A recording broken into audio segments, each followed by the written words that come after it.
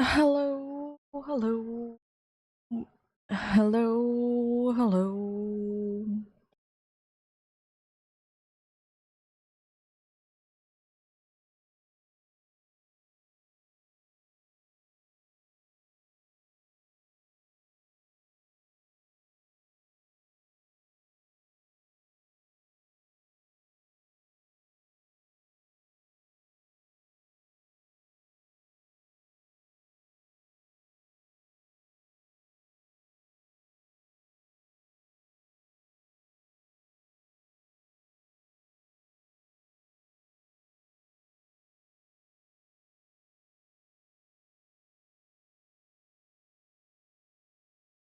Yep. Today I will be continuing the safari week hunting indeed. I did have some troubles today for whatever reason. Shining Pearl just seems like it doesn't have any daily Pokemons. Brilliant Diamond did go like normally. I don't know what's going on there. But we'll see. I don't know why my voice is a little bit down today. I hope I'm not getting down with anything.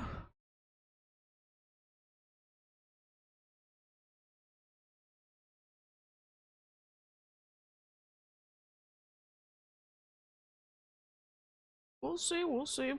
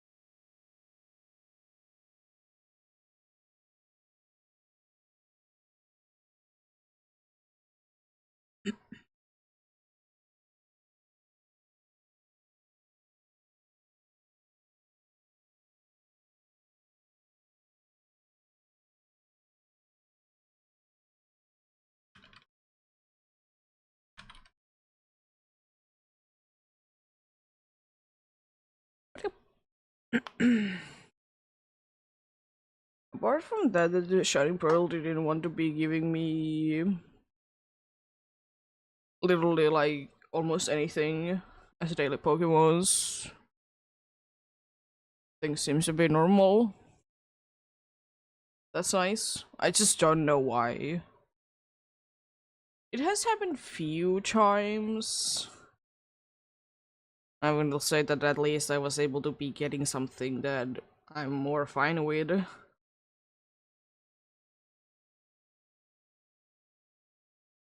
But it do be what it do be.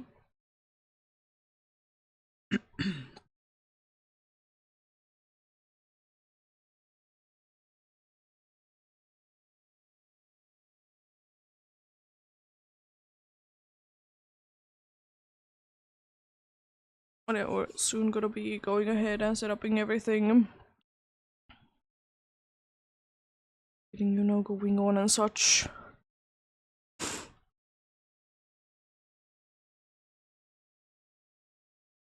I think of which way I need to be having my Joy-Cons in, so I'm not gonna be getting them mixed up. uh, Again today, a little bit different daily Pokemons. We have a Roselia on Shining Pearl. Thankfully was able to get that at least there. And then we have Kangaskhan on Brilliant Diamond. And wrong way. Just smashing buttons, so I did go in the wrong place. I meant to be going to area 3. But anyways.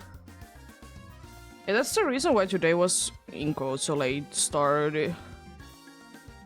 Because I just didn't find anything. I was try to be so hard finding something. But, I mean, it's still something. It's just not what I'm really wanting.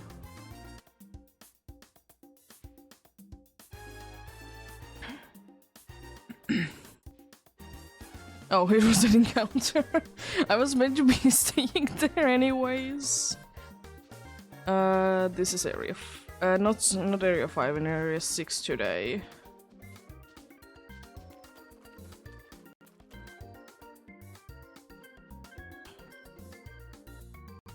I'll quickly double check, but I'm quite certain that in here Kangaskhan is a Pokemon that I don't know if I can be ever spelling correctly.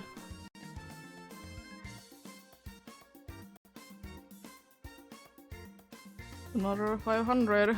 Thankfully I can be resetting the game if I don't find anything.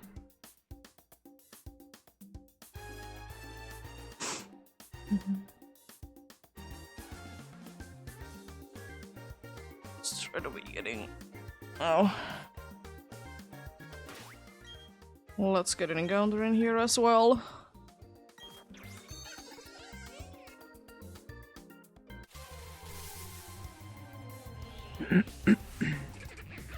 Double B barrel, nice. But yeah. Let's see how today goes then. I did check out and I was indeed able to get the... Well, hello? I was able to be getting it working that, you know, I will be switching to time zone, so I did do that, so I'm 2 hours earlier from the usual, so, you know, more nighttime encounters as I wanted. But I also need to be keeping in mind that I can't be going too far into the night because, you know, Great March to be having daily Pokemons, and you know, if the day changes, you know, daily Pokemon to be changing as well. I'm pretty sure that's how it works, so 2 hours only is good though, because that would be giving me time to be going until 10 PM.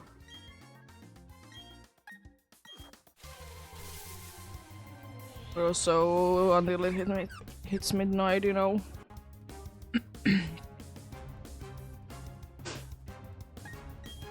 But I will soon be seeing if it actually is working, because in about 10 minutes or so it should be changing to the what is it, the sunset thing.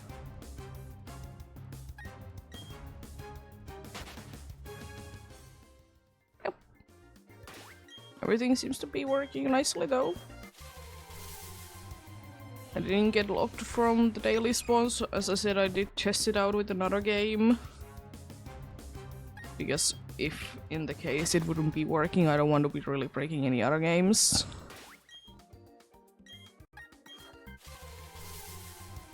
Yeah. Everything good, everything nice. Let's try and find Sean today, perhaps. I mean, we did find one yesterday, so there do be that be.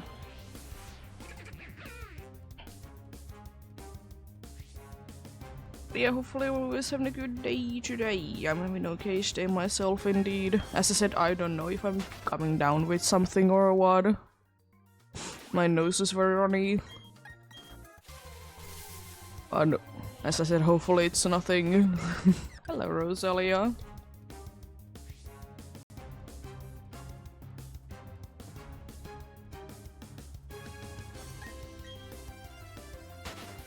Nice. Love to see the daily Pokemon so quickly.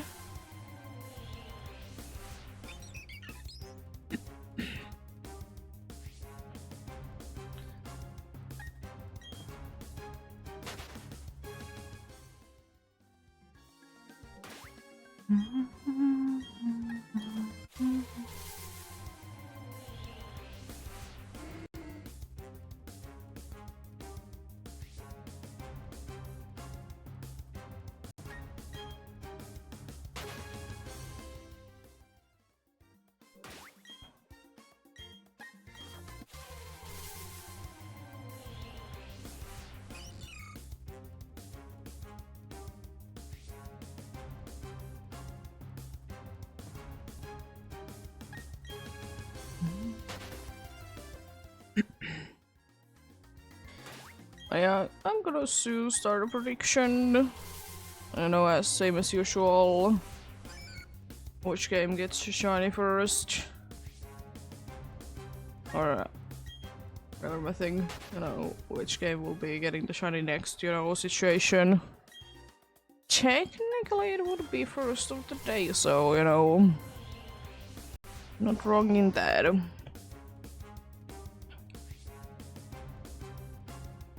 Not wrong in that, indeed.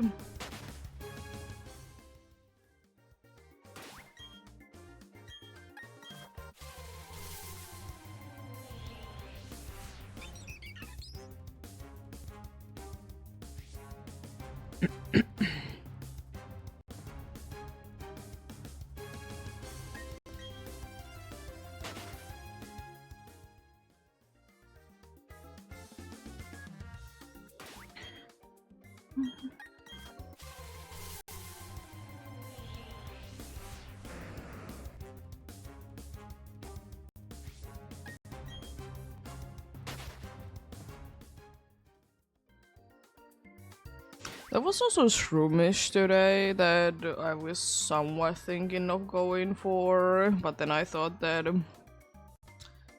Kangaskhan though. Then I thought Kangaskhan though. So I did decide to be going for it indeed. But if I would have been going for Shroomies, that would have been the second option that I would have been going for from all the ones that I did find. Both of them would have been in the same place. But since I did find Kangaskhan, I did go for it indeed.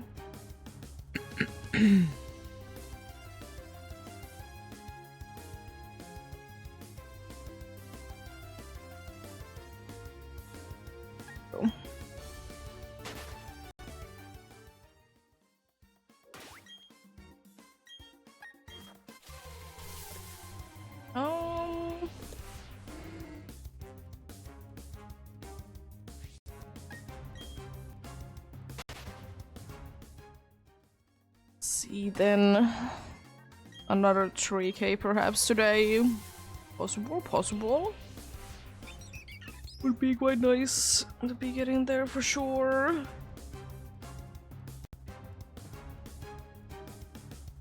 It's nice to be able to get like 1,000 per game. It just feels so much in like 1 in 8k game for me to be getting that many done. I don't know why.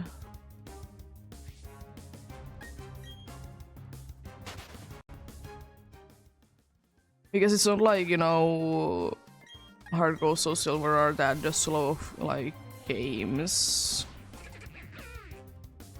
Because there is indeed Diamond and Pearl that were they were quite slow.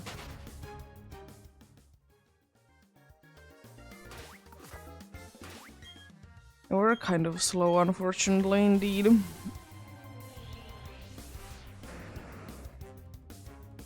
I keep fighting these Kangaskhan's though, hey. I ain't complaining though, I'm absolutely love to see the dude. Absolute pain to be getting in most games, so... Always a bit to see one. Let me ready up the prediction.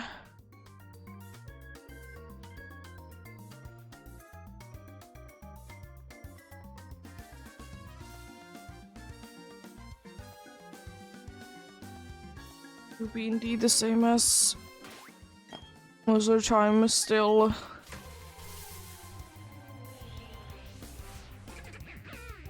Either 1 in 8k chance in Soul Silver or 1 in 4k chance, more or less. Brilliant Diamond Shining Pearl. We'll say also that Brilliant Diamond is the only Gliding game that hasn't found anything this year.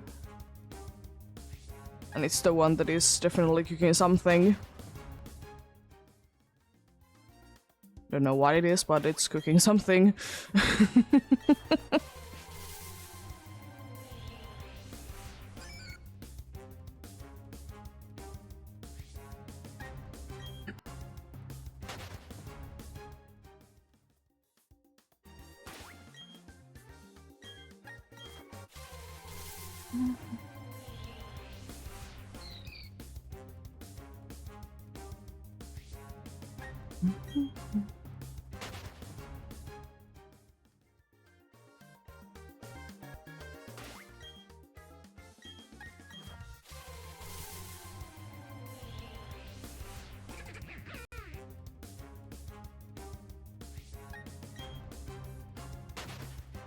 But yeah. Indeed.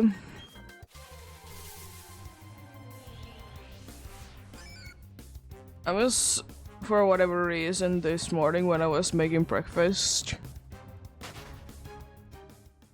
I was apparently very tired. Because I did like boil egg. It was some eggs. And then, you know, you need to be putting them into cold water so you can be peeling them later. First, I just did get the, you know, the bowl. And I was like, I need water. Then I did go ahead and try to be getting the water, but without the bowl.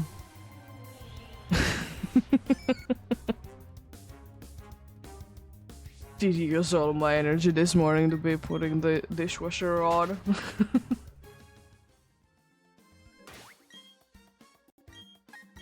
Happens, I suppose. But anyways, do be what it do be.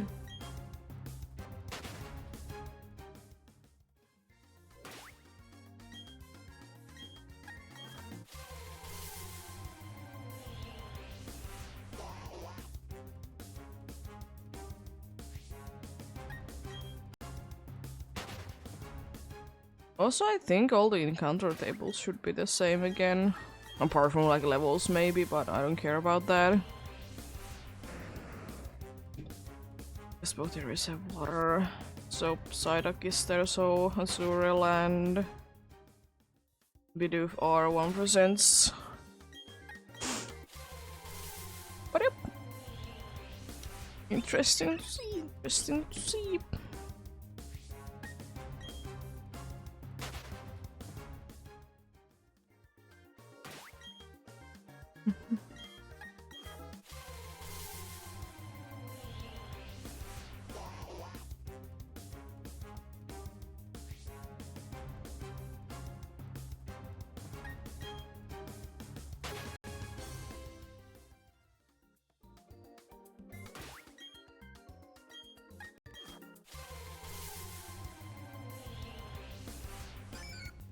I did watch this morning Darkrai Chivi's Sword with shiny only, which was pretty interesting because of the like use like some mods to be able to hunt the starter in the beginning of the game. It also seemed like it did make like all the shinies be having star sparkles, which I found pretty interesting. And also it seems like everything is working. It is sunset time encounters now. Apart from Soul Silver, but it might be taking a minute. Because, you know, if you change the time, it's gonna be putting it at the start of the minute.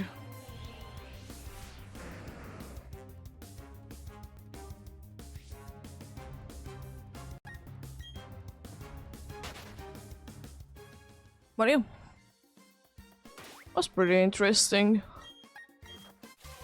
I will say though that I personally, when I do be watching like someone be playing games shiny only, I'm a little bit disappointed if there is not reactions to the shinies.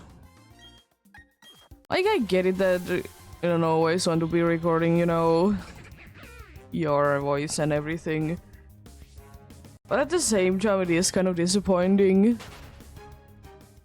Because I'm personally going for those kinds of videos more for the...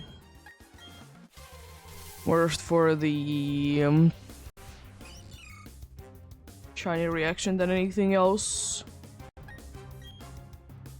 Because, I don't know, I used to be watching quite a good amount of like challenge videos on Pokemon, but then I got a little bit bored of them because they were more of same.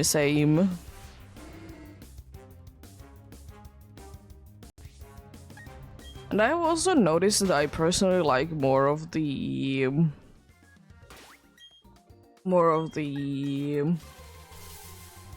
challenges when there is the live commentary on it instead of like, you know, you're just doing a voiceover.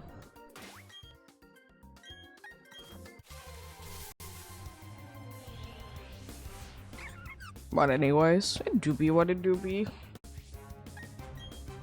It is how most of them are working, that they have the they have like the indeed making like the commentary in the past and in the future later down the line.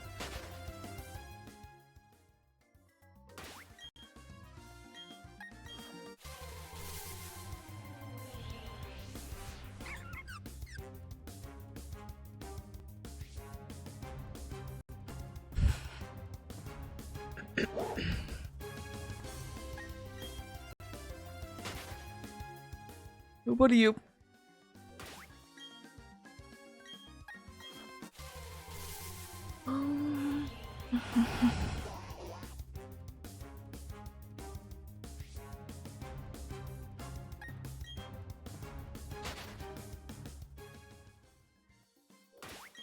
Was pretty interesting though.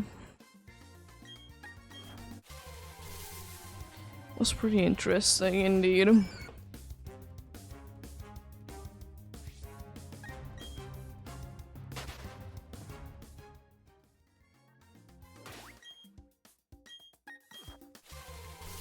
Oh, come on. No way. Let's start this already, game. You're refusing to run away. Okay, the button isn't just being pressed.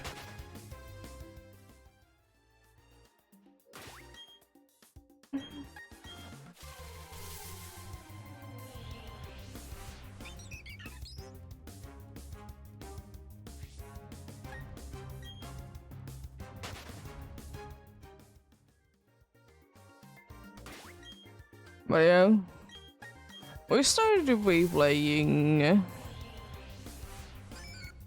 Black for Blood last night. Pretty okay game. Not too bad. Not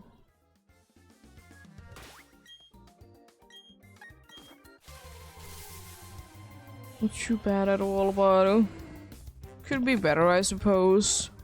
It's definitely more of like chill down games. I like it for that indeed.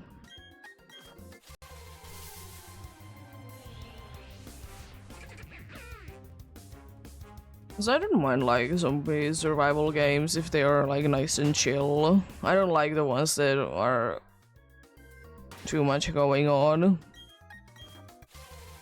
At least most of the time. There's some games that I'm more fine with, but most of the time you can also be making it a little bit more chill as well. I like chill games, to be fair. It's not too bad. Not too bad at all.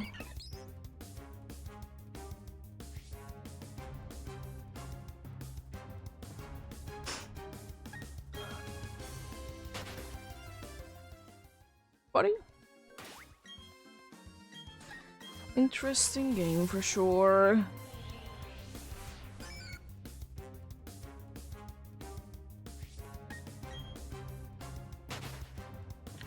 The only problem that I really had with the game is that I don't know, is it the game's fault or what it was, but my eyes were watering a lot.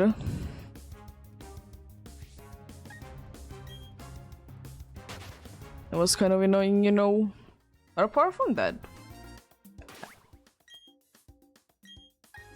Not too bad at all.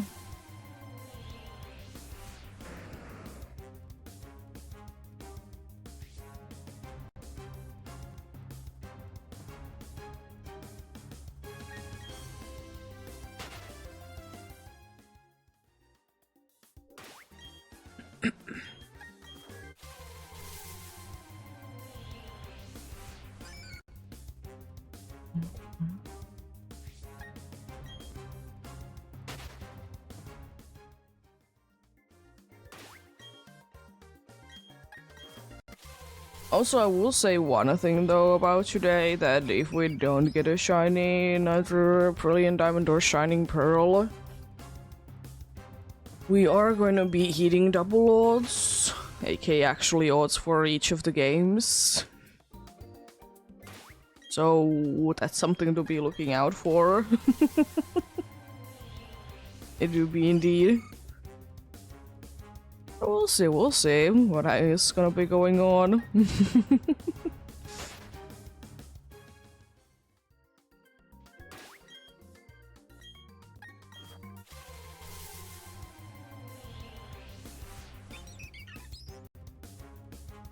But yeah.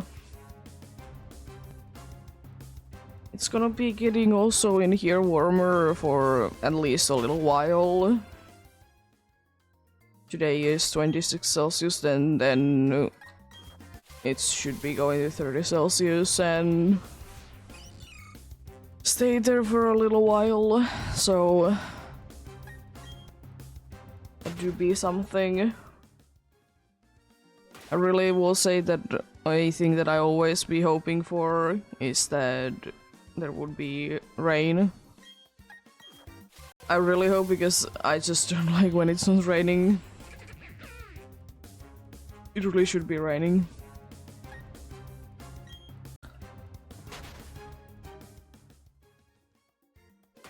Sometimes, you know, you would be wishing that like rain in real life would be working in a way that, and you know, some games there is like in certain days there's gonna be rain, so you know that there's gonna be enough rain.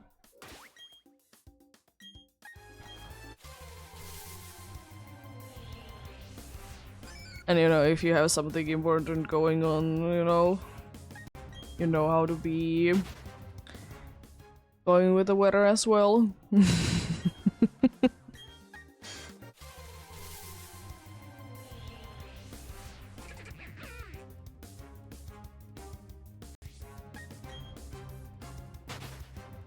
Like, just imagine if you would be always knowing that, you know, for like 3 days in a row there is gonna be rain. Every single year. Would love it.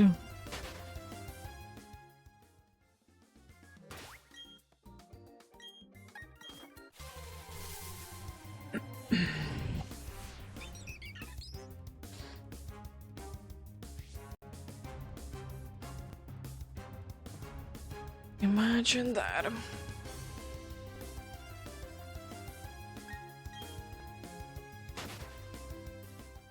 But yep.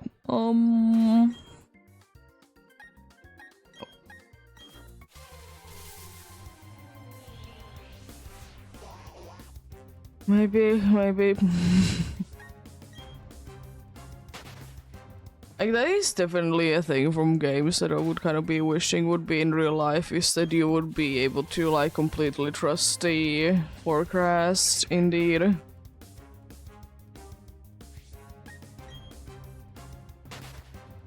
I mean, to be fair, most of the time I don't really care what weather it is, but as I said, I will always be loving that there is enough rain happening during summer times. Because otherwise everything is gonna be taking a hit from it, you know. The products from like farmers are gonna be worse because, you know, not enough rain, they need to be spending a lot of money on like actually watering them themselves. Which has unfortunately been the case for a few years. in the summer times that they have actually need to be getting help from like people to be getting the places watered.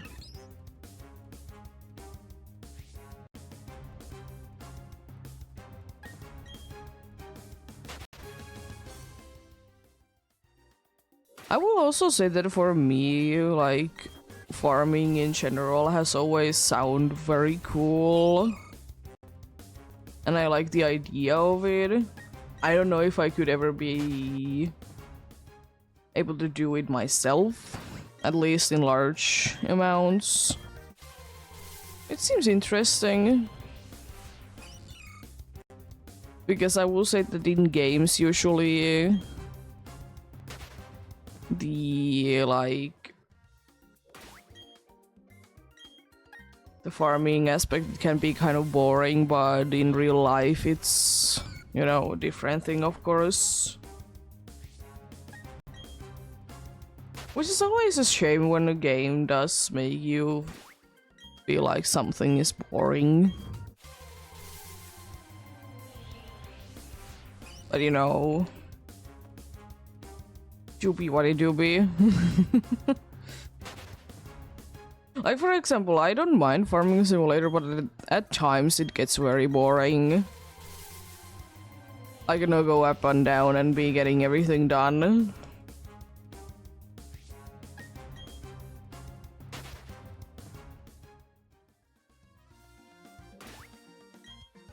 Hello? How are you doing? I'm not doing too bad myself, thanks for asking.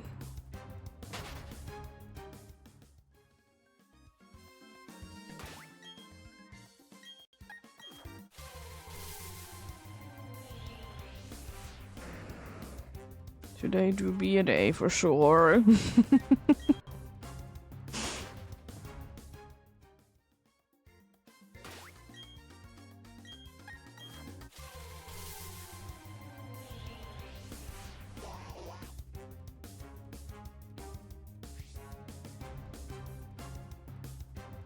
Oh no, you're stealing my shiny luck. To be fair, what luck? I mean, I did find a shiny yesterday, but still. It doesn't mean that Brilliant Diamond and Shining Pearl aren't overodds. Technically.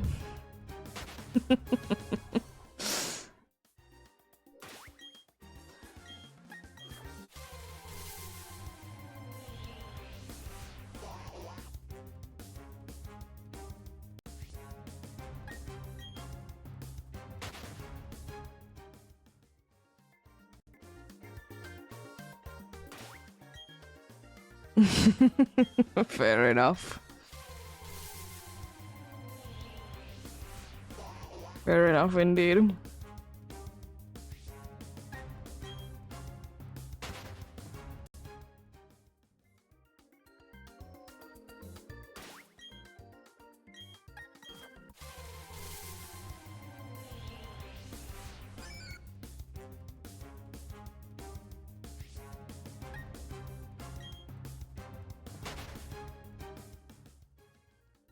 Have you gotten any progress on the Bulbasaur then?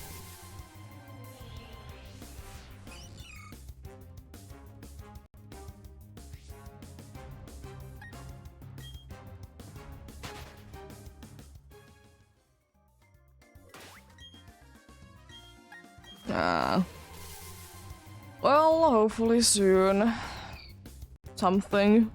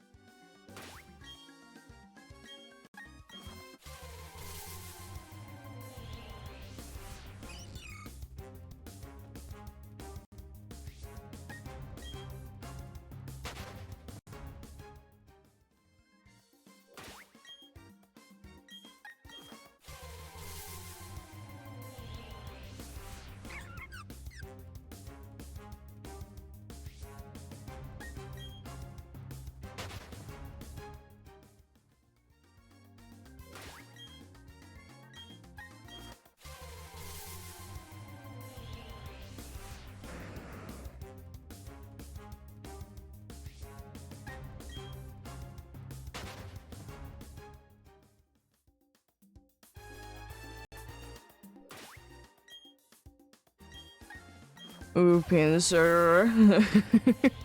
I hope you don't get too many chances while hunting for a Pincer then.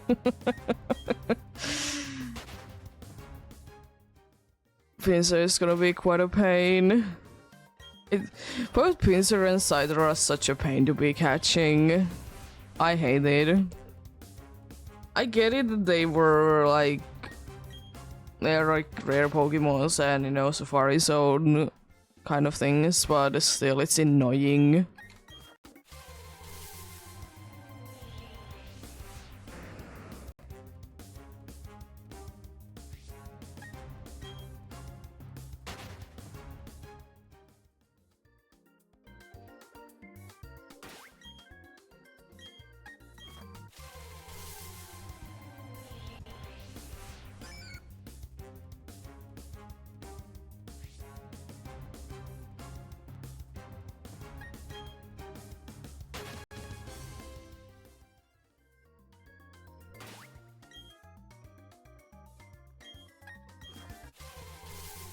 Yeah, Pinsir is a lone Pokemon, it doesn't have any Evos or Prevos.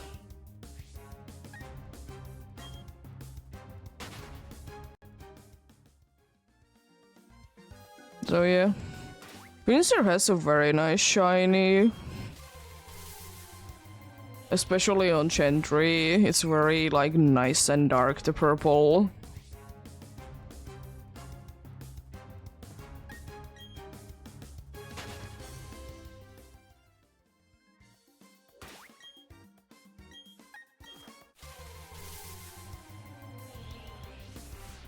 I will say though that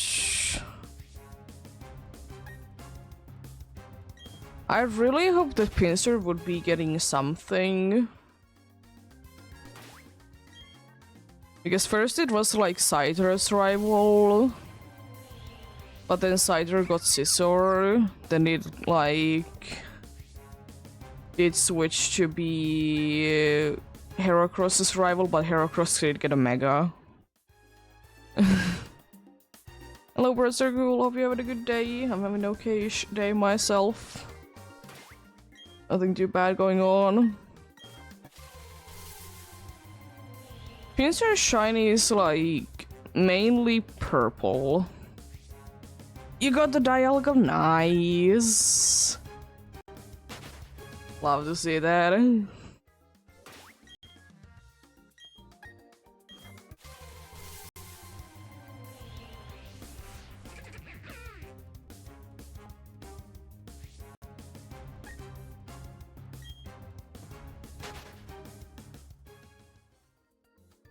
I mean, hey, it could be worse. But yeah, it is painful though, soft reset hunts to be like that.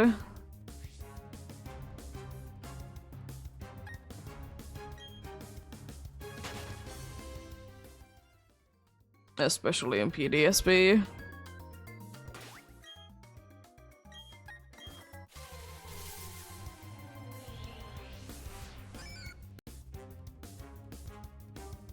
I will say though that I personally will be liking to be going over odds in any random encounter hunt and in soft reset hunts.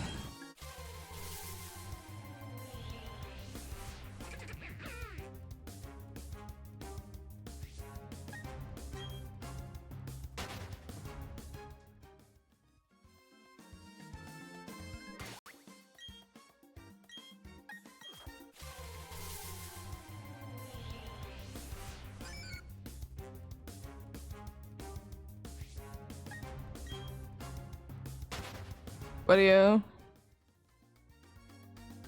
I would like Pinsir is another one of those Pokemons that even though it doesn't really have an evolution and everything like that, I would really like to be using it one day.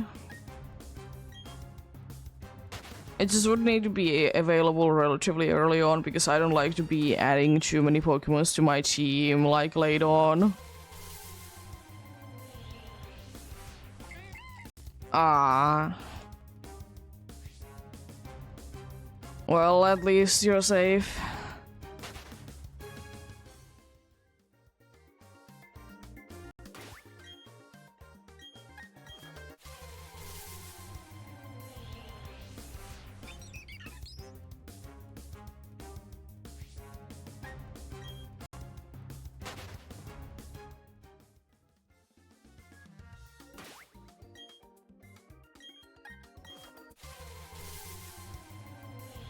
Yeah.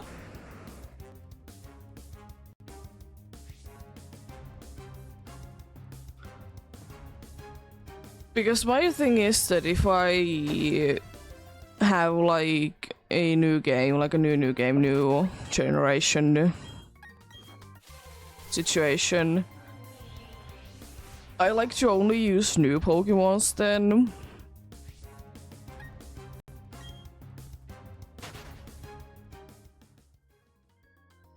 So I usually have a somewhat of a plan what I want to be using on my team.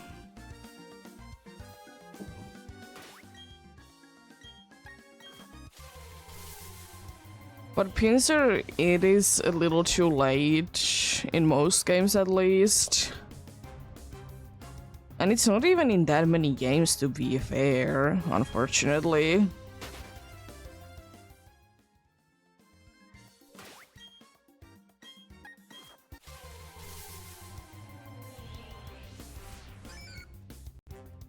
Let me check its availability.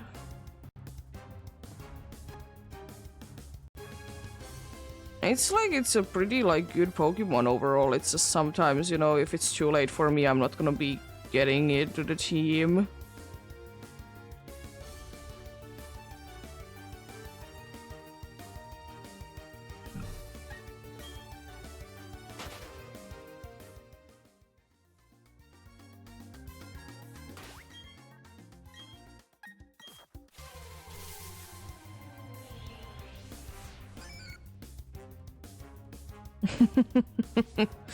Fair enough.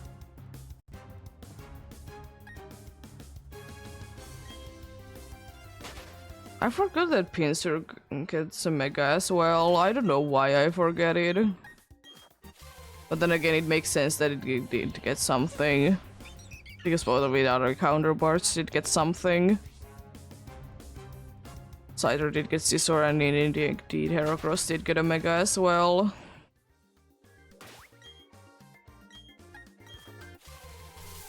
Fair enough, I suppose.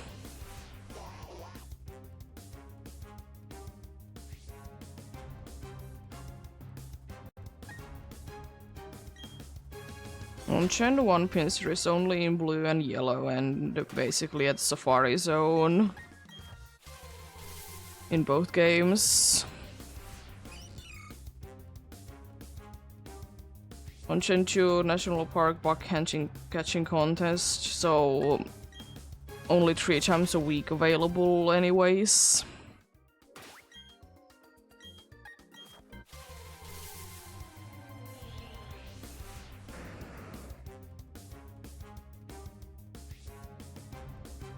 Ruby Sapphire Emerald also only in Safari Zone.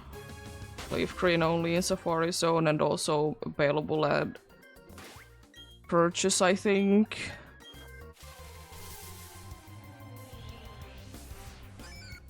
So Zone 2 available. Where is that? Don't you know?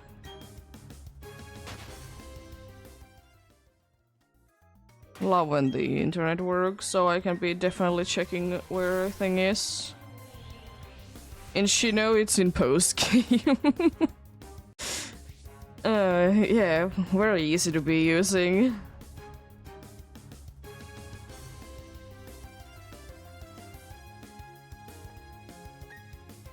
Again, Heart Gold Soul Silver in the bug catching contest.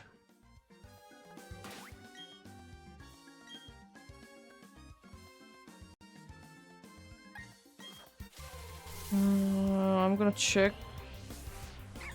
It seems like it could be relatively easy to be using in Gen 5, at least the black and white games. Because on these sequels it's either available, I think that place is post-game, and the other place is in Hidden Grottos, so they are random.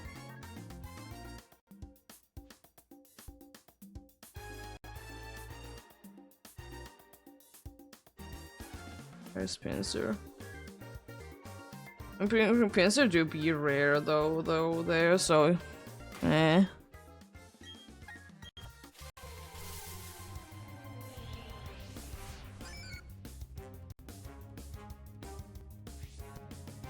In X and Y, it's also like it's a version exclusive, and then it's available in the Friend Safari.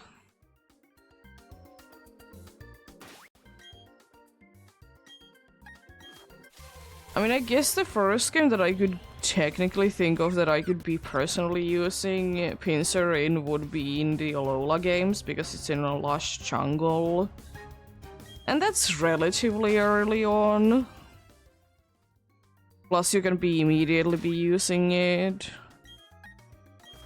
And it'll be a very good Pokemon.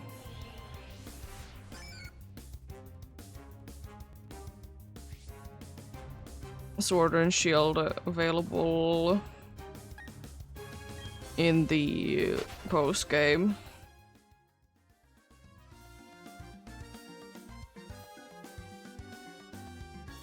I would like to know if it's available in Grand Underground in Shining Pearl. Maybe.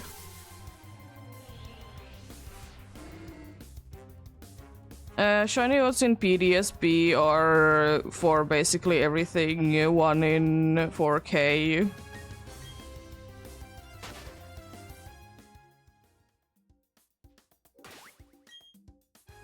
Also, Giratina seems nice. A little annoying to be getting to, but nice nonetheless.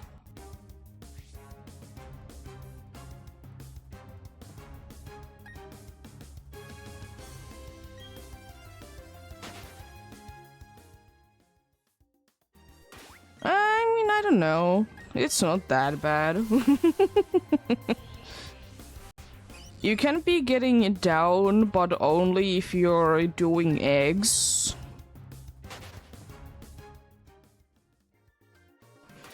And Pokeradar. There's also the Diglett boost, but how worth it is a different story. But you know, Shiny Charm doesn't work on wild Pokemon, it only works with eggs in PDSB.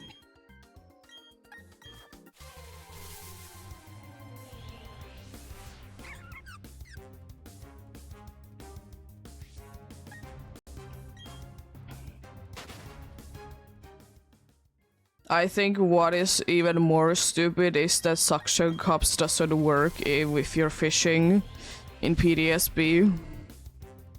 I find that more stupid.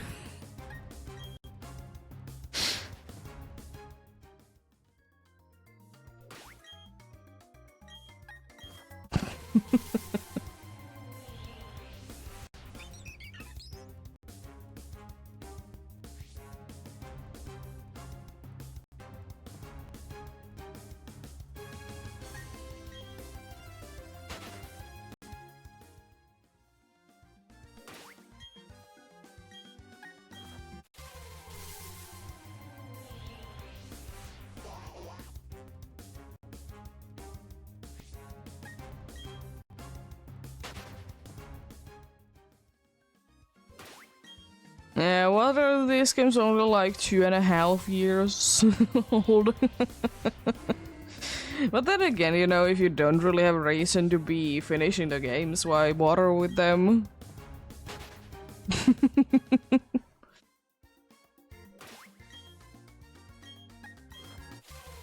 Why bother with them, indeed?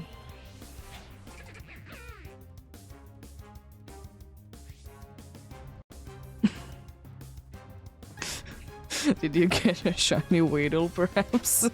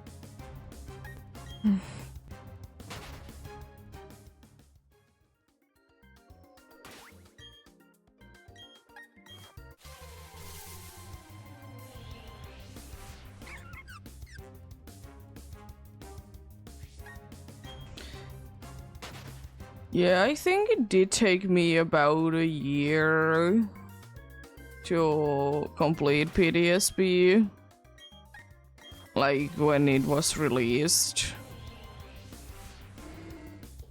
Because first I was hunting for people that they take some time.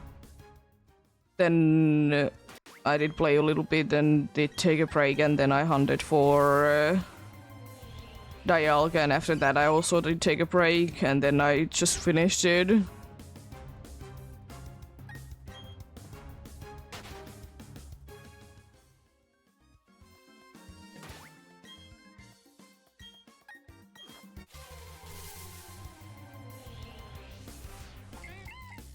I will say though, PTSP, Elite Four, and Champion fight for a regular player that doesn't like to be, you know, training their Pokemons correctly, it's a pain. Because they have perfect Pokemons there. Perfect things and everything, it's annoying. I mean, you were resetting for Dialga, so...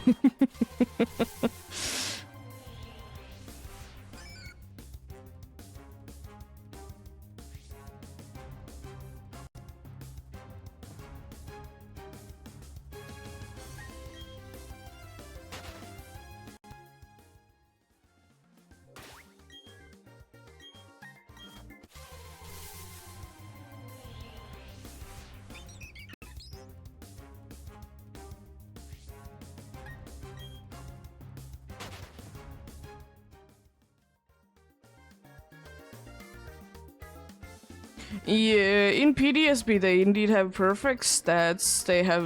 the champion has very good, like, held items and everything. It's... for a regular player as I am, I don't do EV training, IV training, whatever my things. I don't do that, so for me... it was hard. I did get through it because of the very much broken friendship mechanic, though.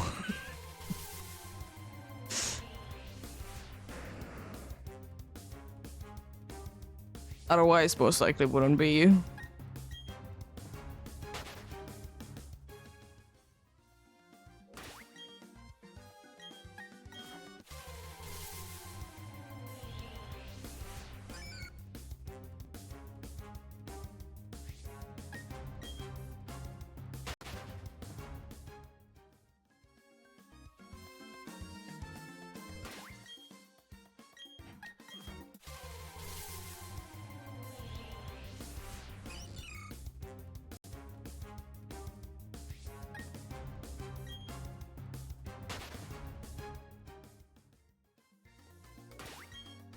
But I will also say one thing that doesn't really make ever be, and it will never be making sense to me about Chodo games as much as I like them and everything, is that why are the Kanto gym leaders levels so low? It just doesn't make any sense. It could be a different story if they would be the same exact things where when you were going through Kanto first time, then, you know, I could be getting it, but... why?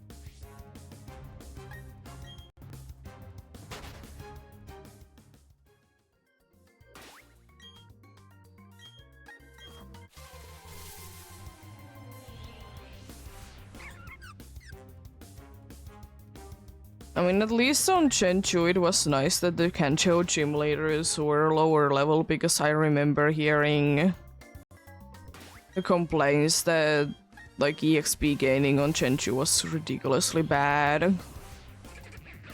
Be fair, you know, early games, but still. I've only ever played myself the Ultra Games Elite 4, and it's okay.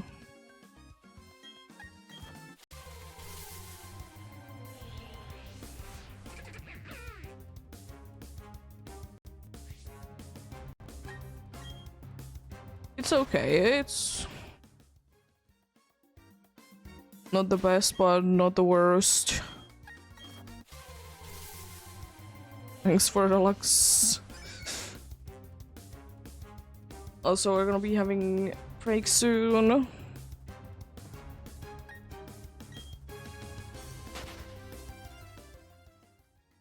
The usual about 3 minutes.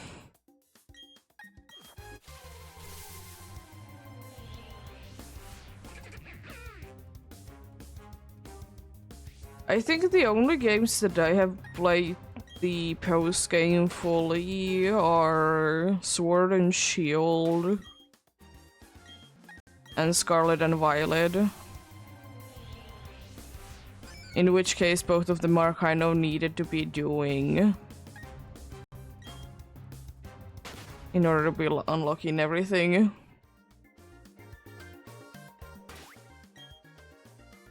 Imagine finishing games.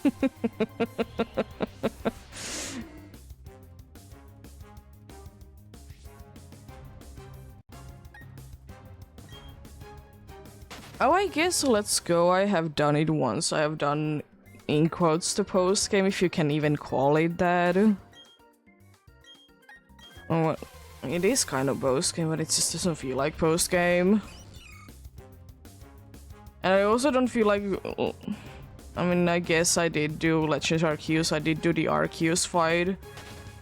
But also, that doesn't also feel like post game, because it just feels like you're need to be going through that.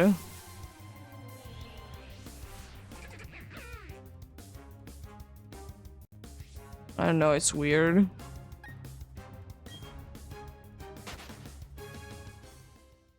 Because the Arceus fight, technically it is post game, but it doesn't really feel like it's post game.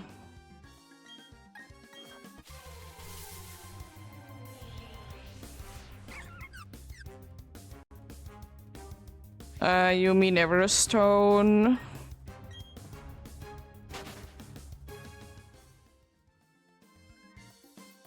If you're talking about Let's Go Pikachu and Eevee, you can't be having held items in that game, so it doesn't do anything.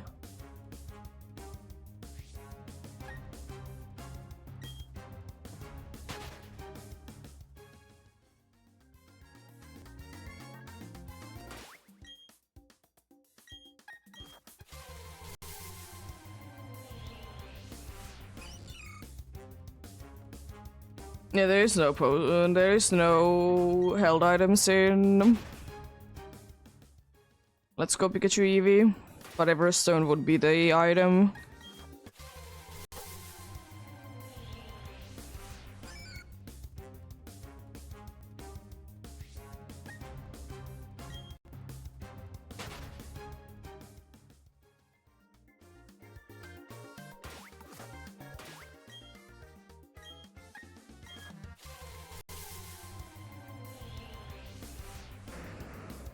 Yeah.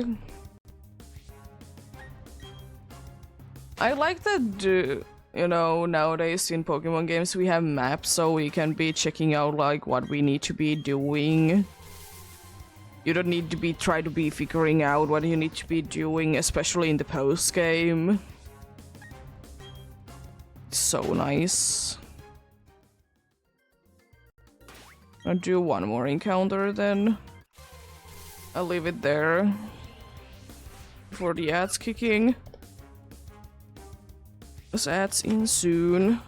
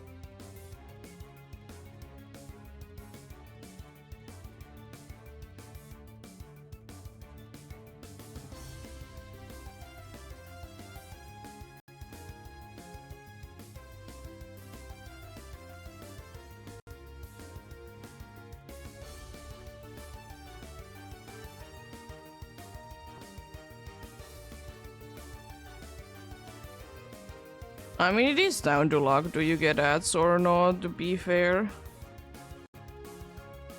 You don't always get them.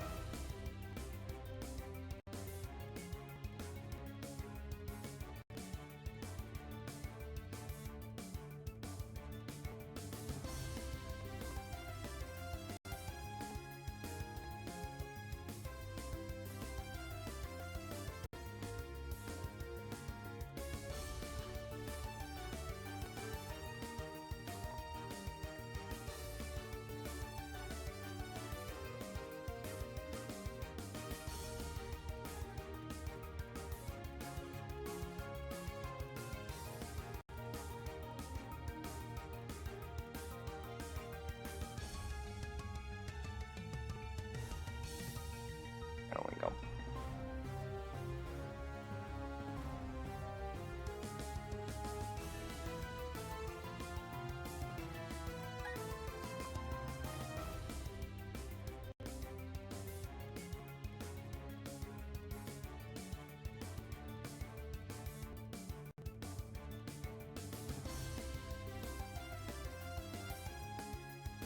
Nice.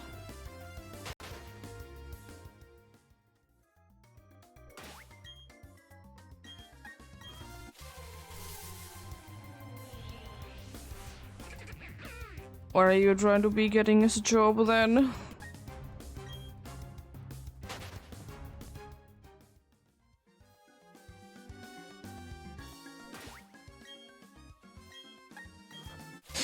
I see that Bird Circle, you want to be definitely struggling with PTSD because you're only doing soft reset hunts.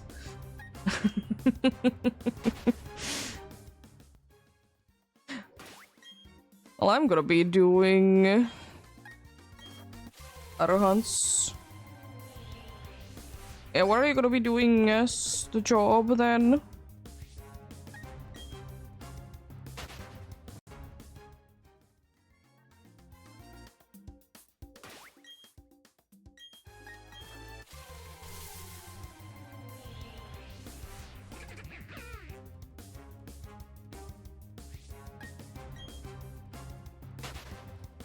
Nice.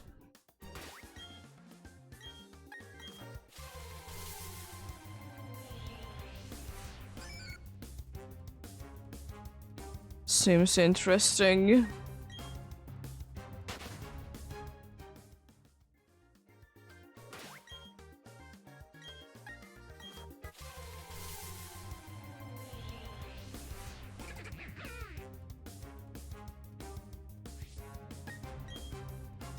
Yeah, of course, always wishing that, you know, the workplace is nice to be working at.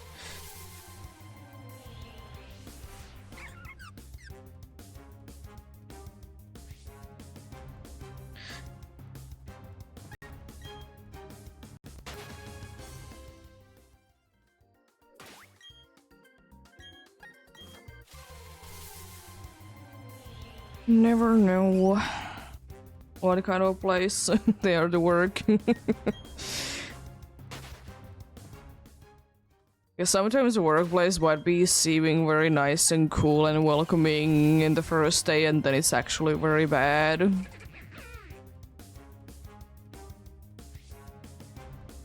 But then again, it do be what it do be sometimes.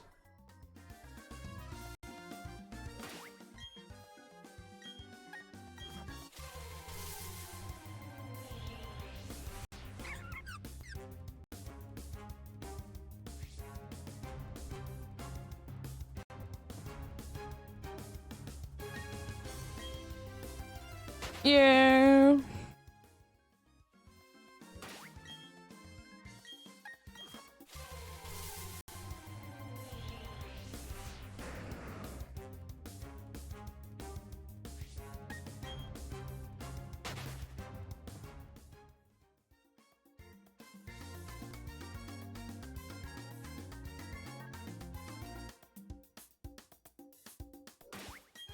Well, you know, if you enjoy working in a place, then you know you enjoy working in a place. It doesn't really matter what place it is, if you ask me. If you find, you know, whatever you're doing as a job to be fun, then you know, you're good.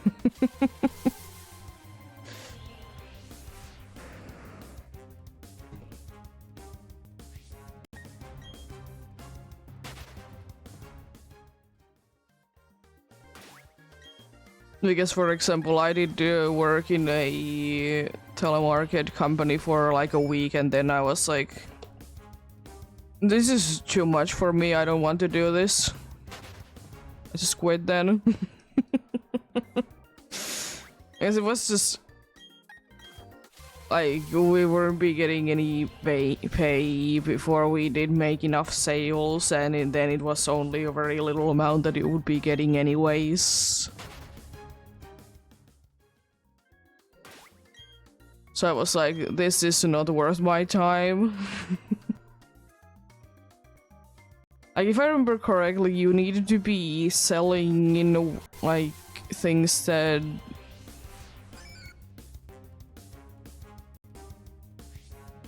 You would need to be selling enough things so you would be getting like 8 euros in return once you have been making money to the company, like, and actually like 50 euros. So it wasn't worth it.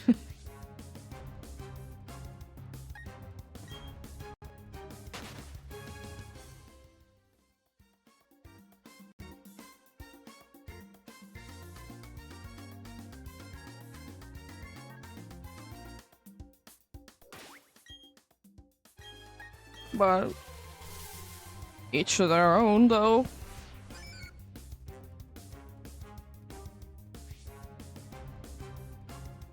Each to their own, indeed.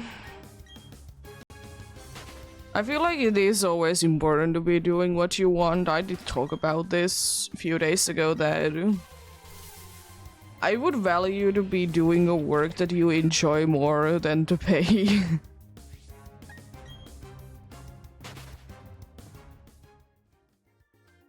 Because, like, yeah, you might be getting paid quite well, but if you're not enjoying it, you might need to be going to a mental health check and see, like, if, like, what can they do, so there goes your extra money.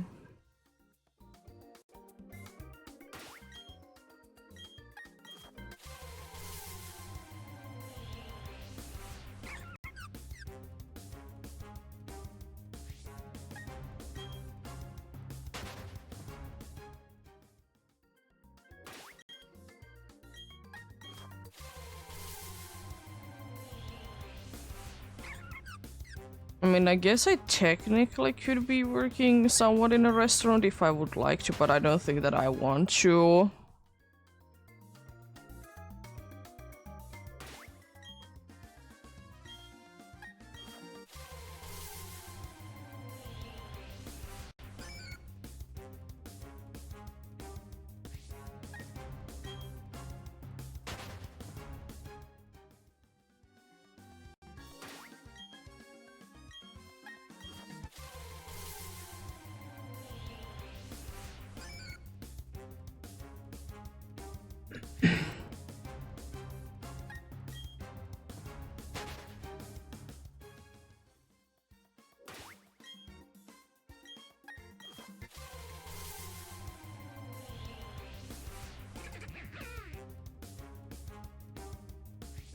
I mean, of course, like, each to their own, to be fair.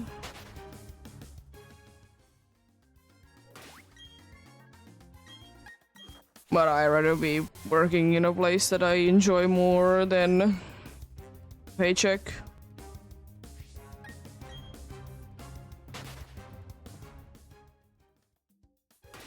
I guess the good thing is I know that if I will be, you know, doing a job, I know that I will be getting more money than I'm doing, like, getting right now. Like, it's guaranteed. Because it's just because I have such a high education, I will be getting always certain amount of per hour. And to be fair, usually the salary is pretty high when you're in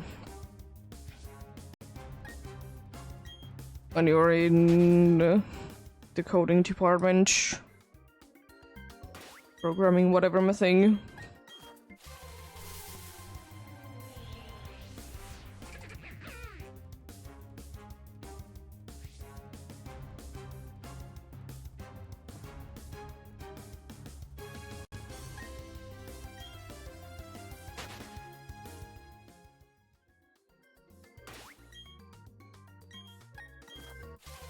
Yeah, understandable.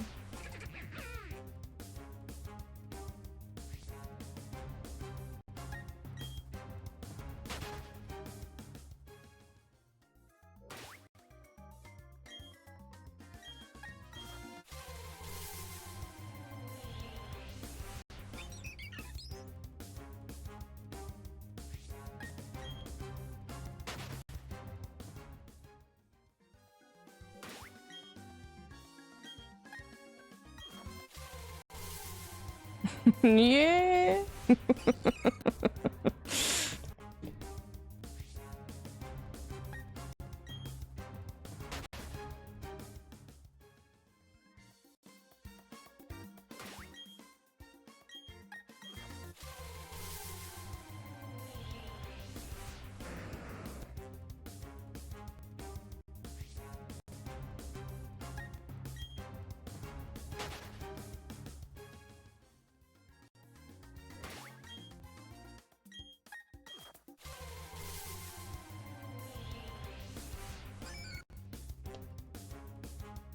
I can't even drive a car because I don't have a license. Never got around to do it. Indeed, total amount that I've done this Safari week is 11k. It's not the amount that I'm in for this phase or these phases, though. It's the amount that I've done this Safari week.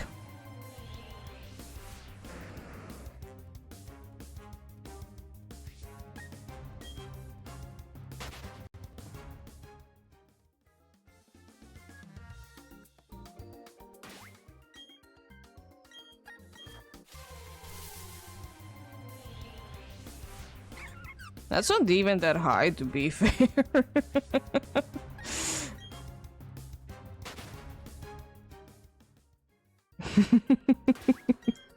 11k is like nothing in Safari Week specifically.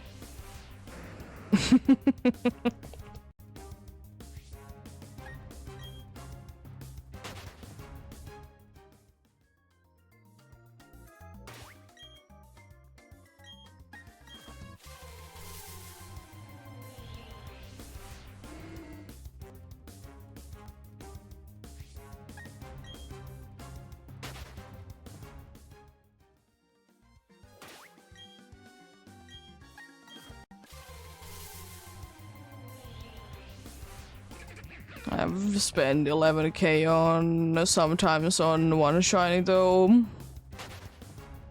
I've spent even 16,000 on one shiny.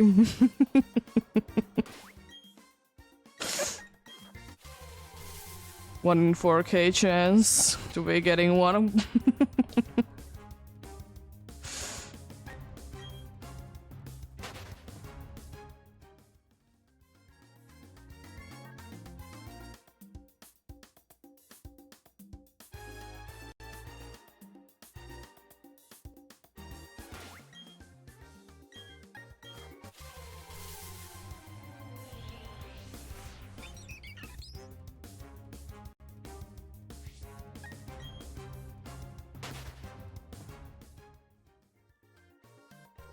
I will say for me personally, car is good enough.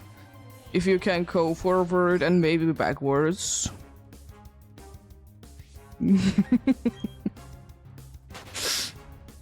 My requirements are very low. If it can go forwards and every once in a while backwards, then it's good.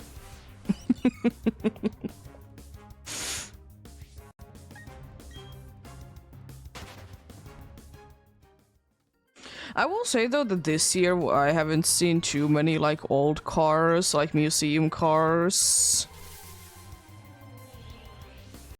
on the streets too much, which is quite a shock because usually during the summer times they are out a lot.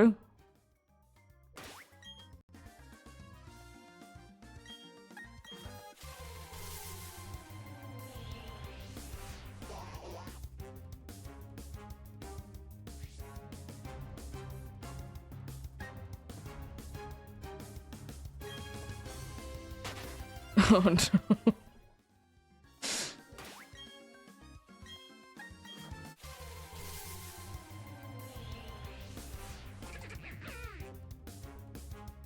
Yeah. Because usually, indeed, because summer times are only times when like a museum car can be drove. Because it's like if you have registered your car as a museum car, you can only be driving it in certain conditions sometimes, but there's definitely like you can be going over a certain amount of distance per year.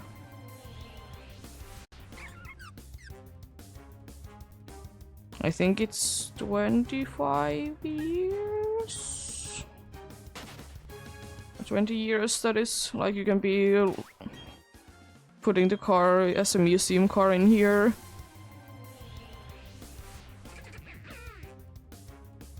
But you don't have to, of course, but if you want to be paying less taxes, then, you know, you could.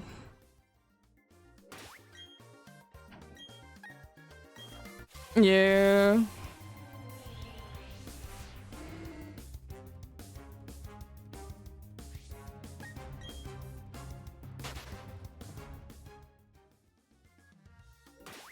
Another thing that I'm surprised that I haven't seen too much lately is the old American cars. Because like at some point they were absolutely everywhere, but now they're kind of gone.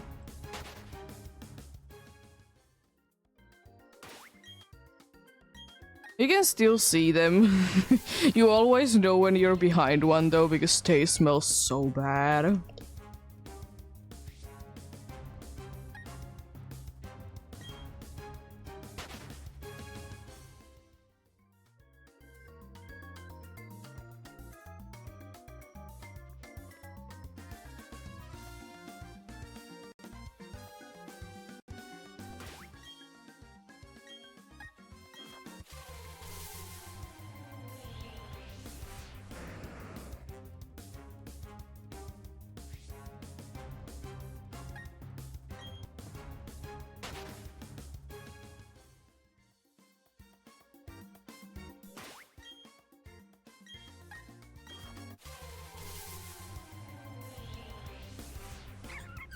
Yeah.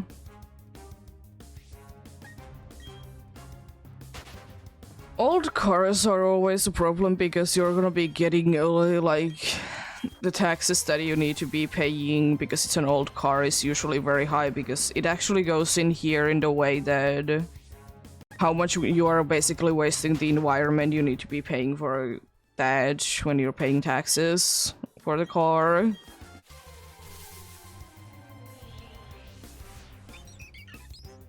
So technically, if it is just an old car, but it just doesn't waste too much, you know,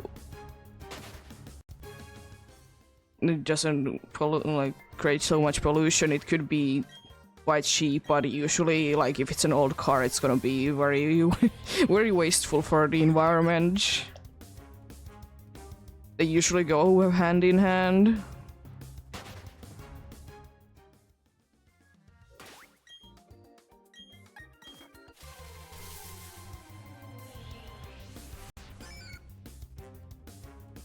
And also there is limits that if your car is like creating too much pollution, then you either need to be doing something about it, or you can't be driving it anymore.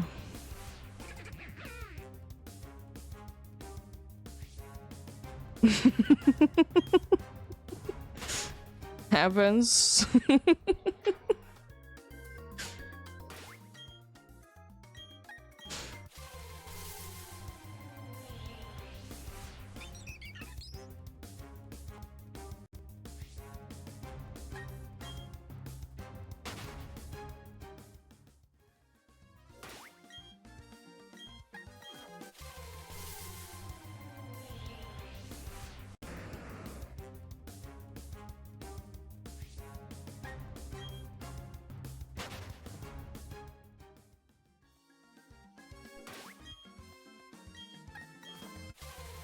But yeah, right now the cars that we drive, or I don't drive because I can't legally be driving a car, and they are like old cars, and we're just basically running them until they are like done.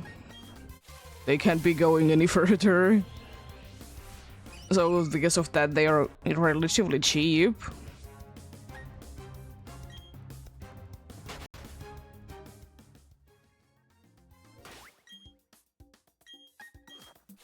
And you know, the car goes forwards and backwards.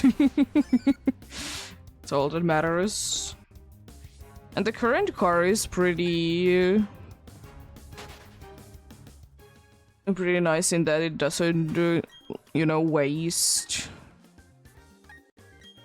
It doesn't waste, you know, gas that much, so that's nice.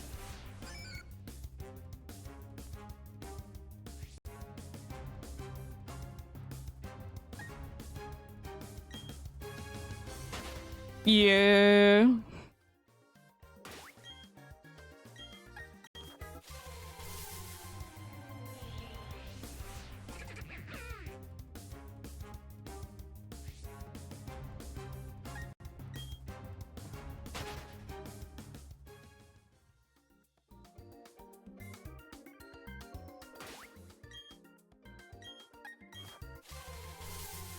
Because anyways, at least here in Finland, the like average car age is ridiculously high.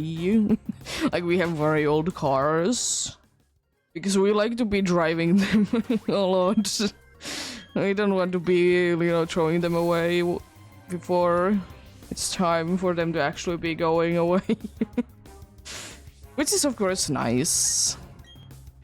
Because it's annoying that sometimes things are only half used when they're like gone.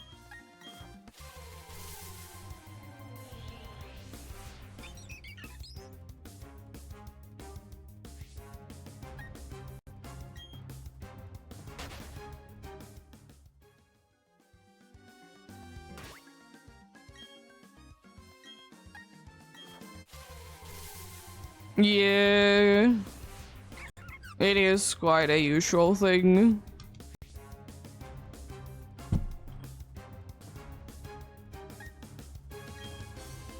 Unfortunately, taxes in those cars are usually pretty high because, as I said, older cars means that they are wasting more of the environment, which means more pay.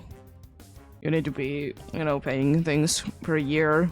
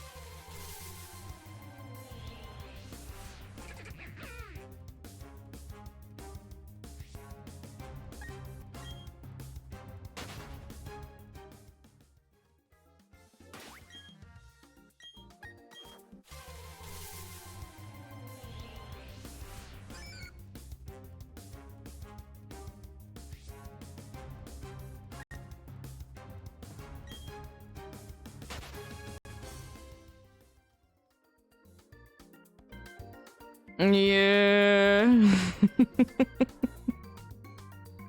I mean, of course, like, it is down to a person, but yeah. Taxes for cars are usually quite expensive, no matter what. I mean, I get it that, you know, it prevents people for getting cars just to have them. And, like, not using it as much. I get it, but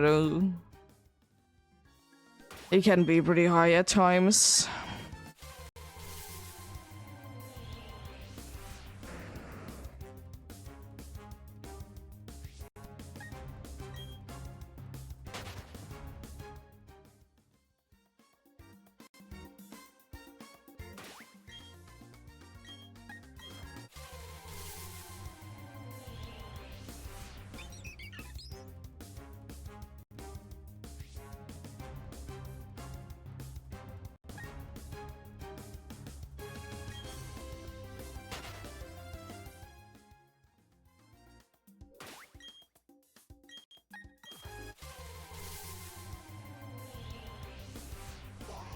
That's interesting. I know that it's a thing in quite a good amount of places that if you like pay the insurance for the car, like technically you only can be driving it. It's also kind of a thing in here. But also like in the case that the car would be far away from its in-quote home, the police would just be calling the owner and see what's up actually. Like, is it okay?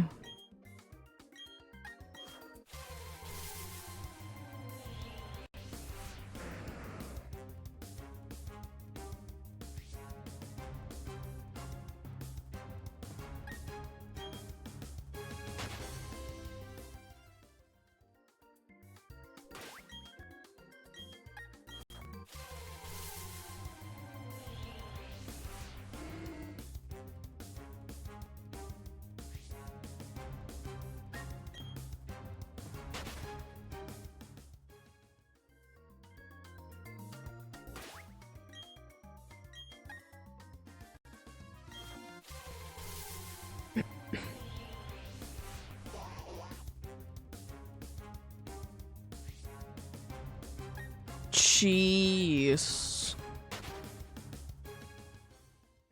That seems expensive.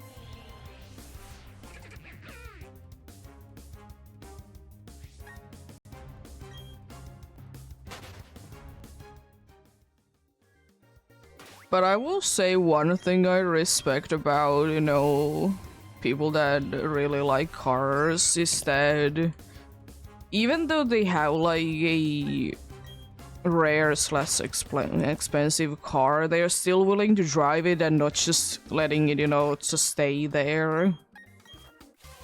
Because I always hate when people are wasting money like that. They're buying something and never using it.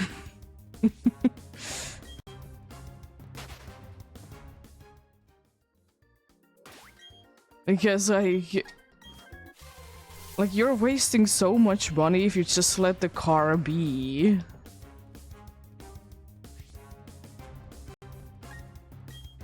Because you're wasting money if you just let the car be, like, just, like, standing.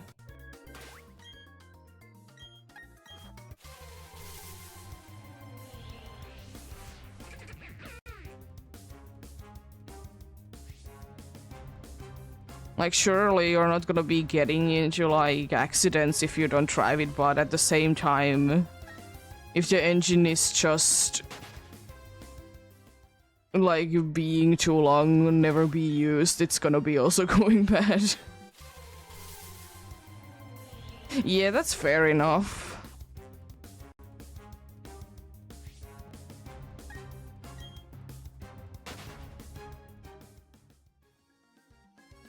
But I think it's smart, like, even though you don't really need to be driving a car, if you have a car, you know, drive it every once in a while. Because what if you one day need it and it doesn't work because you haven't been using it in, like, years? Which unfortunately happens a lot in here.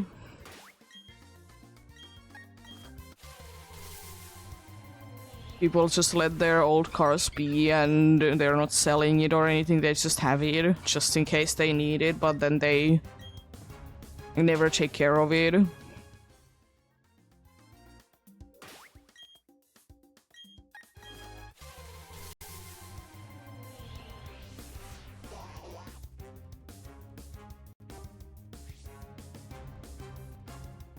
Yeah.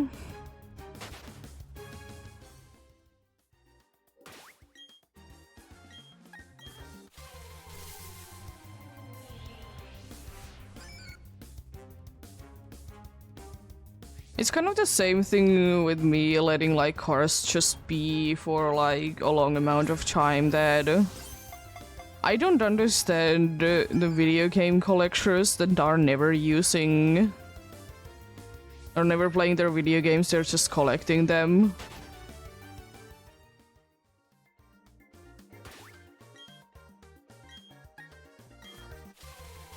Like, why?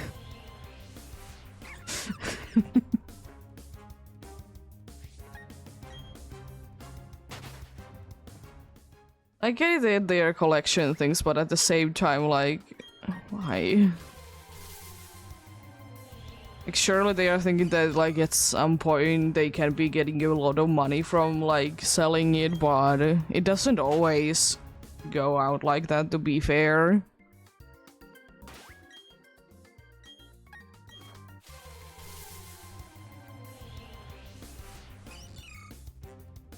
I'd rather be having a game that I will be playing than be having a game that I don't. I just buy because they're expensive.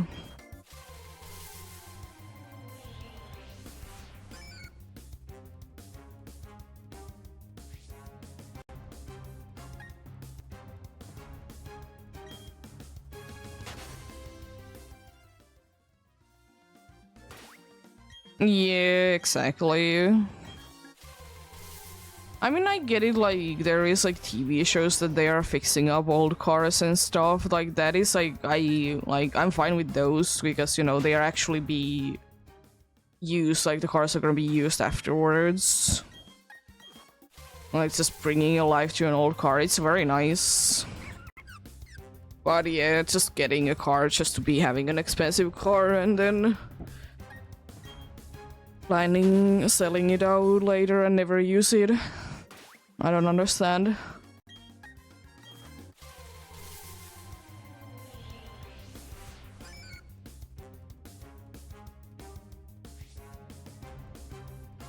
Because things are made to be used. They are not meant to just be chilling for years upon years. I mean, sure, like, there is, like, decorative things like vases, for example, but they're a different thing. They are still doing their thing.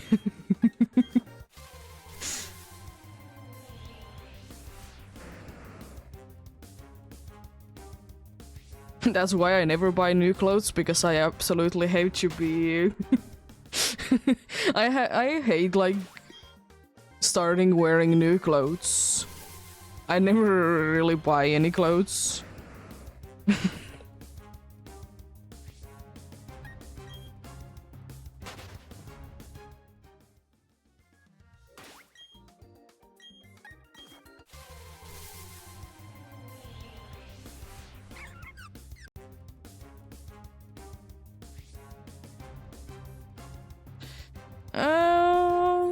It depends.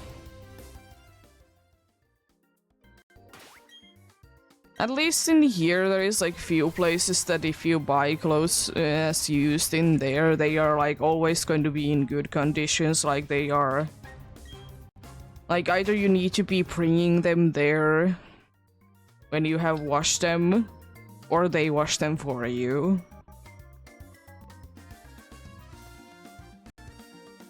Because what we do with our old clothes is that we do recycle them, so the ones that are in good enough condition, they are gonna be like someone that can be affording clothes can be using them, or if they're in bad enough condition, they're gonna be reusing them somehow.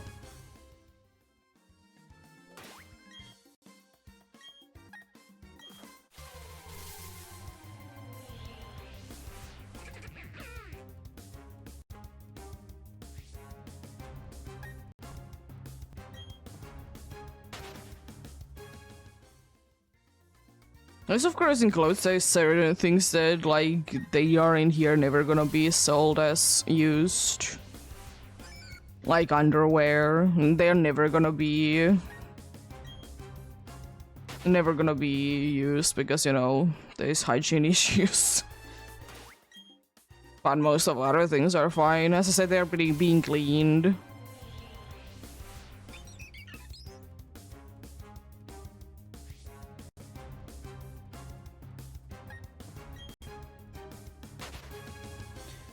I wouldn't mind to be fine buying a used phone, but the problem really is that there really isn't too many places in here that are selling used phones in decent price.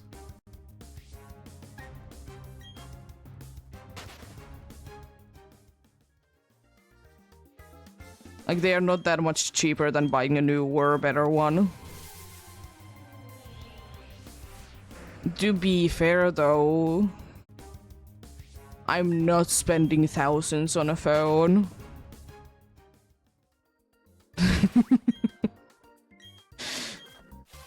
Like, the most amount of money that I'm willing to be spending on a phone would be $1,000, $1,000 or €1,000. Because I just don't see it making any sense that, you know, spending too much money. Of course, like, phone prices, they are going up, but still, they need to be reasonable.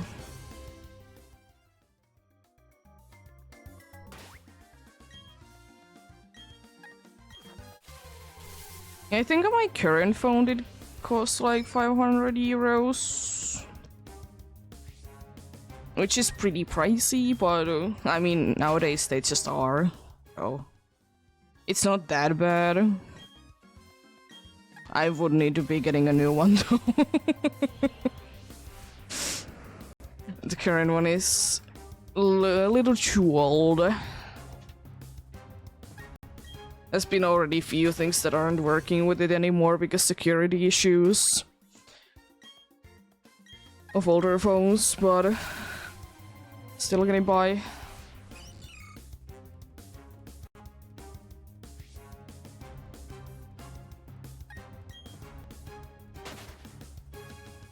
But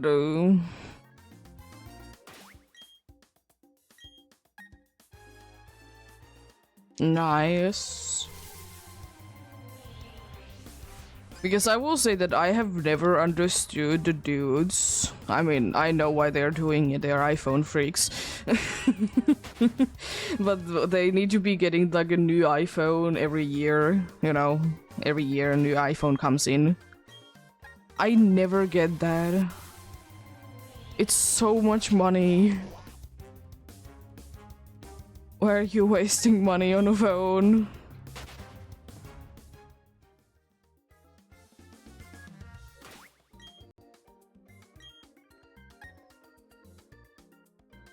Okay, fair enough. Fair enough.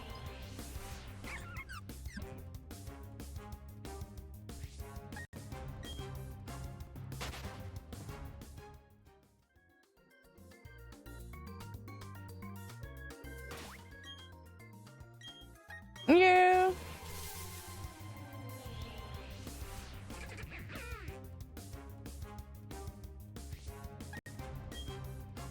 But the thing is, if we go like how often you should actually be buying a new phone, it's about every 3 years or so. Because then, you know, there is like, it doesn't really get any new updates, it is security issues and stuff like that. That's why I don't want to be spending too much on a phone, even though I use phone a lot. Be using phones a lot, so it's not like it's that much of a waste of money, but still.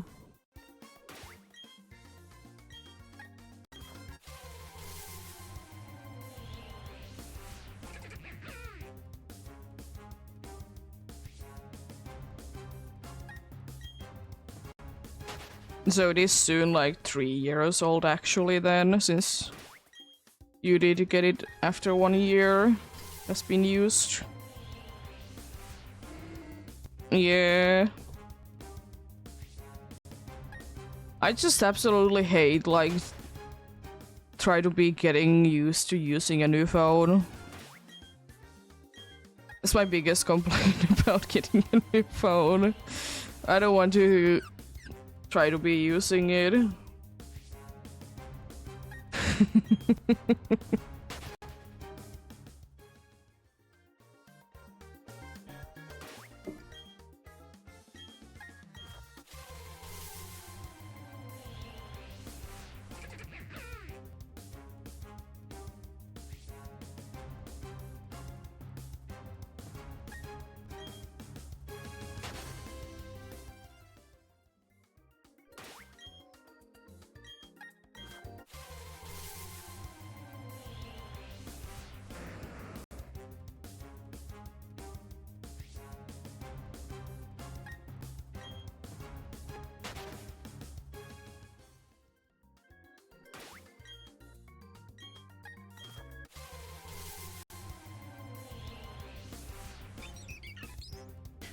Yeah, I have had my phone maybe for... It has been over 5 years. No, has it? I don't know. Been like maybe 4 years. I don't remember. But anyways.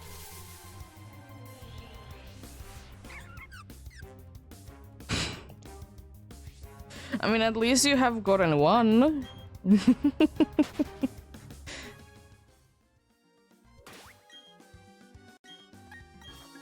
So that's nice.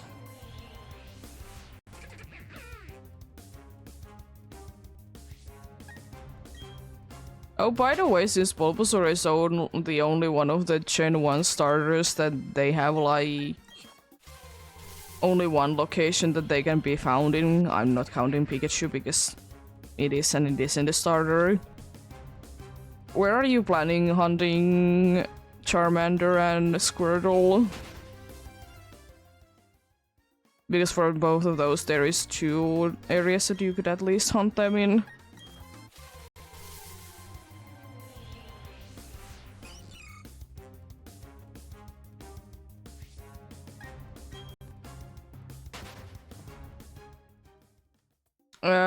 For Charmander there is the route before Mount Moon, I think. Am I remembering it correctly? And then there is the Dark Cave. In no worries, there's no Weedles there in any of the locations. For Squirtle, it's the route above where, you know, Misty's gym is. And then there's Seafoam Islands.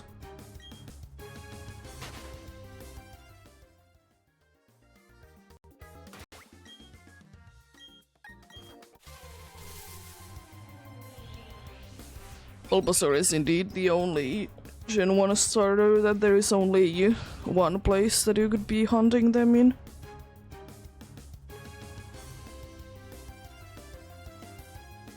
Which is annoying.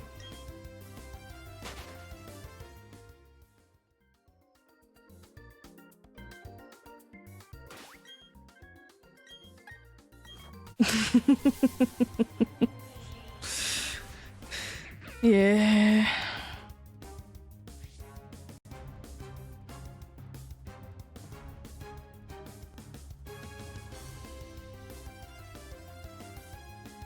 Oh, Charmander can be found on Route 3, Route 4, Rock Tunnel. Those are the 3 places. I didn't know there was 3 places for Charmander. And you can be finding also flying in Charichar if you're feeling lucky.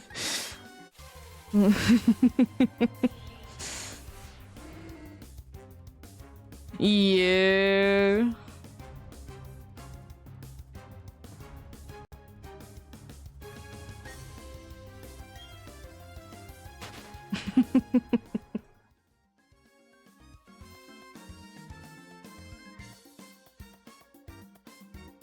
Oh, it's also for Squirtle that is also available on Route 24, Route 25 and Seafoam Islands.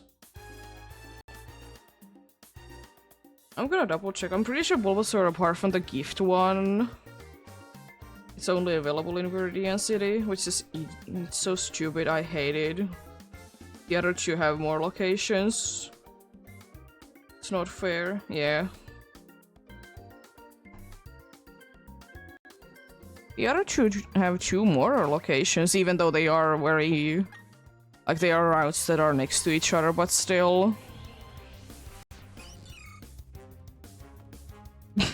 Fair enough.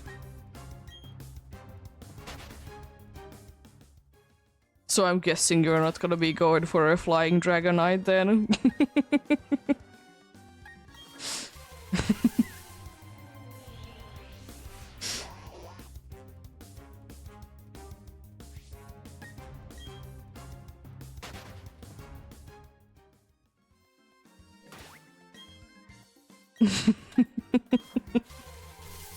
I mean, I will say that they're nice and unique in their own way. Like, surely they are a pain, but... I like how unique they are, though. Like, you can be getting flying Pokemons.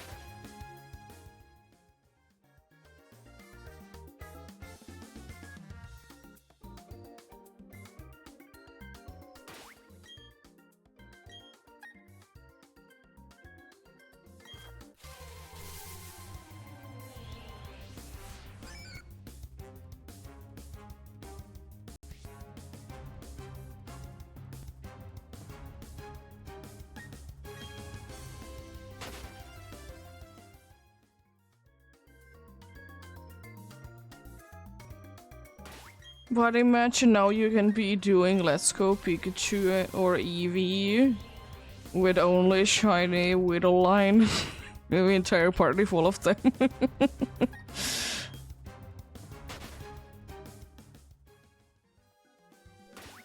Could be doing that.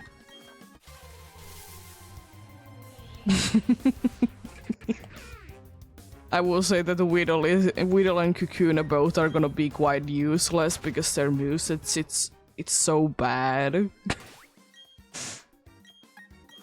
Speedroll isn't too bad, I suppose.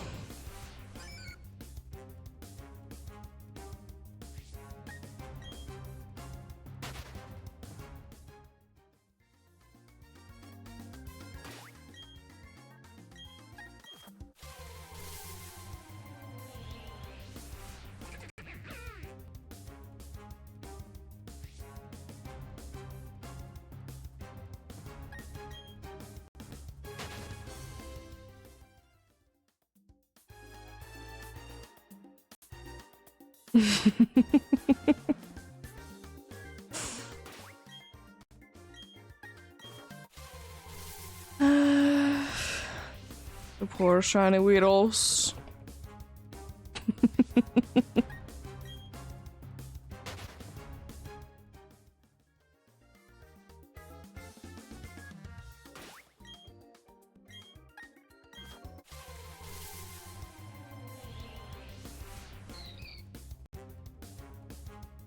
I just find it quite hilarious that how have you been escaping so many Caterpies? Like, why is it specifically Weedle?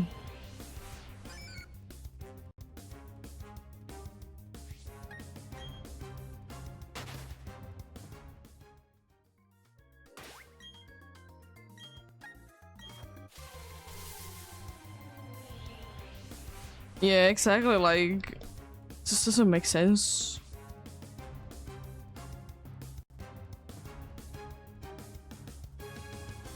Let me pull up the encounter table for there.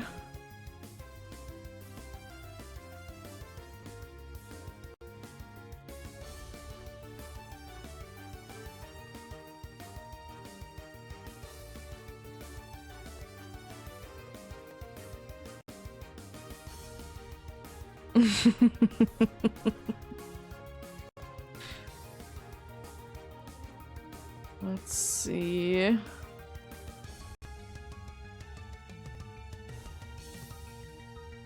I mean, to be fair, you are playing the EV one, so technically Weedle has 1% more chance to be there than Caterpie. But it's only a 1%, so it shouldn't be like that.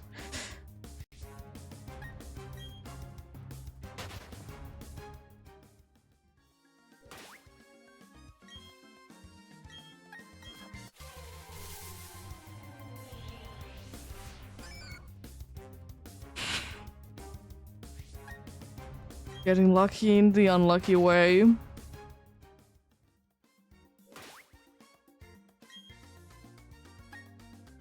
But has any of your shinies been either like small or large?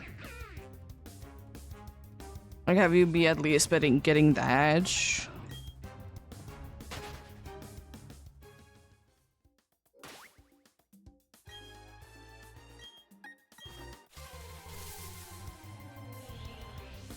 I'm pretty sure you should be able to check it in the, like, the summary screen.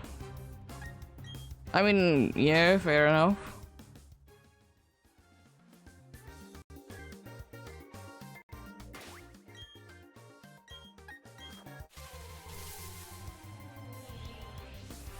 But at least would be nice if they're not all average size, then at least.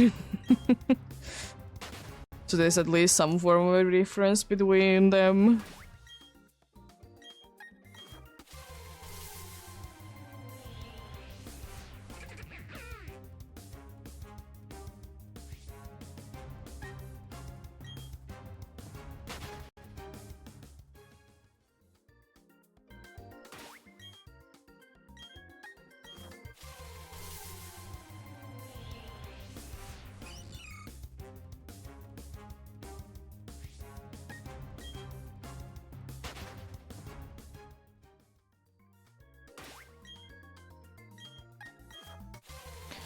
But we're gonna be having soon another ad break indeed. Good time to be getting something to drink, something to eat, take a break, some shape or form indeed. As it is usually around 3 minutes.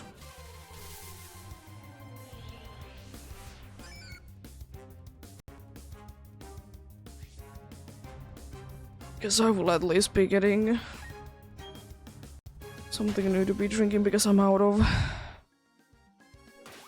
of juice that I could be drinking.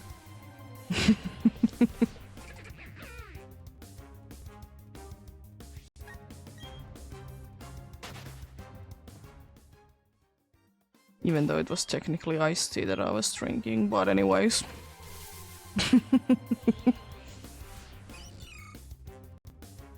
You'd be loving iced tea.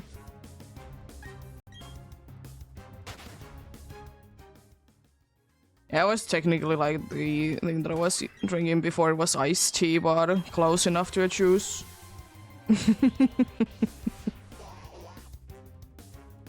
Honestly.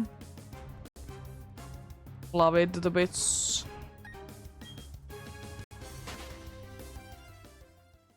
It is weirdly somehow sometimes just out of shelves in stores, like randomly just one day like every few months it's just out. I'm like, why now?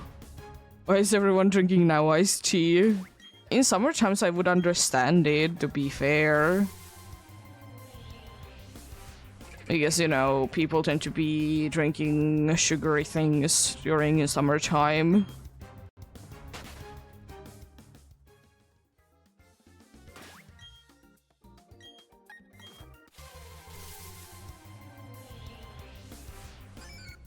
Because, you know, you do be needing sugar and salt during summer times a lot. Easy to be forgetting. That's why they at least here add minerals to just plain water during summertime, so you know you are getting them. Let's do one more encounter. And it's break time.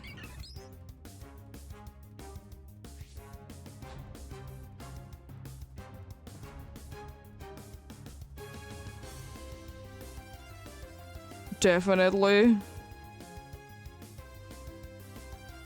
Yeah. Be going indeed getting something new to drink.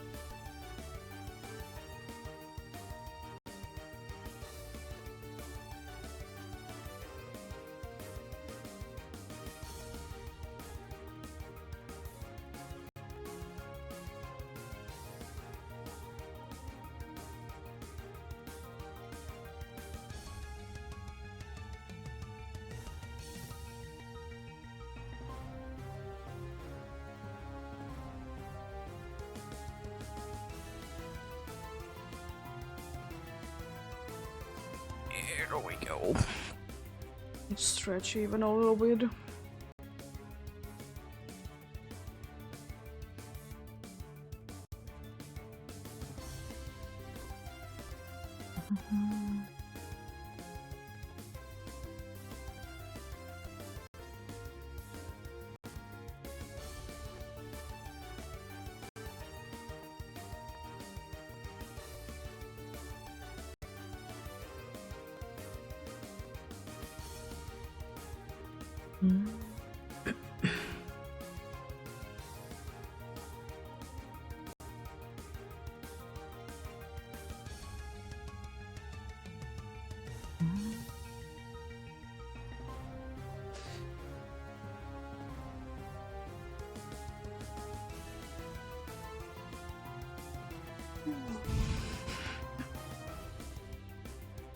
people found anything interesting today. For Safari weeks.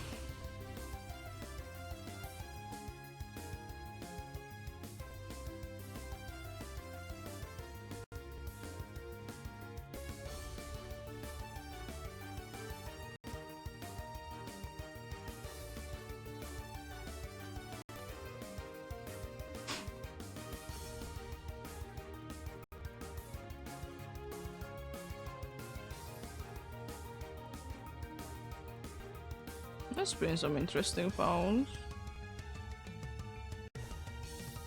Interesting. There's been found at least a Suncur and a Machang, you know. Suncur, one of the most interesting things on Gen 3 to be found. It's so stupid that it's only in Safari Zone. I'm pretty sure. I mean, most of the Gen 2 Pokemons are from like Emerald Safari Zone.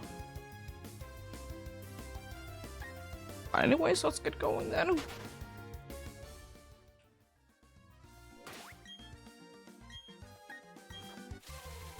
Meanwhile, I'm not really finding anything too interesting. To be fair, it's not like I have set up any of the cool things that I could have been technically be doing in Soul Silver. Just want to be running the basic things. Because if I want to be running something cool in Soul Silver, I would sometimes need to be playing it once in advance.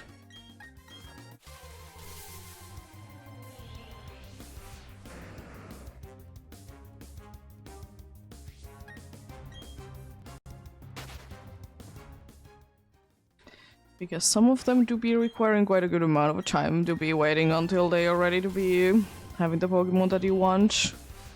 A little annoying, for sure.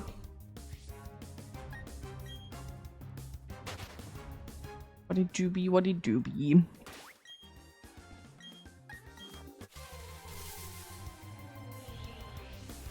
Could be worse, I suppose. I find it cool that you can be getting cool things, but it's just unfortunate that they are not that easy to be getting most of the time.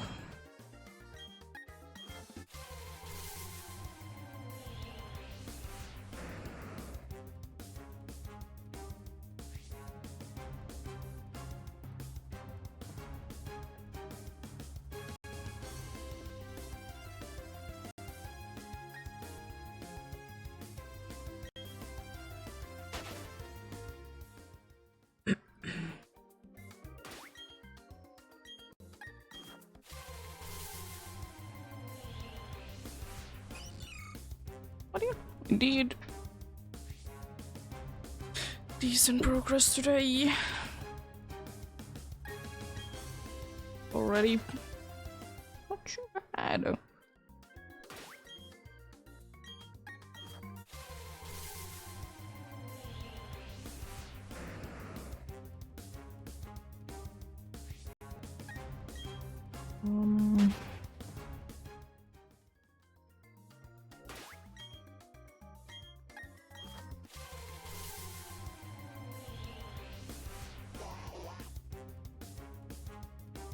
I would like to say that maybe on... No,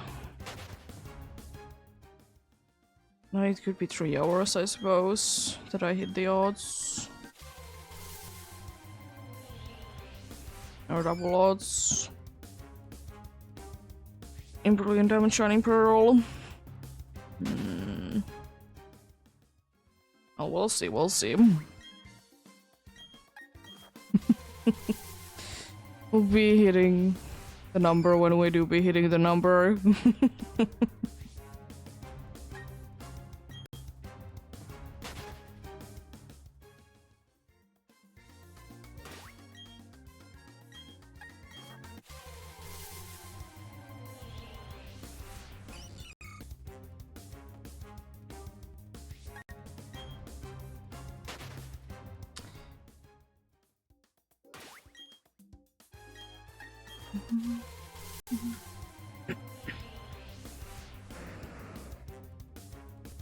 But yeah.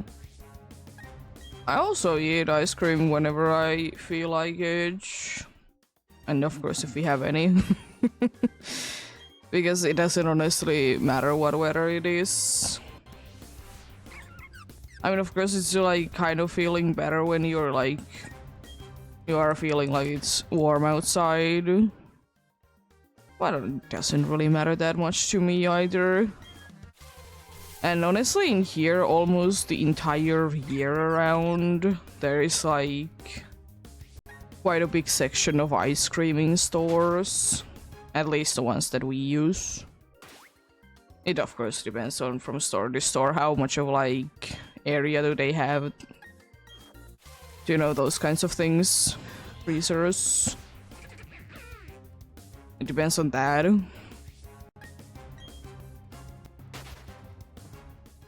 One of the only times a year when the ice cream section is quite well cut off is when it's Christmas, because they are just having a bunch of ham in them instead, because we don't eat turkey that much in here. We are buying ham that we can be doing in an oven instead. Or wherever you would like to be doing it, of course, but usually in an oven. Because usually it's the only place that can be fitting in. But yeah.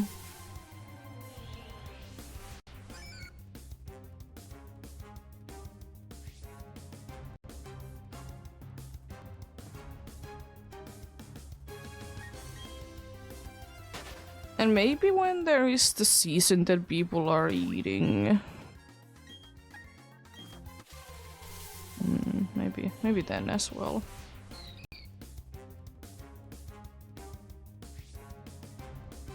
Maybe when that time there could also be. It's not that much though. Whenever like we are eating a bunch of crabs, or actually there's a better word for it.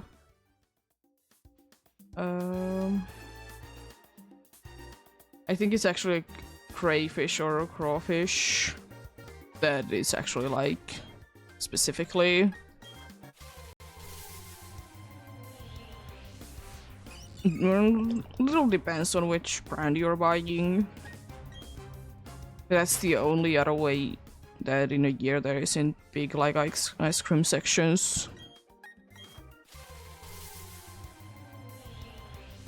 I will still say though that I don't know when it was a thing, but I absolutely love that. The stores are nowadays like selling pre-made ice cubes. It's just so nice. Like, surely it's not hard to be making them, because it's not that big of a deal in here to be having a fridge that, you know, to be doing ice cubes. They do exist, but not that much. Also, what I have heard, they are always a little bit of a hassle. Working, you know, only half of the time. But yeah.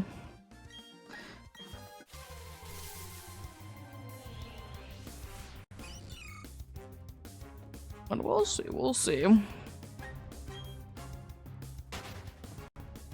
Maybe one day.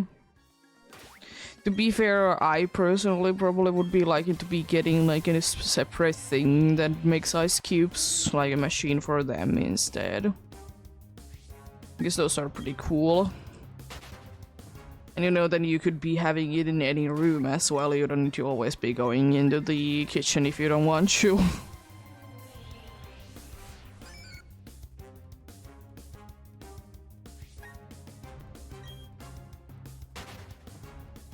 It is kind of interesting now that I think about it, that ice cream section honestly is in the freezer section, even in smaller stores, usually the biggest portion of it.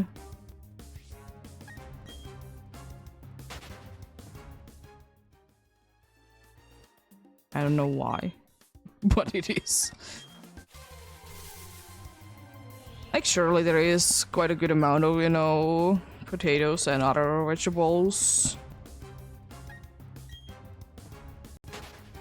But I feel like it's like 1/3 usually is like for ice cream. Interesting.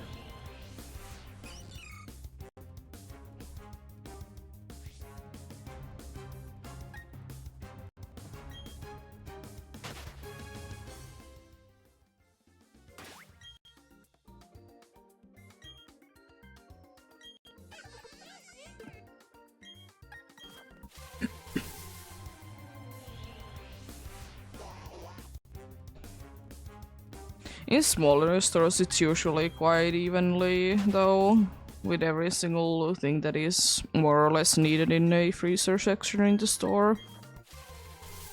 But in any kind of bigger stores, usually 1/3, at least, if not in 1/4.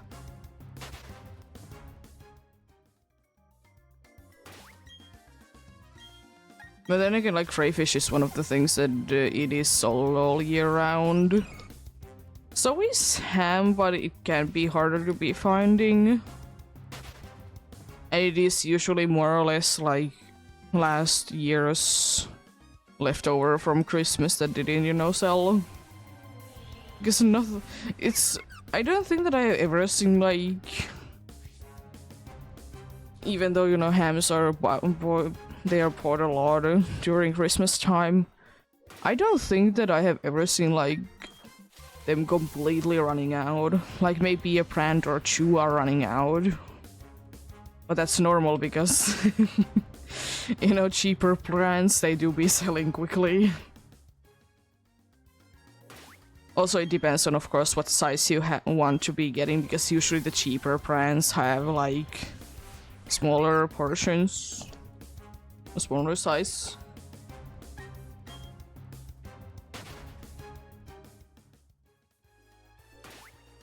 Because, you know, maybe 2 people don't need to be getting like 20-kilo one. Maybe like only 7 is enough for 2. Depending on is there a bone or not, of course, because if there is a bone, then, you know, you need to be taking that into consideration and think how much the bone does weigh and stuff.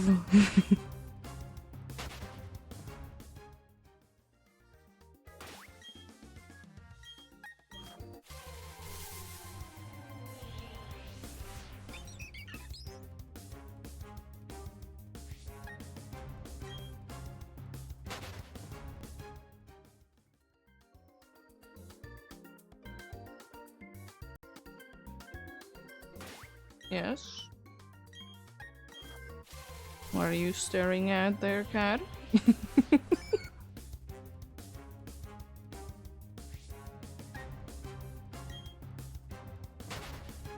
She was outside this morning. Not in the sun. Sun was probably a little too hot of a spot for her to be in. You know, she was chilling. She was chilling there underneath a chair that she's usually on top of, that has a towel that you can definitely see what side has been on the outside, because it may or may not be discolored. But then again, it has been for at least for 1 year, maybe 2 years outside, so... And, you know, sun is up quite often, and as I said, our balcony is in the side that sun is always showing when it's up.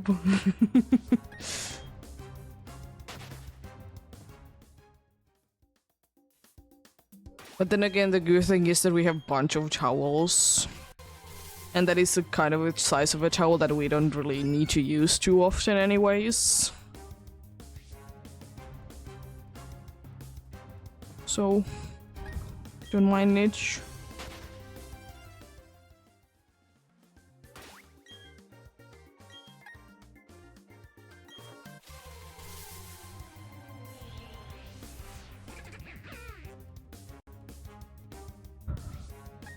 I will say though that one thing is a little frustrating because since, you know, being a bigger person, I want to be getting a towel that like covers me enough when I, you know, could get out of the shower and everything. It's just kind of annoying to be finding them. They've definitely become more of a thing, like big towels, which I like.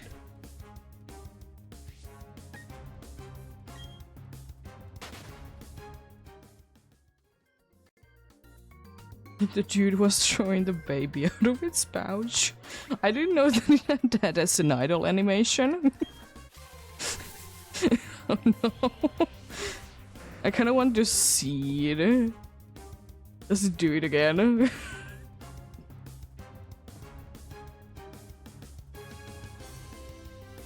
I never knew that it would be doing something like that.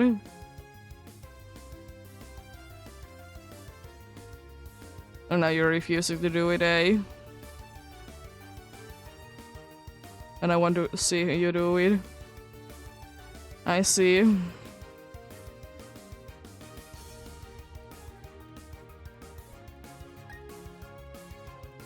I'll give you one more chance.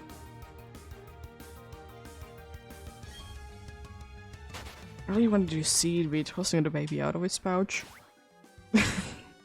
Because I didn't know that it was an animation.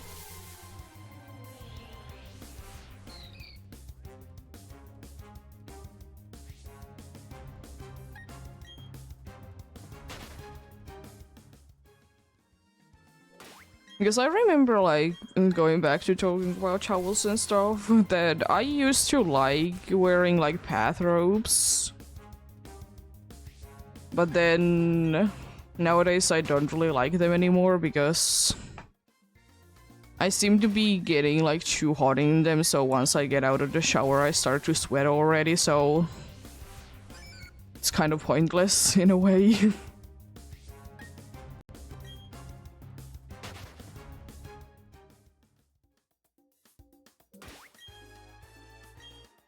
So yeah, I used to like them indeed. I do still use them every once in a while. Very rarely though.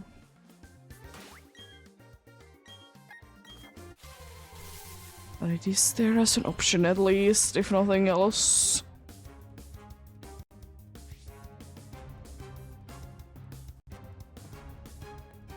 There, did do it. Unfortunately it did like cut out, so I couldn't be seeing it fully. It's pretty cute. I love it. Cool idle animation.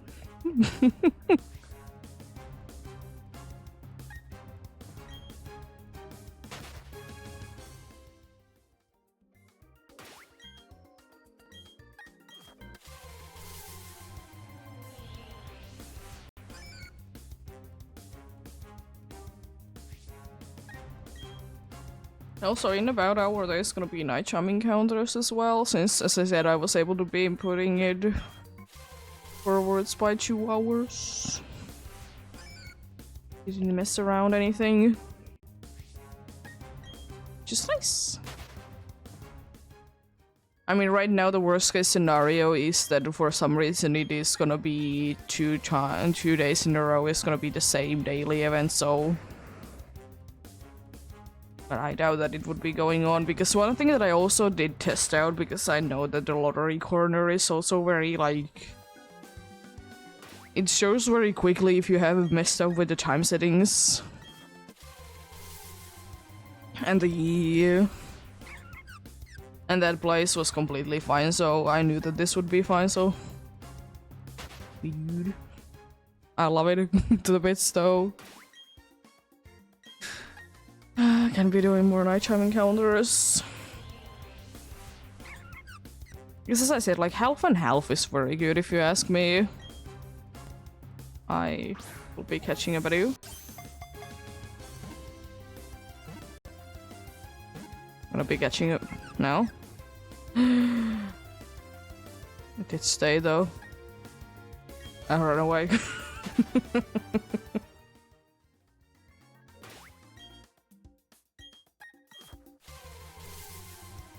I'm surprised that Brilliant Diamond has been the file today that I have accidentally been throwing Pokeballs. It's usually Shining Pearl.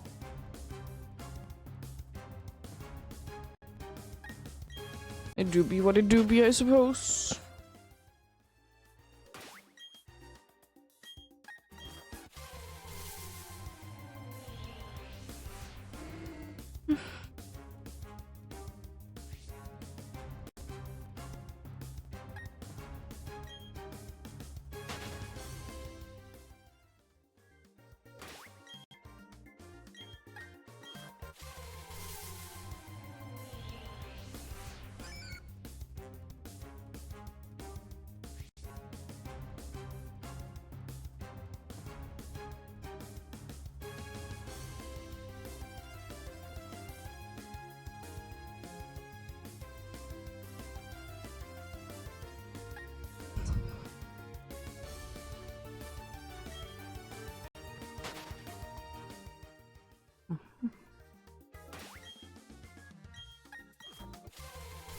I guess, like, I was thinking of, like,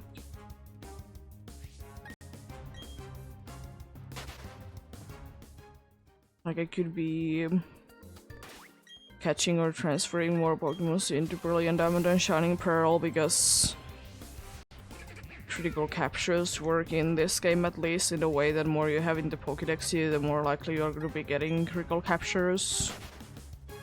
Oh nah. I get them if I get them.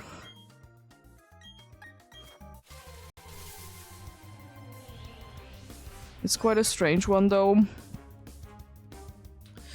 I feel like critical captures are one of the things that they definitely do be changing a lot depending on the game.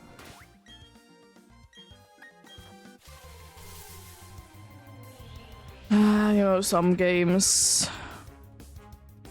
at least for a little while, like Scarlet and Violet, they did like have completely broken critical captures. Like if you didn't get a critical capture on a Pokemon that you have already gotten, you can't be catching it. It's so stupid. Why is it a thing? I don't know. It just is, okay?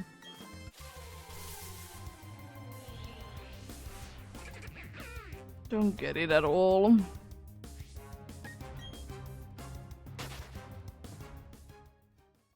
I'm pretty sure it's fixed now though, so that's nice. It's very nice indeed.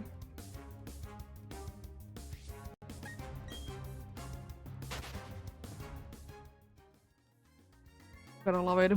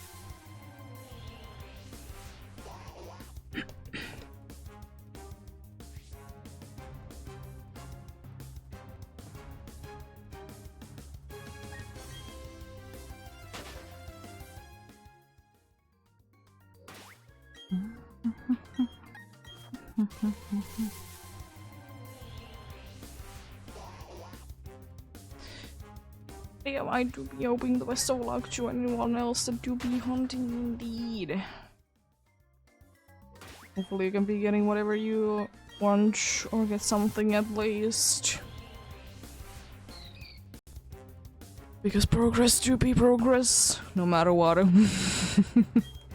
And of course, if you're doing indeed in any of the safari zones that, you know, Pokemon can be fleeing from you, I hope that you can be capturing them.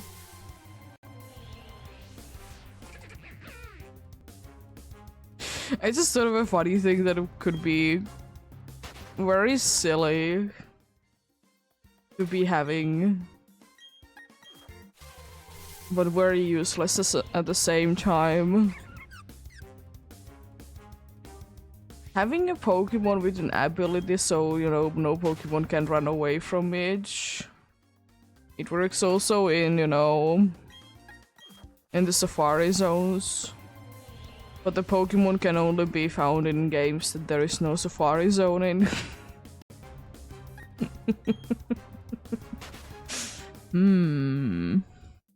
Maybe. Could be a possibility.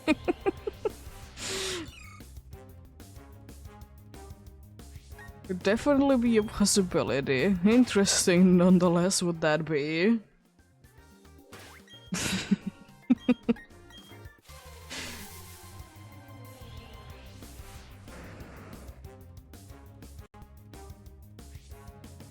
It's kind of like people have been saying that having a Pokemon having 2 abilities, but one of the abilities needs to be the ability that gives it 2 abilities. It has 2 abilities. There is Pokemons that technically have 2 abilities, like Calyrex and its riding forms. They have both Calyrex and whichever is the right Pokemon, their abilities. But, you know, makes sense. I think that every single Pokemon that is indeed, in quotes, a fusion like that, they should be having both of their dudes' abilities.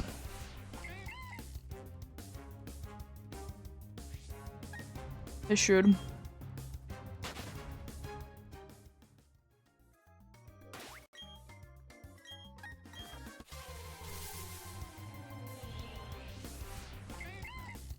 Back to back we do.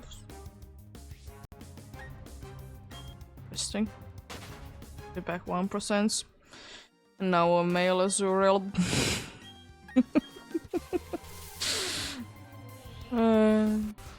No. Maybe that's a good thing.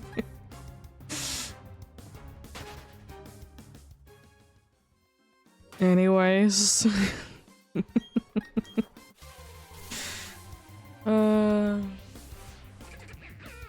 It is still kind of a thing that I really want to be getting from Great Marsh.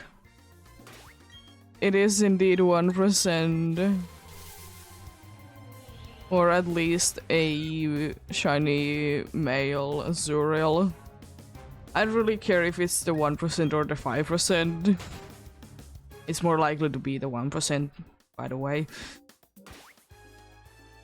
But, you know, be quite cool. Would also be one of the shinies that would be fitting with the Safari Ball as well. Would be indeed.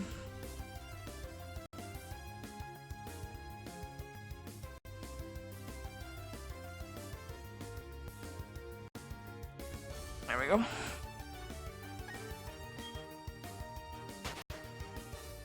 I did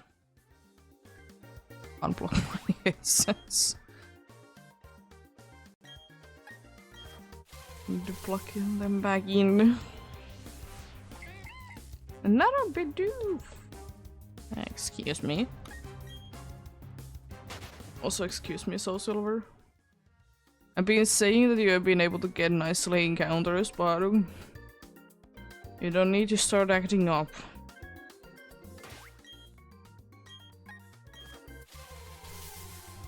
You need to be starting to be acting up indeed.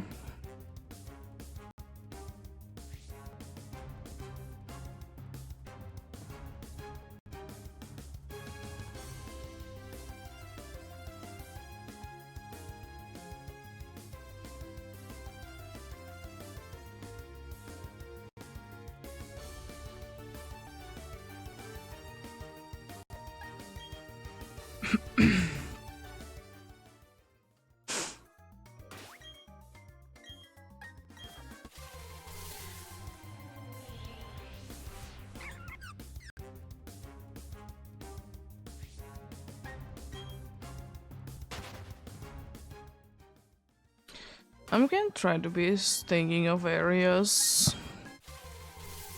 We could be having like rare Pokemons in them in games. Like now. I think an area that you could be finding only pseudo legendaries would be kind of cool.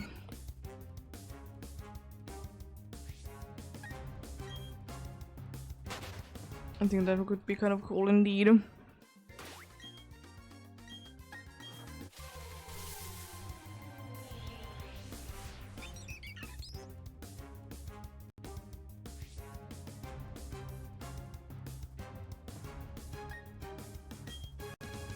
Or anyways, like have places that would actually be having only like rare Pokemons in them.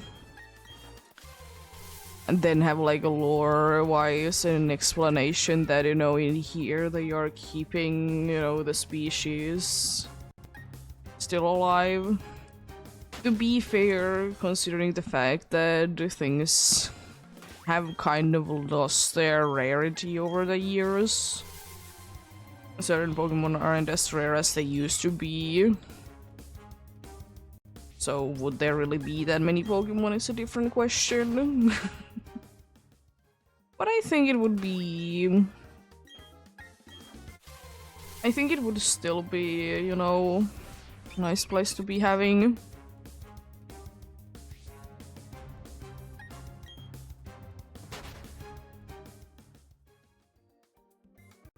Because for example, I didn't realize until very like recently, like yesterday literally, that Blitzle wasn't available in the wild, specifically Blitzle, until Scarlet and Violet. From the original Black and White, not even Black Shoe and White Shoe. It's like, why?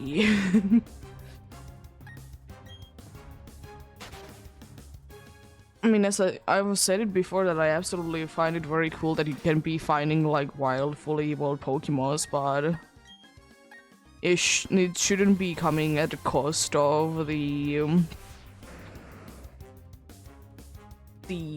like Prevo not being able to be there at all.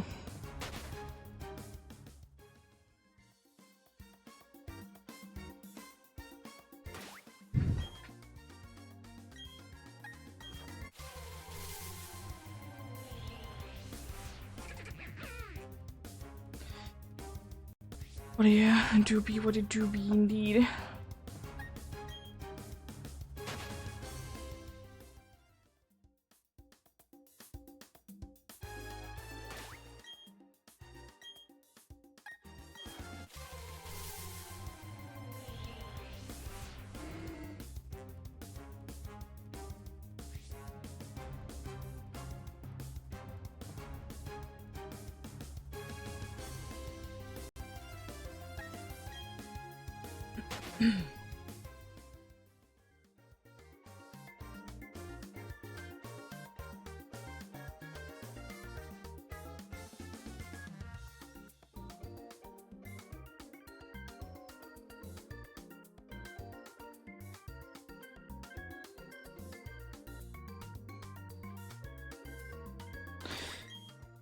Okay.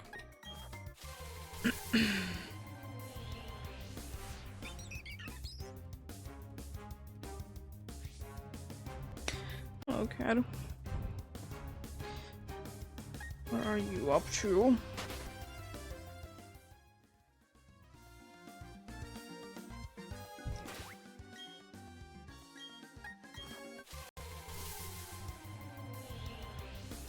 Did you even be eating your first plain bowl today? So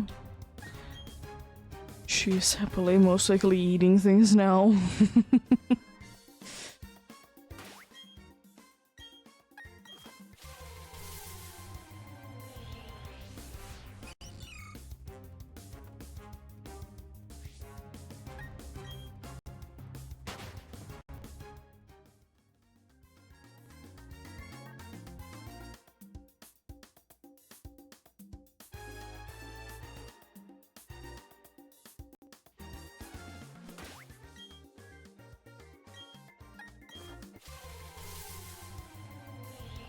Apparently the cat wants attention from me.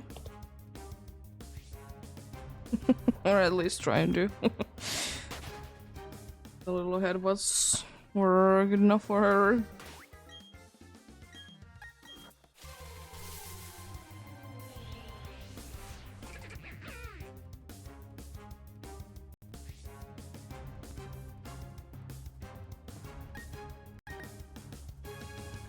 Switch things up a little bit.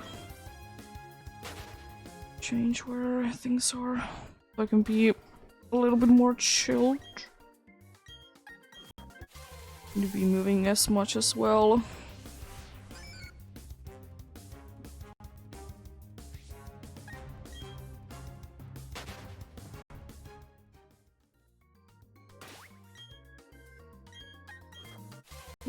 Could be possible to be hitting 1,000 checks before the next ad break kicks in Soul Silver. Looking for that for sure. We'll see, we'll see.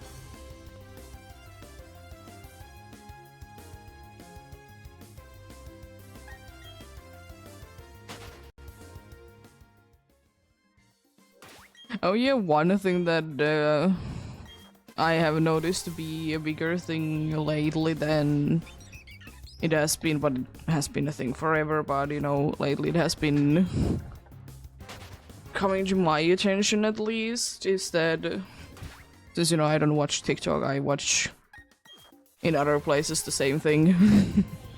Mainly on Instagram right now, but sometimes on YouTube as well. So I find it very frustrating when they say that, you know, check like recipe or like check the recipe in like the bio or whatever thing. It's annoying, like why can't it be just there?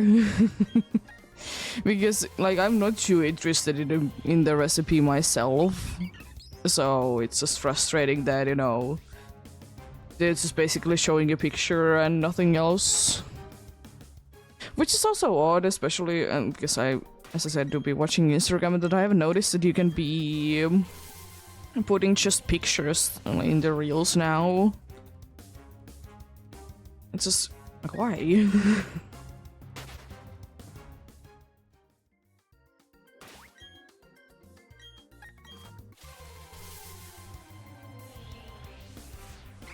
And I also find it very odd as well that, you know, like in the video format, like actual video format, short content is doing better. But like in shorts, whatever my things, it's like they need to be long as possible. I still feel like though that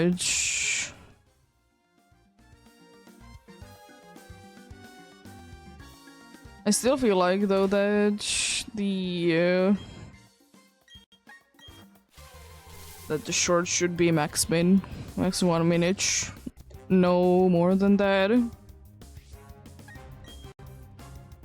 I don't understand, like it's the thing that I remember, like when I used to be using Snapchat, for example, there was at some point there was like a certain limit that you could be only like sending videos about, and nowadays it's like not really existing anymore. It's just so strange. Because it's like always seemed to be like it's such a big deal that, you know, it's there like that. But it's just switching.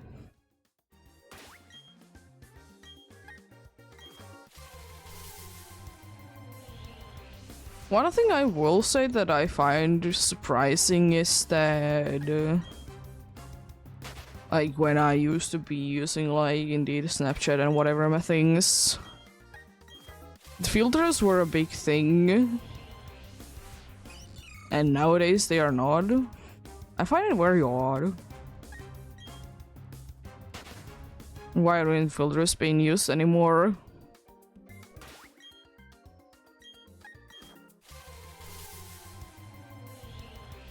Like the only way that I do be seeing filters being used nowadays is when it's like a little sketch and they are doing as the same person, they are doing like multiple different characters.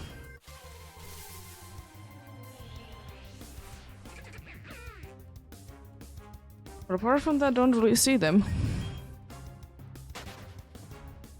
Which is quite interesting because from what I have heard, at least like a few years ago, it was pretty easy to be making your own filters and everything even. So it's just like, why are they no longer a thing? To be fair, there was maybe like 5 to 6 year gap that I didn't use like most of social media.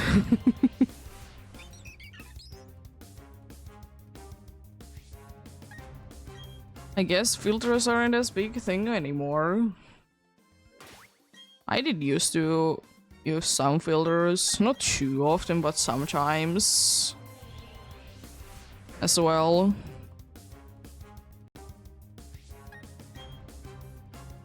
It could be a thing that they're not used by, you know, young people.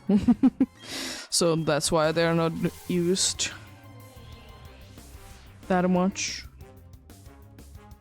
I guess nowadays it's more like a voice changing, like filters or apps are being used.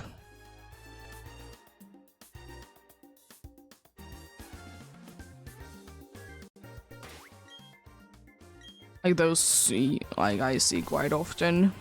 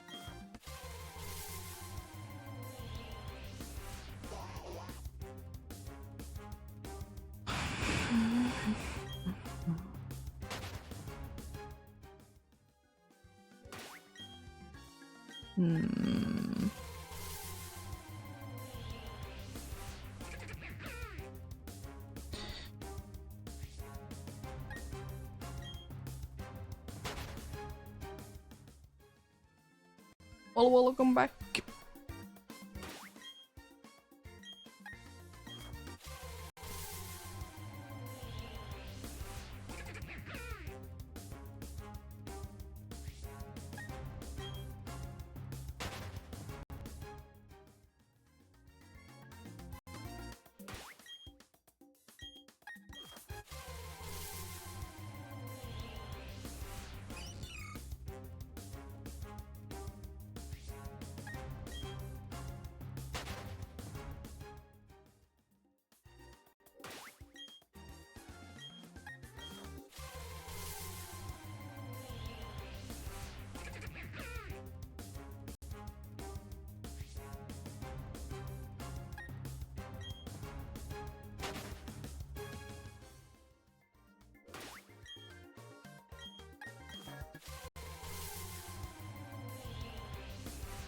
I will say though, one thing that, you know, was quite a norm when I was a kid that I don't think that I could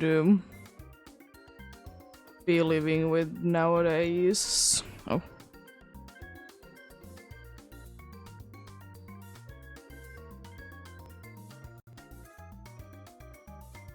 Is sharing like consoles with your family.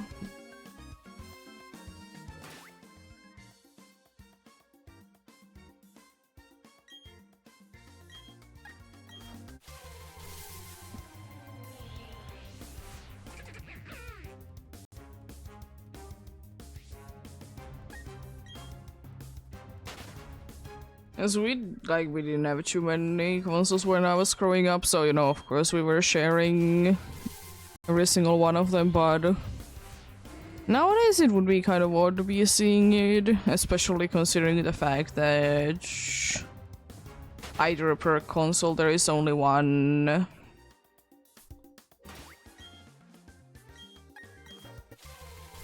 There's only ever one like save file that you can be creating per console, or it's a handheld thing, so it's hard to be sharing anyways. The only console that we did share was a Wii. And the other thing that we did share was a computer. But computer is more understandable.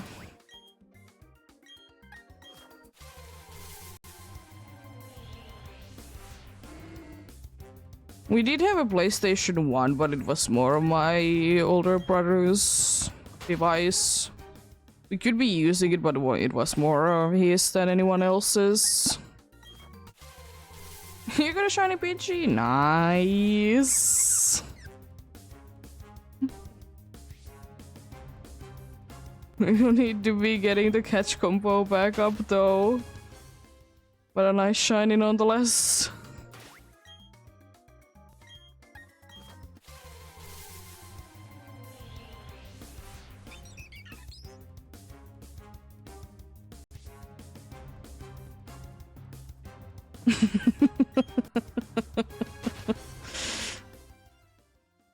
The shiny Weedle will always be coming back. You could shiny of something else just comes out of nowhere even though it doesn't even exist in the route.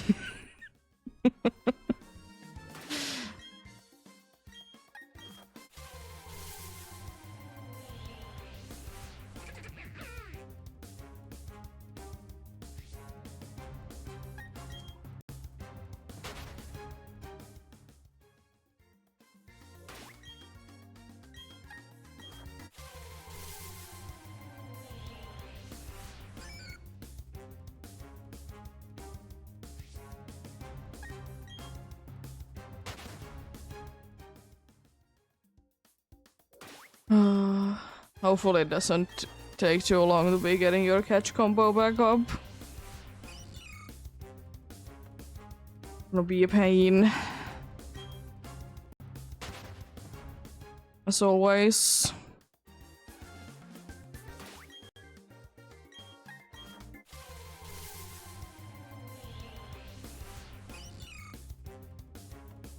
Yeah, Pidgey isn't too bad of a shiny.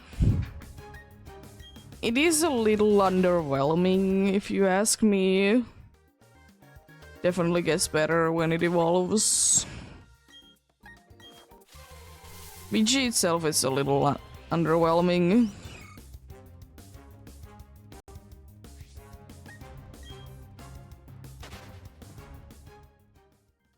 I don't know, I guess I just would be wishing that Pidgey's shiny would be like, the colors would be more popping. They're kind of dull. In most games, at least.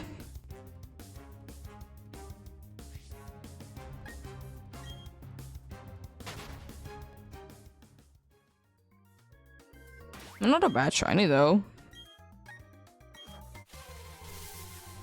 I will say though that if a PG would be like in Scarlet and Violet in a game that there is no indication that the Pokemon is shiny until you encounter it, I don't know if I would be able to tell it apart if it's, you know, alone.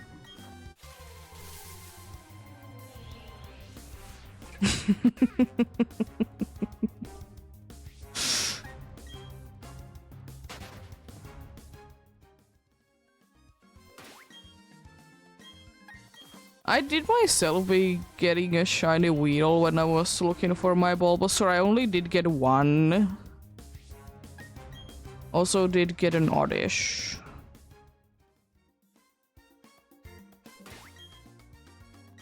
As well, indeed.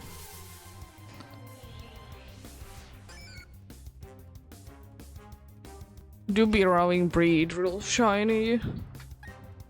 It's so unexpected it to be green, but I like it. I definitely wouldn't like it as much if it would be something like orange.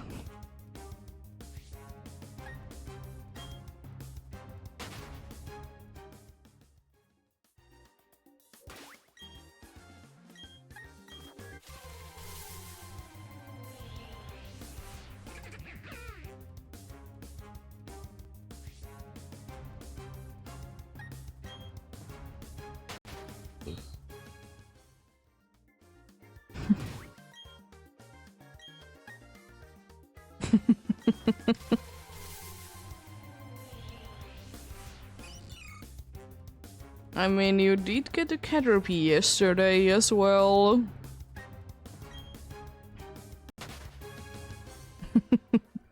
But yeah, nice. It is nice feeling when you're making progress. After a while.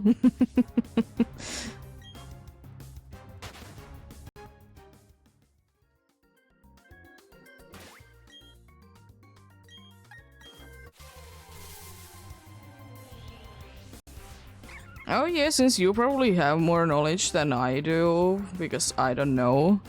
What happens in Let's Go Pikachu and Eevee if you get the catch combo of 999? Does it still like reroll for the next one, or does it stop weirdly?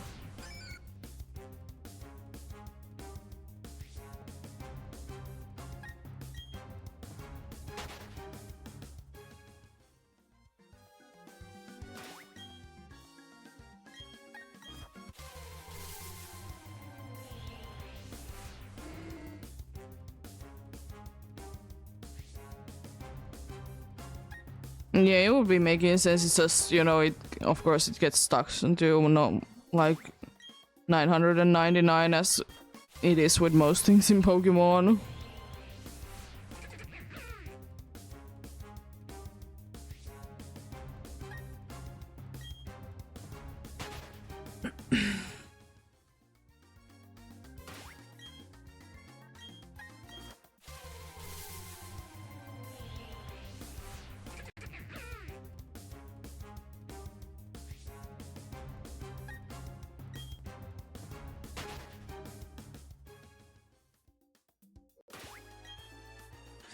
I guess, for example, there was indeed in the Alola, the original Alola games, it was the thing that once you hit a certain SOS call amount, it's gonna be going back to 0.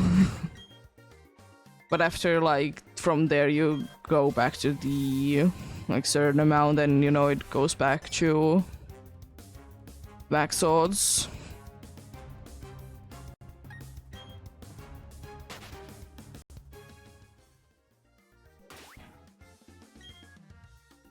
But yeah, soon time for another break as well. Has been yet another hour.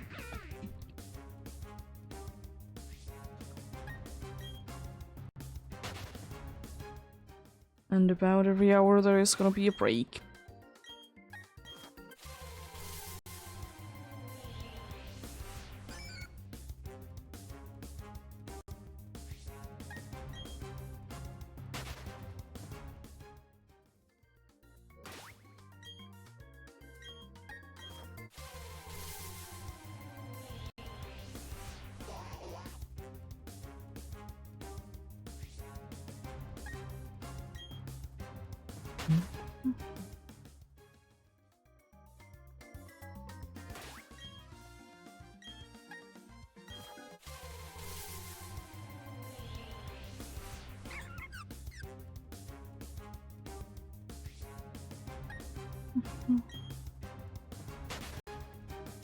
And do a few more encounters, then leaving it there.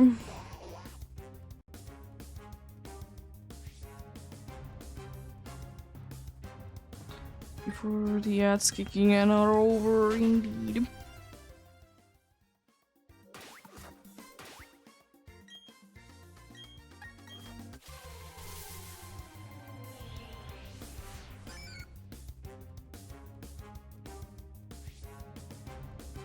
Oh, yep. A chime, indeed. The usual 3 minutes. Of course.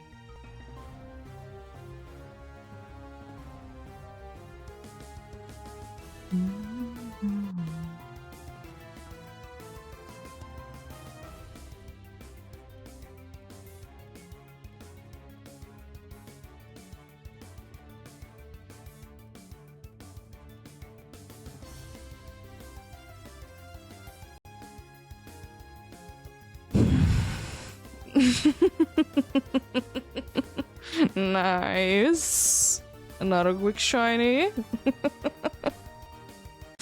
Love to see that.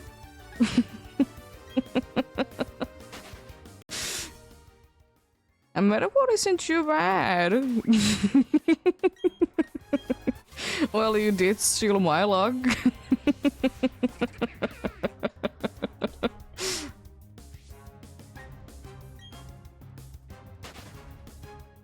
Are you gonna be changing location to the pincer then?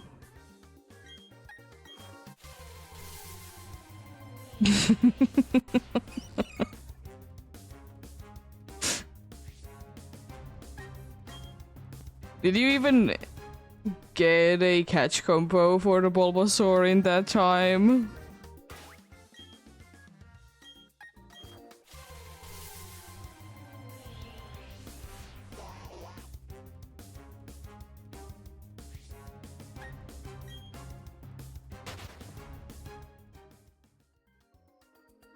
Nah, that's not too bad to be losing them, even though... I think it's annoying to be losing it, like, when you just hit, like, 11 catch combo. Because then they just start to be there.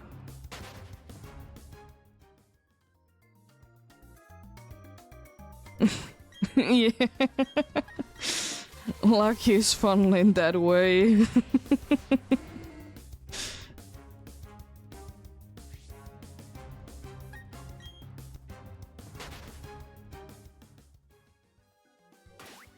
For example, it is quite often to be seeing that, especially again during Safari Week, is that you go like 12k into one phase and then you get the next one under 1,000. Which is nice, of course.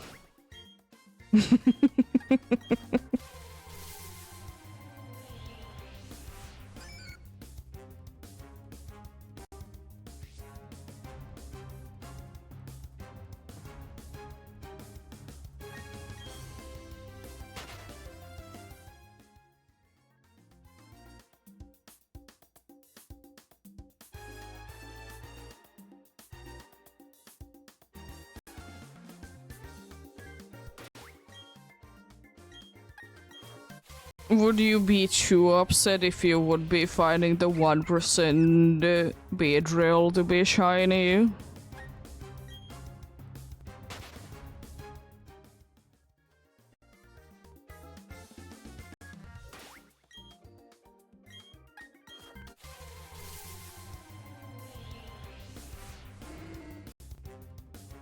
But it's a 1%, it's rare.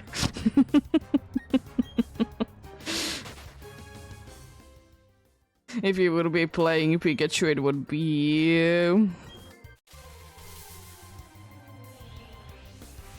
If you would be playing Pikachu, it would be Butterfree instead.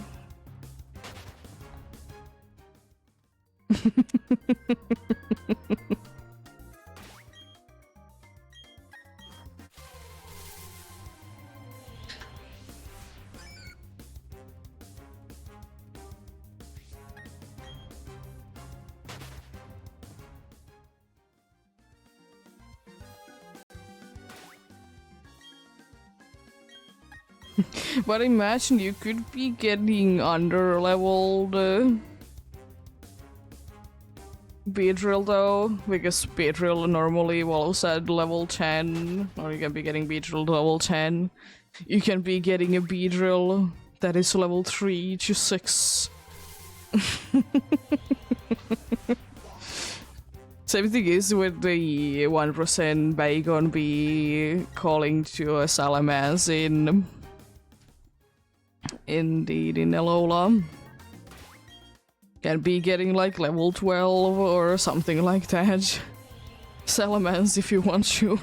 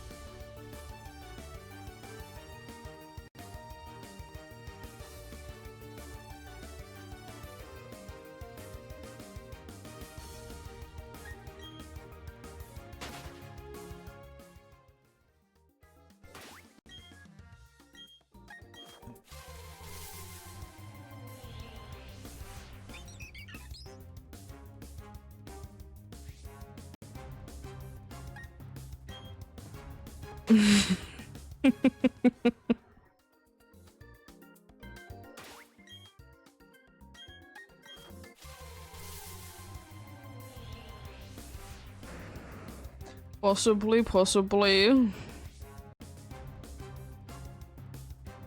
The weirdos are upset at you. They don't want to show you themselves up anymore.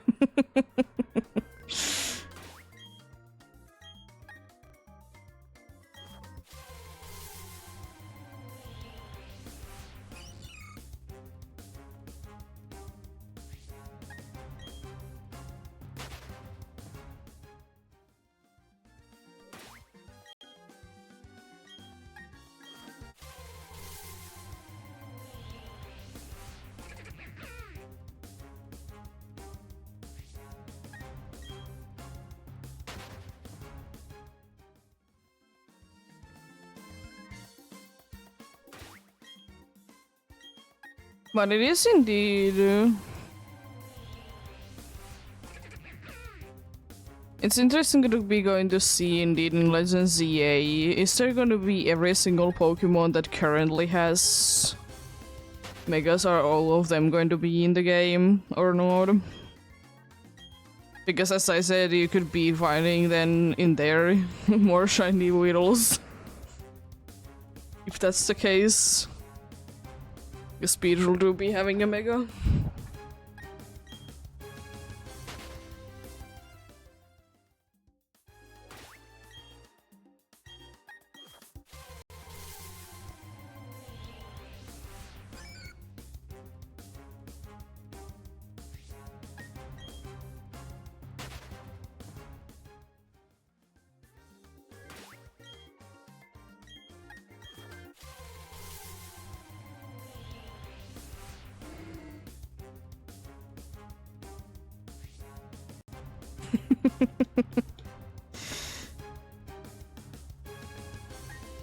I don't know, I'm just kind of trying to be thinking of regional bugs. And if it's not gonna be Scatterbug in Legends ZA, that is gonna be like Wurmple was in Legends Arceus. I feel like it's gonna be Weedle. Because of the Mega thing.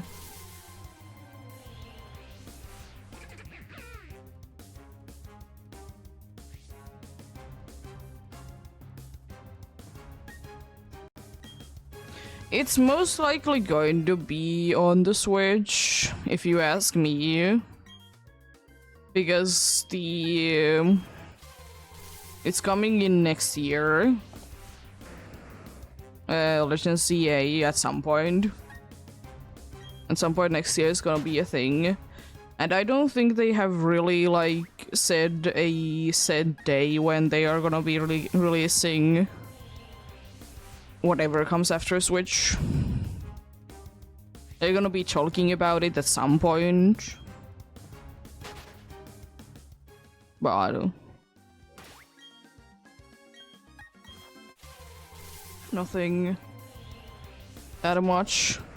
And also, I will say, knowing how Nintendo does things if they, like, are releasing a new console, they are going to be having it in a way that it's gonna be for the previous one as well. For some time that they're gonna be releasing both for the previous one and the current one. As I said, what happened with Breath of the Wild, both in Wii U and in Switch.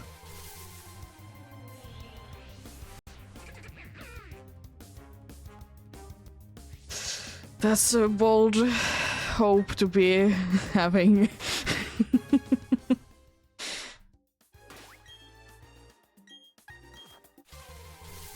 That's a bold hope to be having, I say that much. And also, apparently, I have heard that some people at least are saying that if or when we're gonna be having, you know, the Switch's successor, like, everything that works on Switch will be working on there as well. Apparently. Which would be very nice. But we'll see.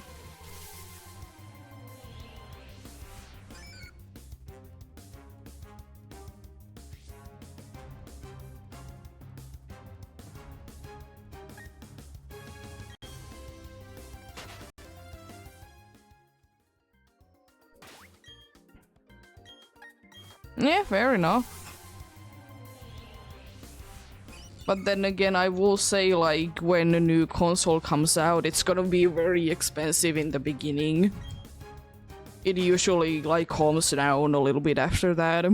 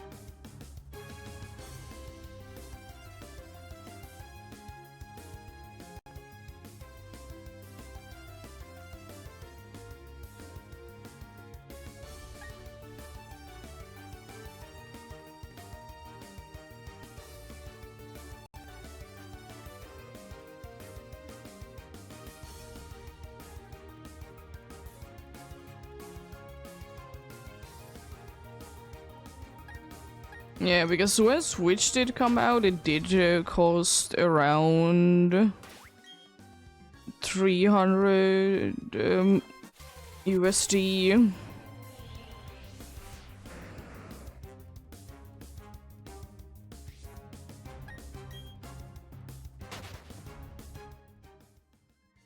So I'm expecting like somewhere along there.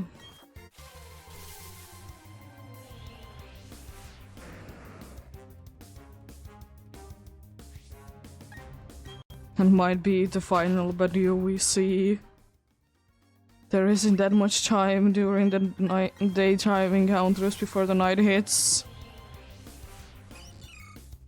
Also, I guess we'll be seeing if Rosalia still will be appearing when it's nighttime as well. It should. It's a daily Pokemon. Even though Badu is day only.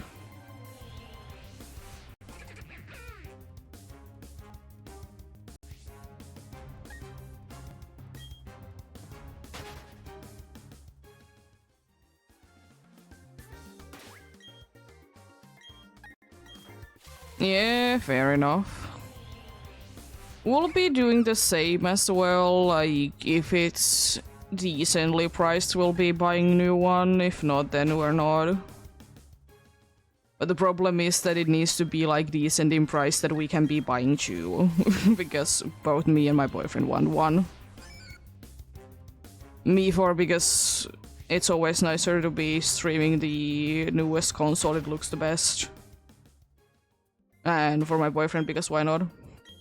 He likes new consoles. Restart with the double hoot. Good night chime.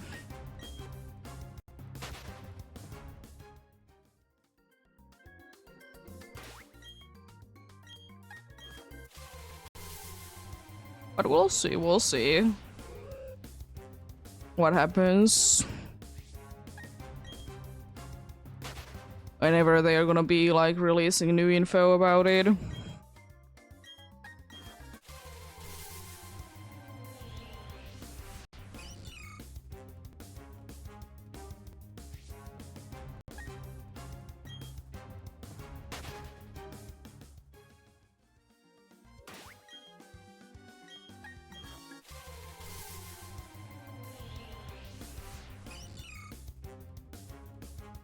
So far during the nighttime I have been only getting Hoot Hoot and Marrels.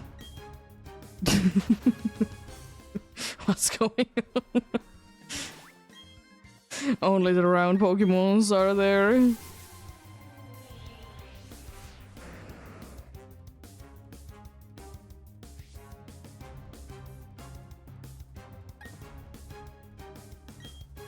I don't think that they will be doing. I think like they're only gonna be nowadays having like one console and be like switched that it can be either a handheld or a home console. And I think it's a good thing.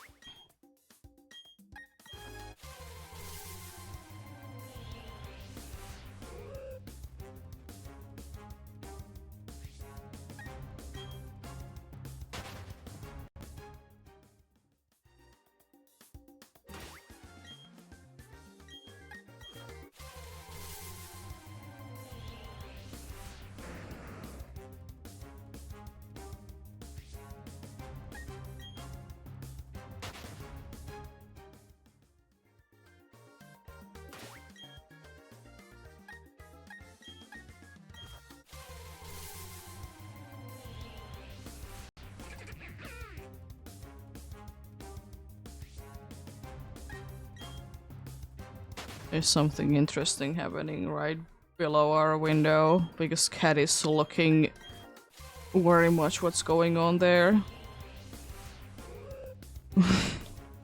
Don't know what there is. It's so interesting in there, but there is definitely something going on. Maybe a bird or a squirrel is moving there.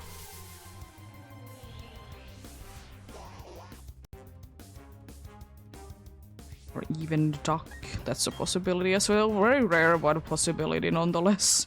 Speaking of ducks, there was like a week or so ago a news article about that the police needed to be rescuing a like doglet from like because it got separated in like they were going across highway, so like one of them did get left behind.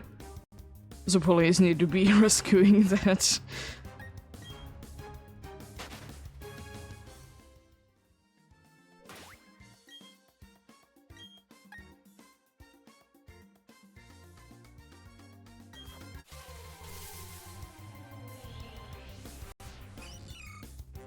I don't mind dogs.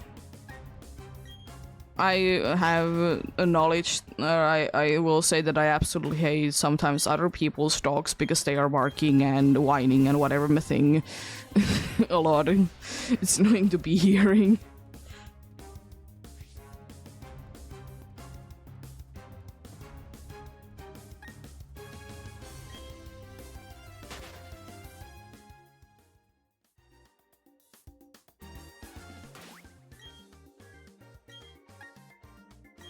Our cat only bites if she is in a playful mood. Yeah, because Rosalia can be found at nighttime. Nice.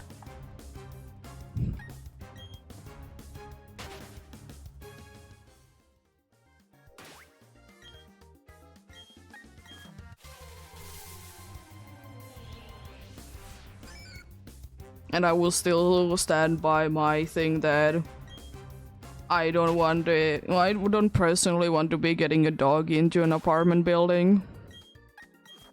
I will forever be sticking by that. I don't mind dogs, I don't mind having a dog, I just don't want to be getting it into an apartment building. Because I know as a neighbor how painful they can be. So I don't want to be that pain.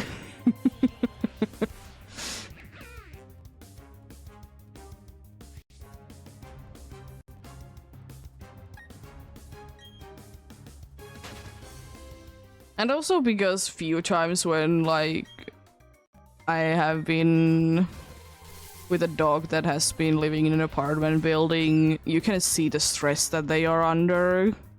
It's not just what, like, we as humans are having, but also, like, what the pet is also feeling. And the few times that I have seen when they are usually very stressed. Because there's just so much noise. And dogs, even though not every breed does it, but they are overall, like, somewhat protective over you.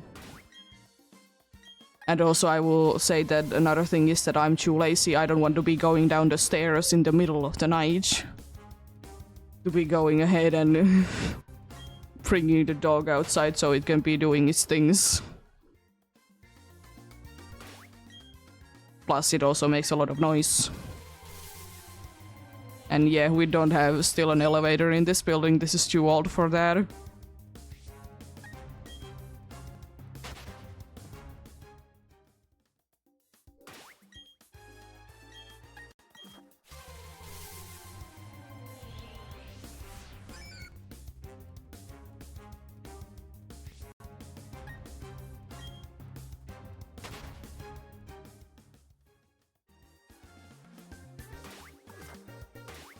Fair enough.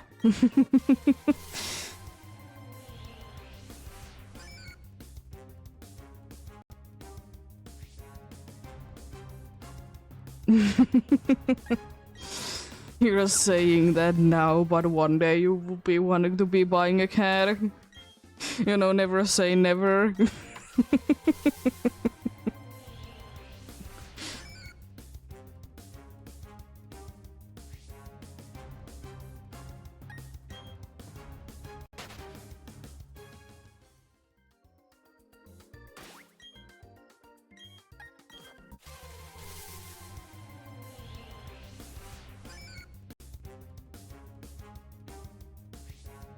I will say though that our cat is more like a dog than a cat. Then again, I will always say that I think it's stupid to be saying that cats are always in a certain way because, you know, every single one of them is their unique being anyways.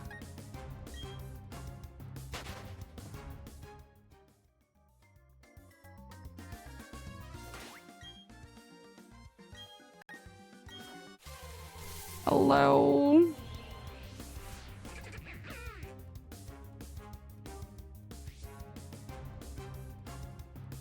Hello, Luna, how are you doing? Hope you're having a good day.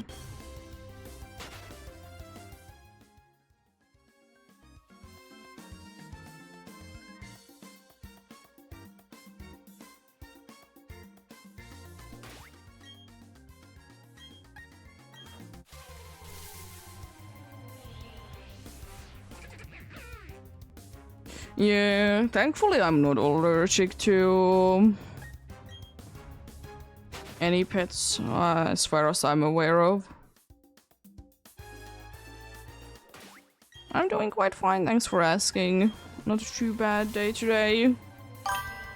Thank you for the follow.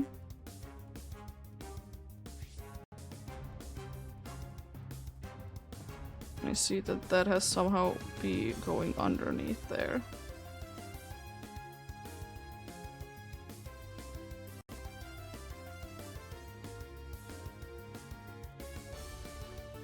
Weird because I did put the alerts to be on the top, but anyways. Oh, they're at the top. Anyways.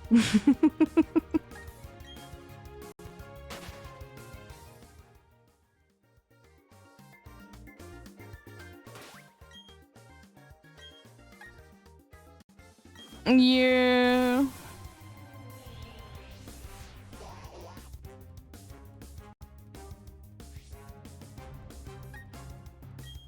The only thing that I'm kind of allergic to is red onions. Because you can't be really saying that if you have a lactose intolerance that you're allergic to lactose, you know? Those are the only two things that could be considered as allergic to something. I might be allergic to like something that blooms during like spring. But then again, that is kind of a normal to be having a runny nose during the spring anyways.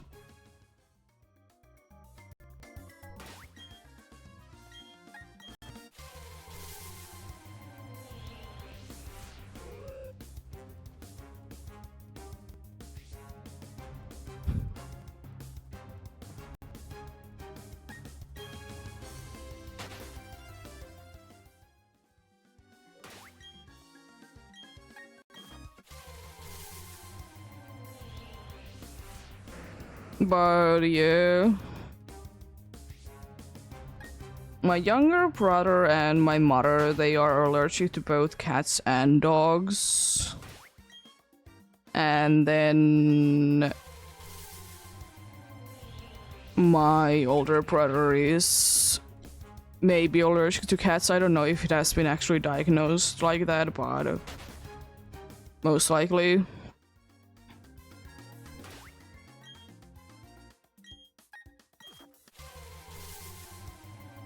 I will say that I also do be getting very runny, like I do be getting very, like, strong reaction when I'm cutting onions.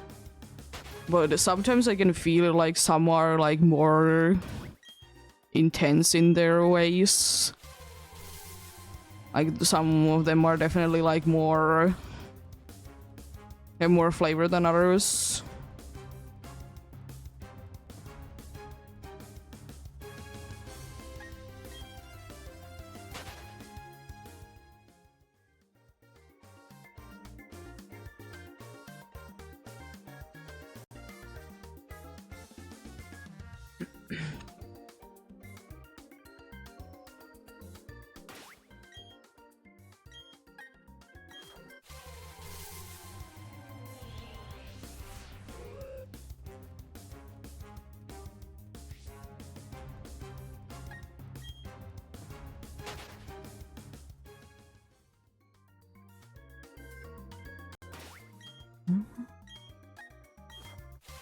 But yeah, I think that I do sometimes to be making it easier that I don't get as strong reaction from onions is that I for a little while run them under cold water, and that usually helps.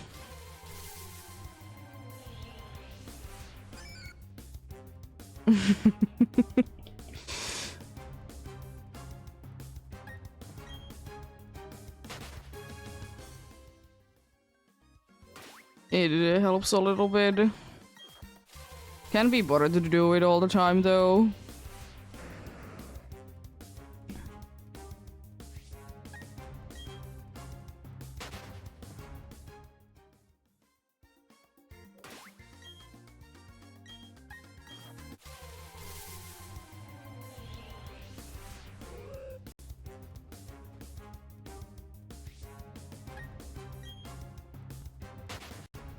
I will say though, one good thing is about if onions make you cry is that at least you know that, you know, your wherever is the crying like actually the tears coming from. At least you know that it's not blocked. Like, you know that that way is not blocked, which is good because sometimes if it's blocked you can be getting pretty serious, like visits to the doctor afterwards.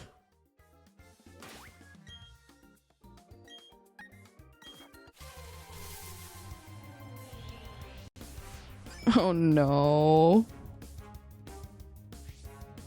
Are they too slippery? Or what's the issue?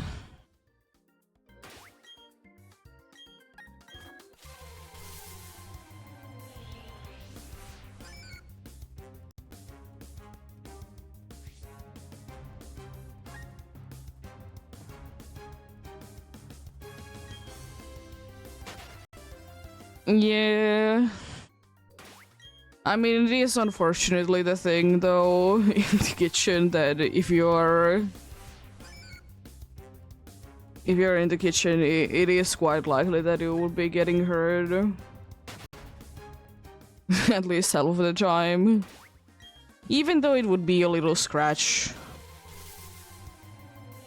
Yeah.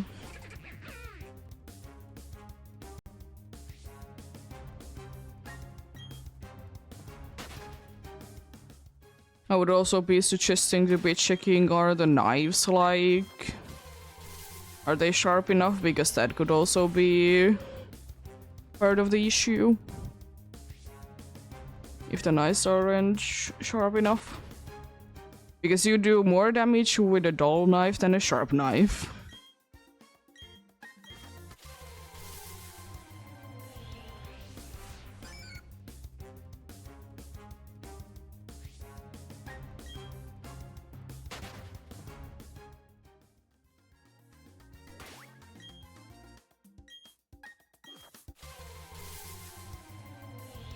Yeah. Most likely, indeed. Most likely in workplaces they are, or they should be at least, nice and sharp.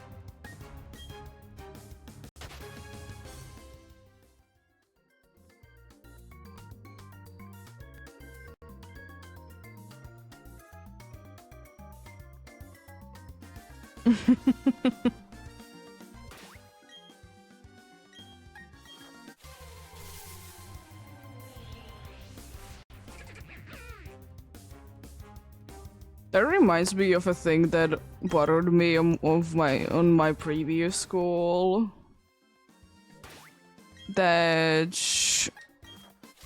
there was like quite a good amount of like older people, like 40 plus, and they didn't know how to search answers from Google, and that bothered me so much. Because for me it's just like an obvious thing that I'll do that. I don't know, Google things.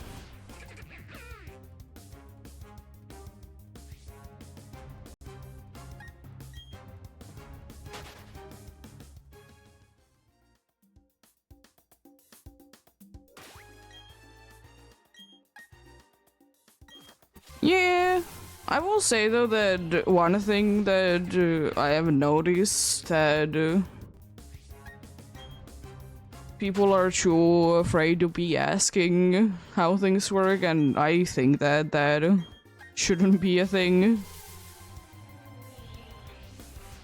It's with both young and old people, to be fair. You know, I want to be doing this myself, I don't want to be asking for a help. Even though it would be very smart to be asking for help.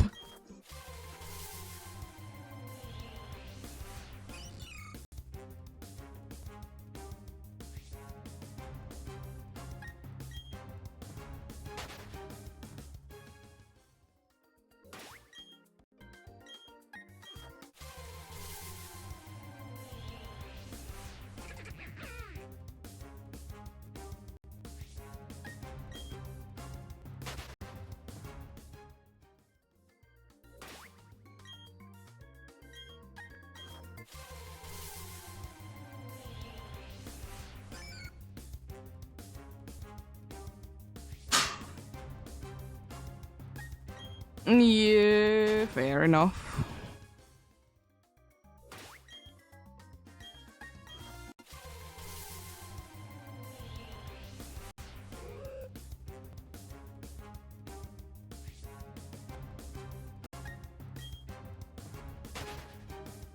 But I just feel like, at least from my little experience, is that, as I said, I think just like old people, they don't want to Google things even though they have been around technology like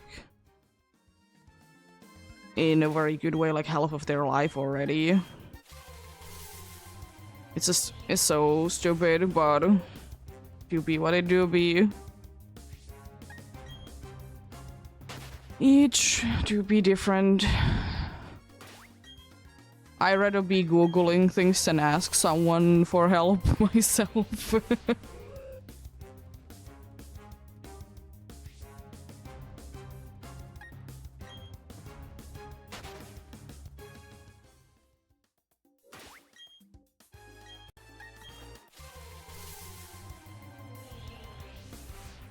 Because that kind of reminds me of like old people don't really know how to Google that, you know, old people complain that young people don't know how to be doing things. Well, first of all, you might not have been teaching them how to be doing that, and second of all, they're still young, let them be. But then again, I will also say that it's always going to be an issue that the previous generation is always going to be hating the next generation because they have the things so easy. Even though they could have been teaching them anyways.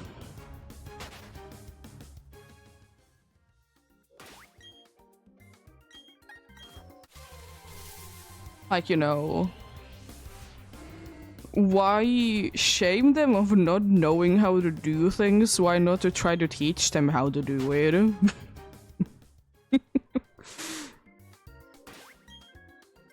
Which is so nice to be seeing on the internet, that it has become a more common thing that people are, like, sharing useful tips.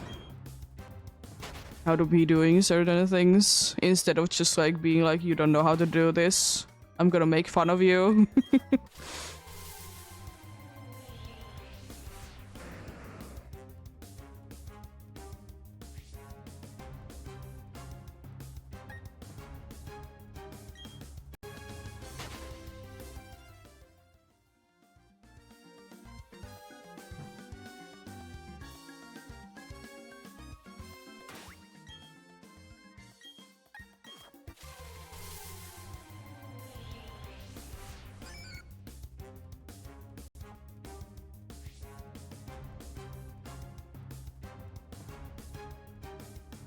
Oh, that's kind of stupid.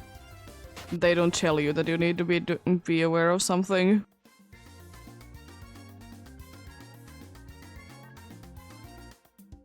I mean, of course, like, they don't think that they need to be saying it because they are used to it, but at the same time, you know, not everyone has been there forever.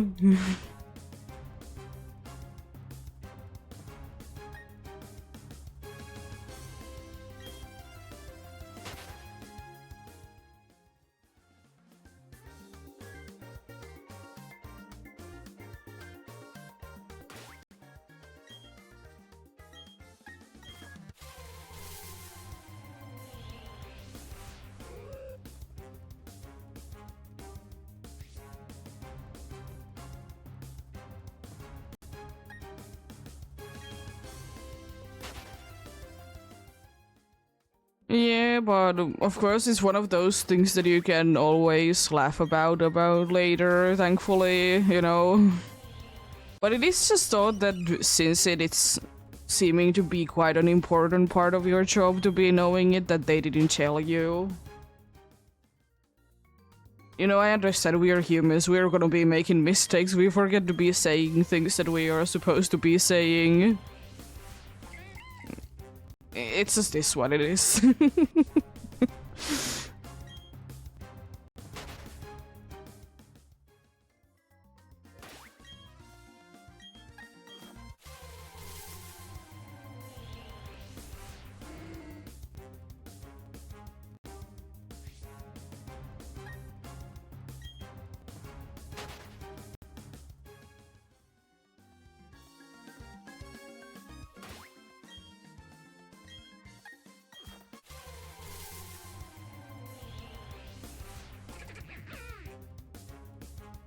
If it's a big chain, you rarely do be seeing like the actual owner or manager.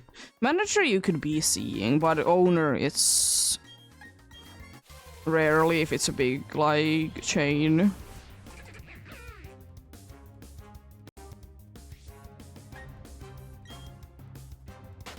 Oh, it was one-off restaurant. Then I don't know if it would be having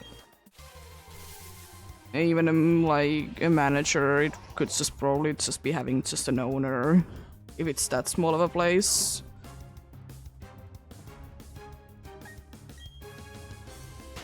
Yeah, but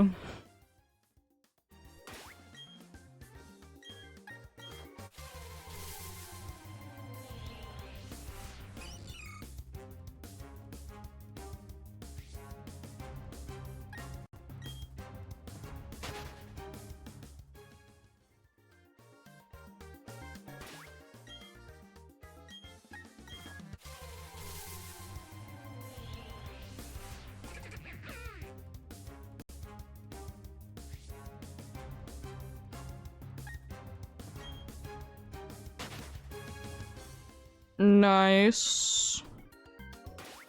Unfortunately, both of my parents, like my mom when she did have a job, and my dad that is still having the job that he has had, like forever. They are both places that you can be really having a underage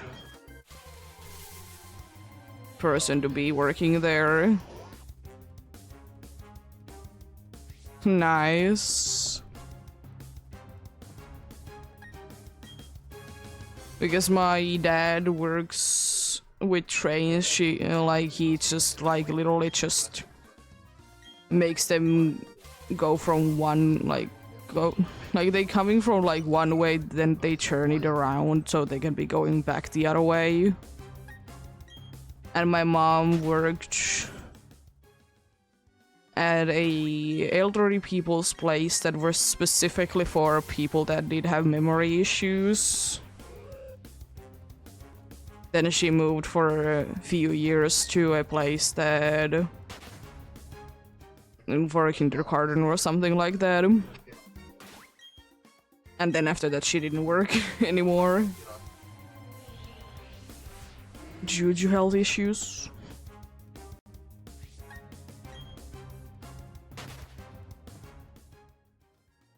But yeah. Neither of the places that could be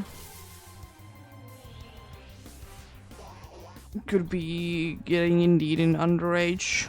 It would need to be at least 18.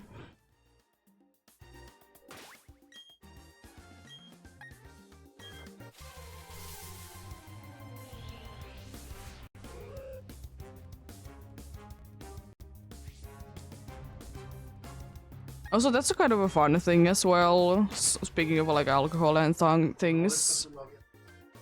Like, it's quite usual in here that when you're like 15, 16 years old, that you would be getting a job for the summer, that you would be working in a grocery store. But I'm just wondering, what are they doing there? Because they can't be at a cash register, because there's 2 different 18 plus things that they are gonna be selling there. Alcohol and, you know, tobacco things, cigarettes, whatever things. And, you know, you don't have the age to be selling them, plus you don't have the education to be selling them. Because you need to be having a little bit of education to be doing it, because you need to be knowing how to handle them. It's just like an hour or 2 like course from what I have heard. It could be that it's not required anymore. It's like what I remember it was from quite a good few years ago. Like, surely they could be restocking shelves, but the thing is, like, are you gonna be doing that for a maximum of 6 hours? Because that's the maximum that you can be keeping, like, underage person as, like, a worker per day. That's the max amount of hours you can't be doing anymore. But anyways. It's not like you'll be restocking the shelves for 6 hours. It's what, like maybe 1 or 2 hours max of restocking.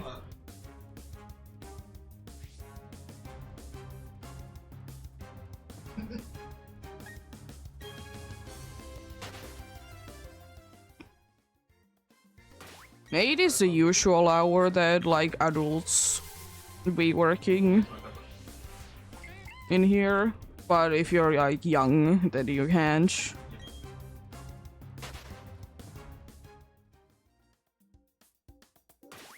I will say though that I did only once I did have a summer job.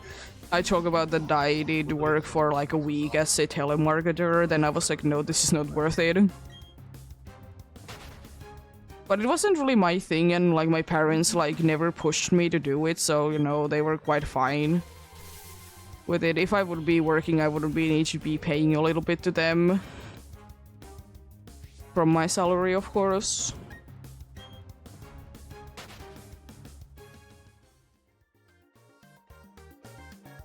I mean, of course, there's different people. You know, some people want to be working at a young age, some people don't, and I think it's completely fine.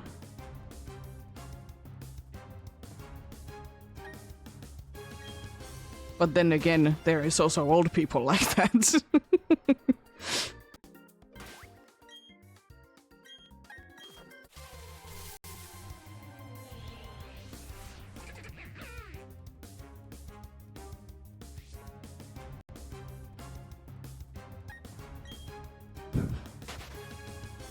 Because the thing that I know that it's not as usual as it is in here.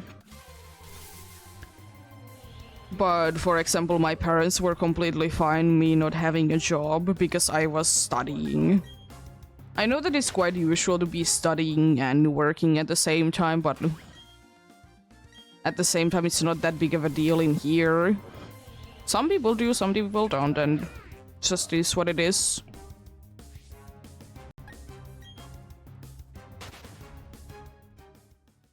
Yeah, it is unfortunate. Sometimes try to be finding a job. I've been applying to few, unfortunately haven't been able to, you know, get one.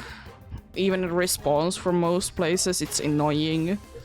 It's forever gonna be a problem, to be fair.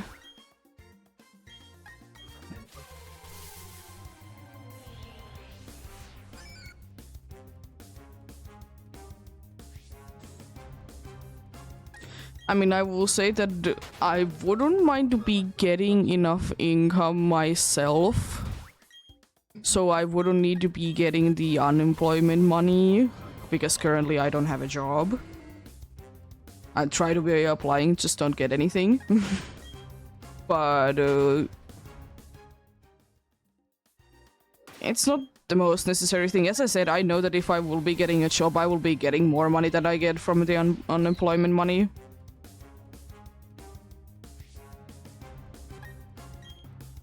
It's guaranteed if I get a job in my field.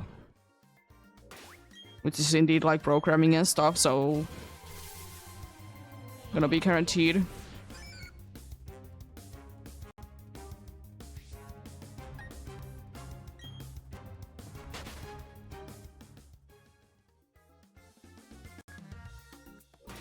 Yeah.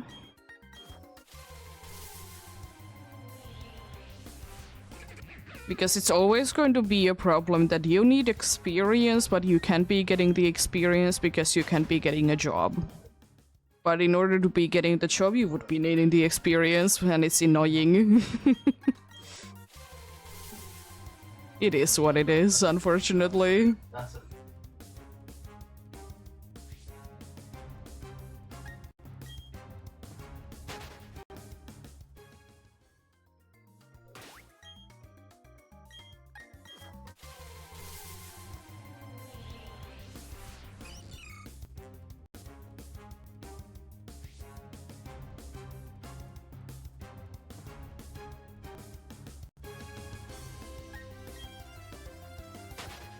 It's just so stupid that they did have the interview if they didn't care about it.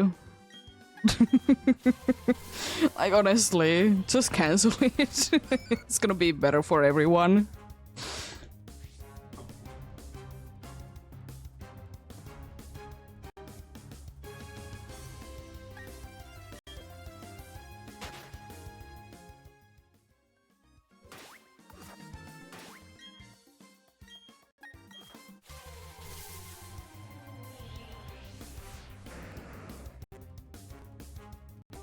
And also one thing I will say that is kind of annoying that everyone is saying that it should be easy to be getting, you know, a job in my field, as I said, programming and stuff.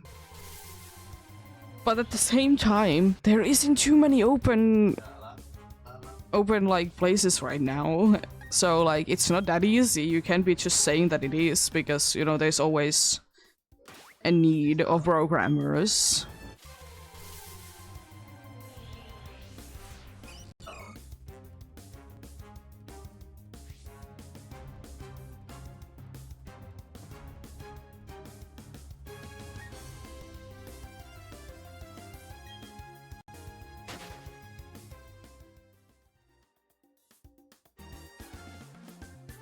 Nice.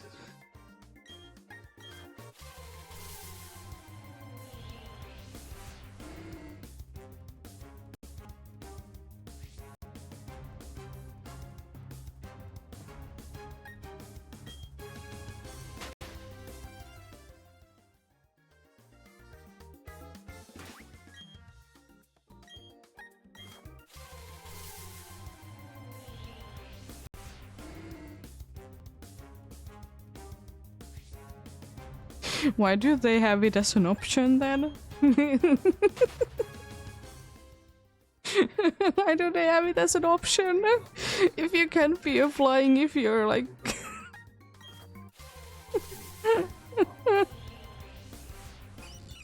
It's stupid.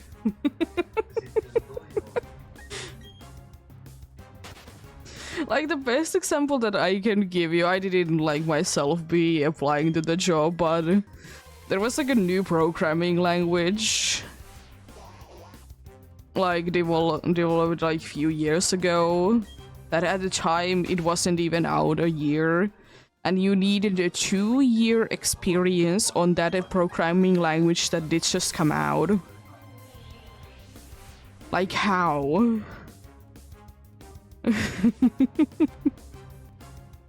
Like, how can you be having an experience on a thing that has literally just come out?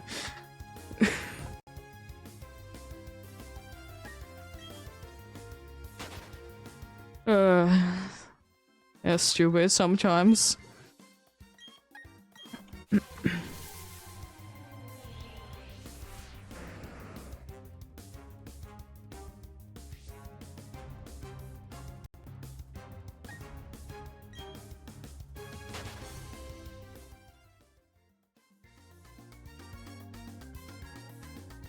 Yeah.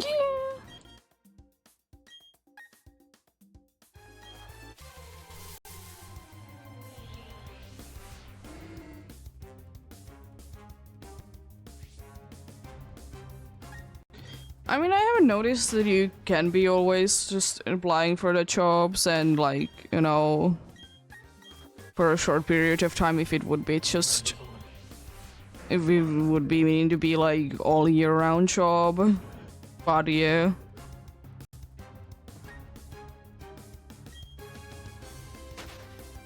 Nice. You gotta love it when they work out.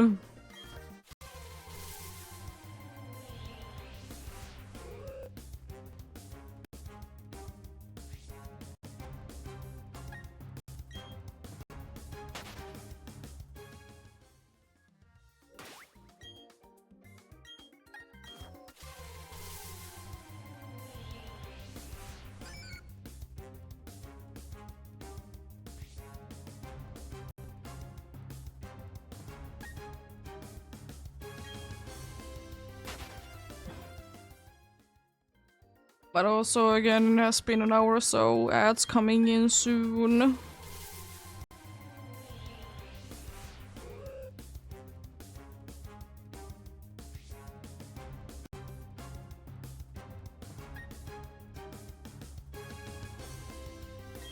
Honestly, that's... First of all, that's a stupid expensive transport that you're taking. And second of all, yes. Definitely could have been a call.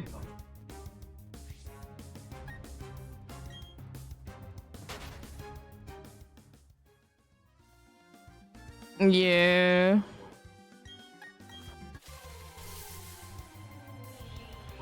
But it's still, if you ask me. Expensive.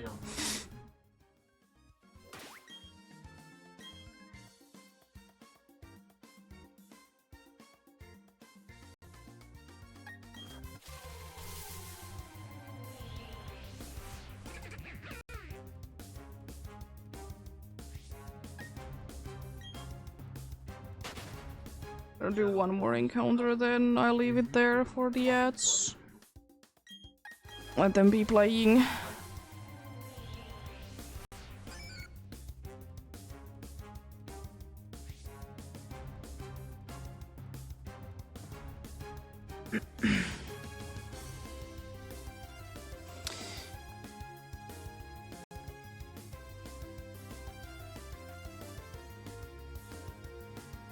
I'm to stretch then.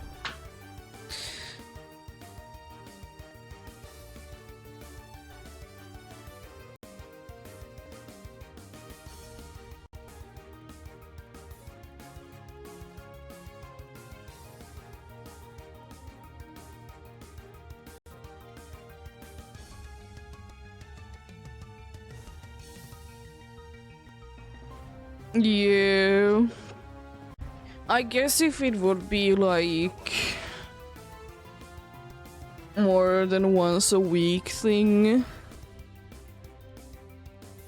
then you like, I don't know if you have it there like a monthly like pass that you can be paying a certain amount, so you can be in quotes be getting the month free travel thing. Just pay like one big fee and then, you know, go for a month with that. But since it's like once a week, it's not worth it for that.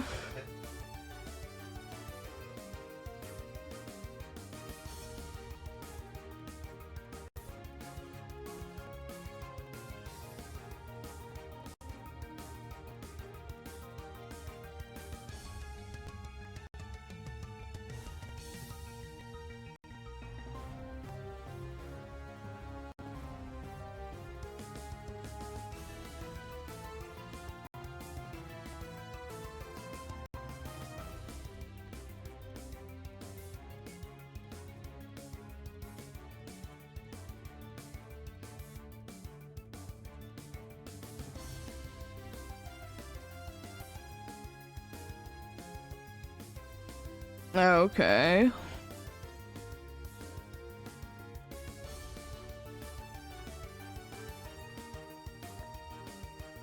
Seems interesting.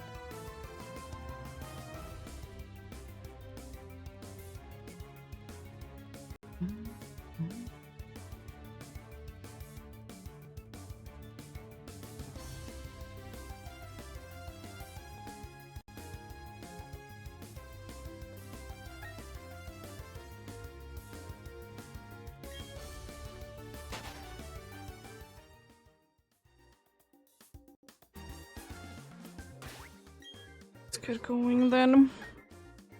Once again, it should be over.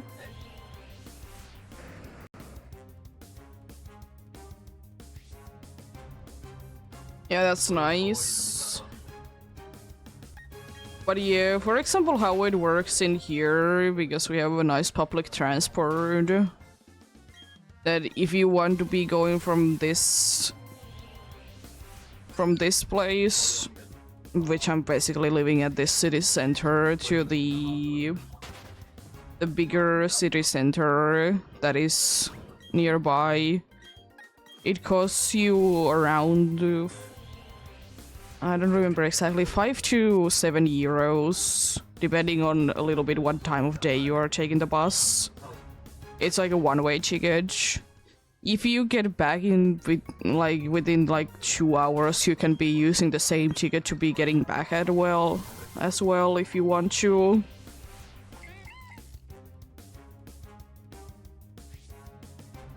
But yeah. But if you use the bus a lot, then you can be paying 70 euros per month to be getting the entire month's worth of it, so you can be using it as much as you want. Be using it 50 times a day if you would like to.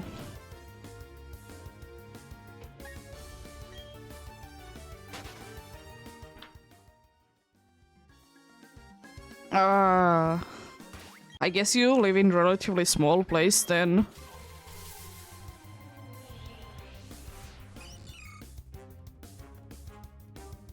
So I feel like bigger cities everywhere are more open.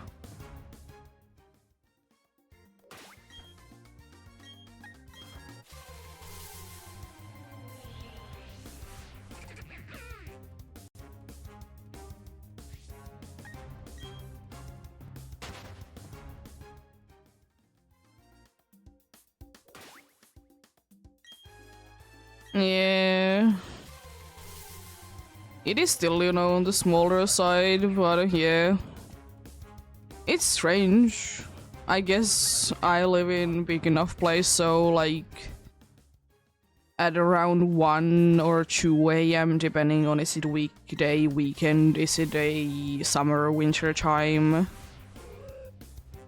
Around that time, buses stop working for about 4 hours, then they start kicking for the next day.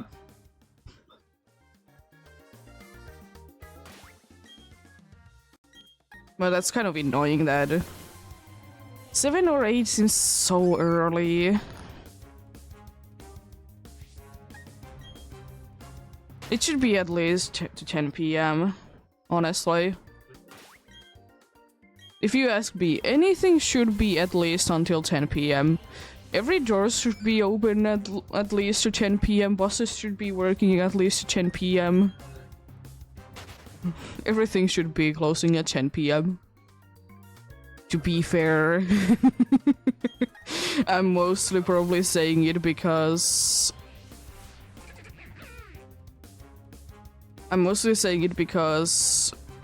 I work in the times that 10 p.m. is good for me.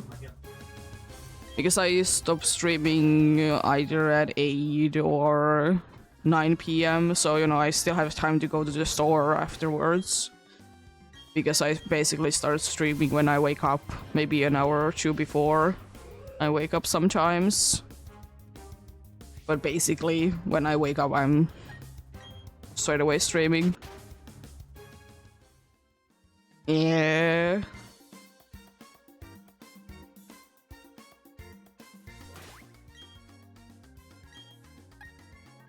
Oh, jeez. Yeah. Well, thankfully you have someone that can be bringing you there then.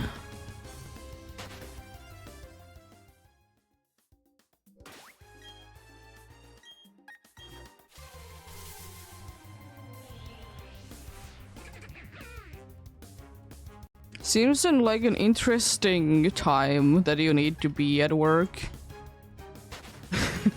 Not gonna lie.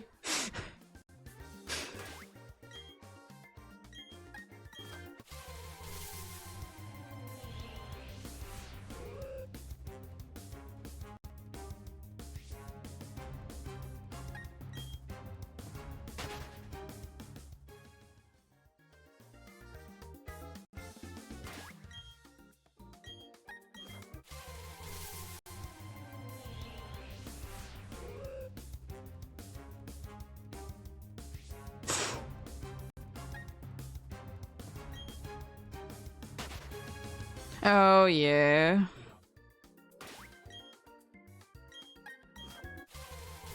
Makes sense. So it's more of like a dinner place then, since it opens at 1.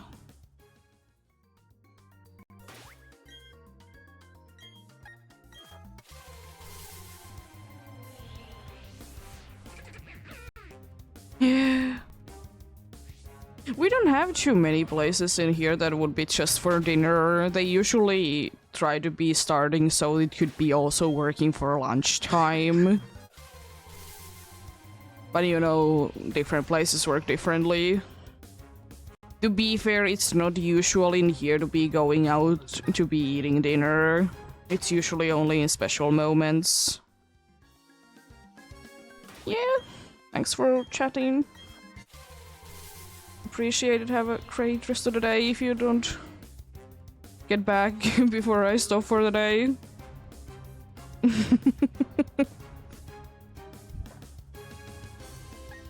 Appreciate the chatting indeed.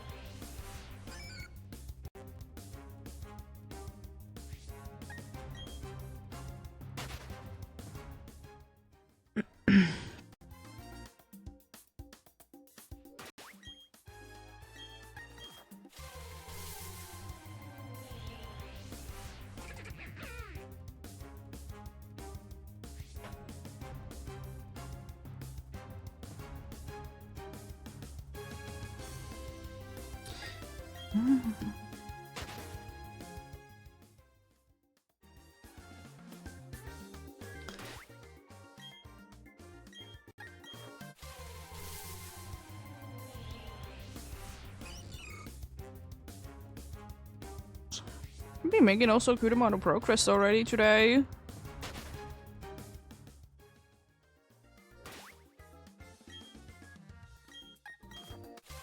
Which is always very lovely.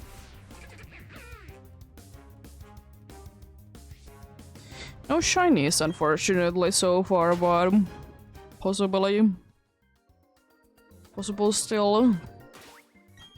Most likely gonna be going for 2 hours more. We'll see, we'll see.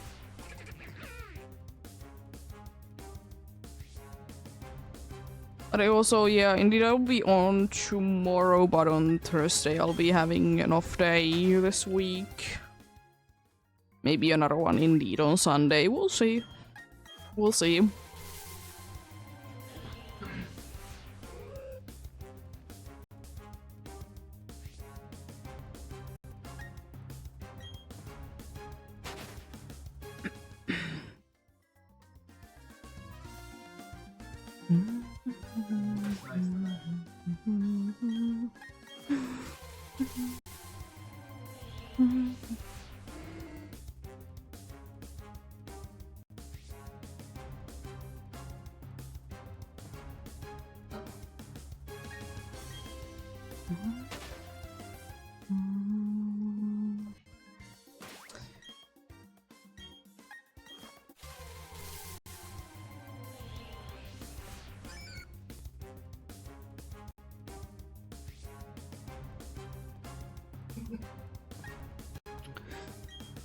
I want to... I think something did break, by the way.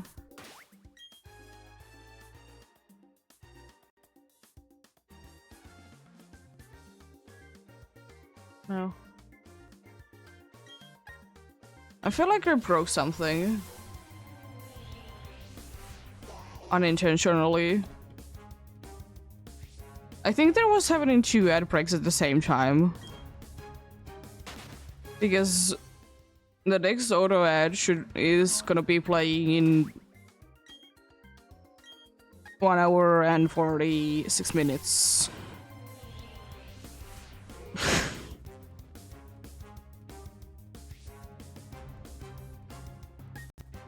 I think there was 2 ads playing at the same time then. Interesting.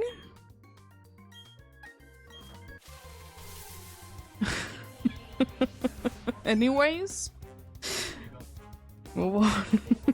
I mean, I will be playing an ad in like every hour still because, you know, then there can be pre-rolls happening. And, you know, don't want them to be happening. But yeah, I was about to say that I want to be checking is there any info about Fossil Week this year.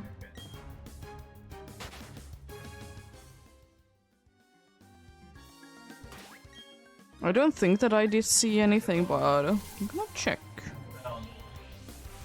if there is something that I did miss out on.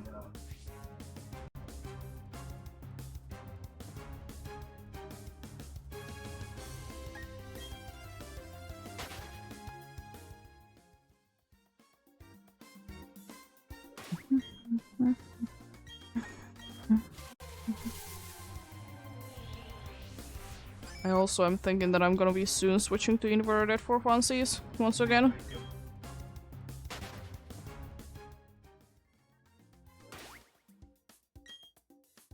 Because why not? Inverted do be fun. Hello, Zuril. Another male one. Love to see that.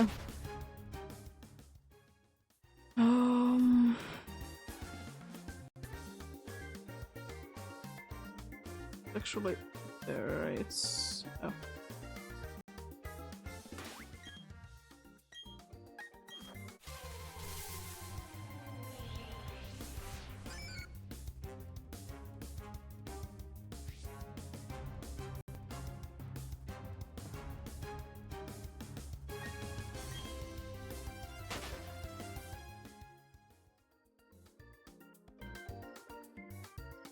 I'm pretty sure it's that.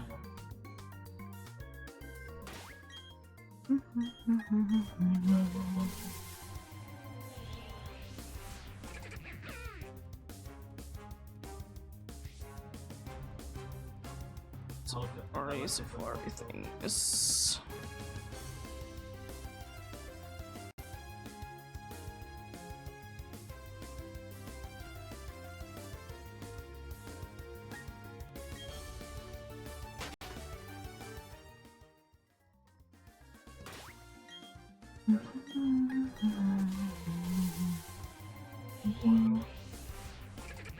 then again, it makes sense that they're not gonna be posting anything about this year's Fossil Week before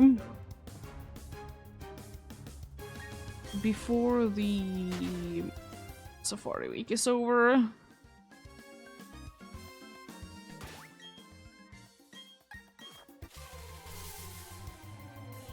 So I would like to know how much time I have between Safari Week to the Fossil Week. I guess as I said, I'll want to be doing some surfing. Some surfing things indeed. Vanillite and maybe other games.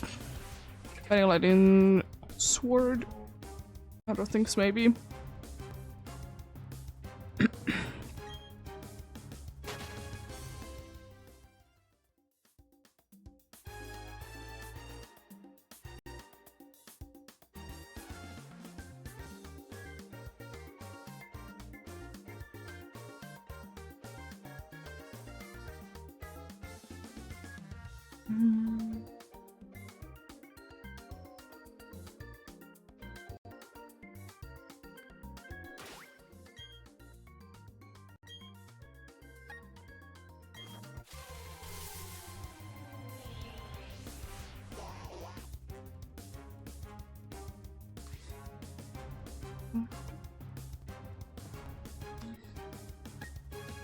Let's see. What games would I like to be adding?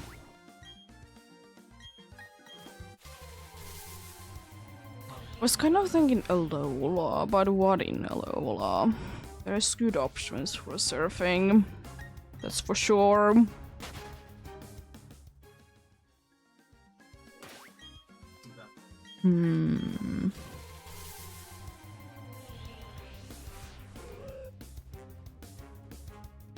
I don't think that I want to be doing any more than that, because I know that, you know, in Alola I can be just going in circles. But in the Sword I need to be paying actually attention. And I would like to say that in Sword, when I'm doing the Vanillite with surfing, I will mostly just be encountering Vanillites. Maybe other things if there is anything like having an Aurora, maybe. Maybe then I will be encountering them as well, if they're having the Auras, indeed. Guess in Sword and Shield they are always an exception. Do I want it or not, or need it or not? If it has the thing, I'm gonna be checking it out.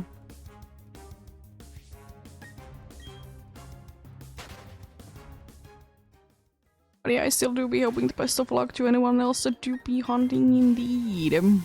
Hopefully you can be finding whatever you're looking for, get something indeed. And of course, if you're hunting in the safari zones, I really hope the best of luck to you to be able to capture it as well. Because they still don't have an ability that would be preventing things from be running away from you in the safari zones. Even though it would be quite silly to be having it anyways.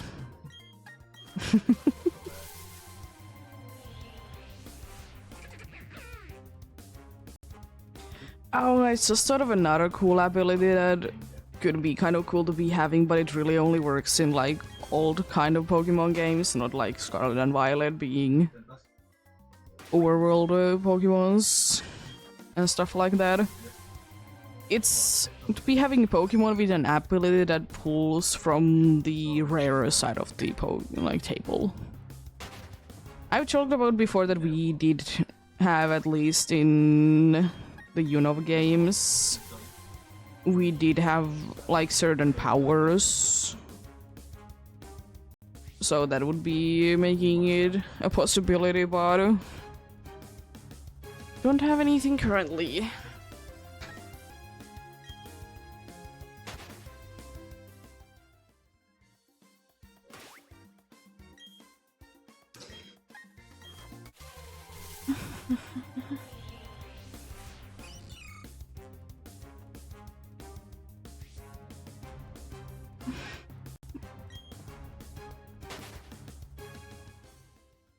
I'm gonna do one more encounter, then I switch to Inverted for a little while. How much is a little while? I don't know. It will be some amount of time.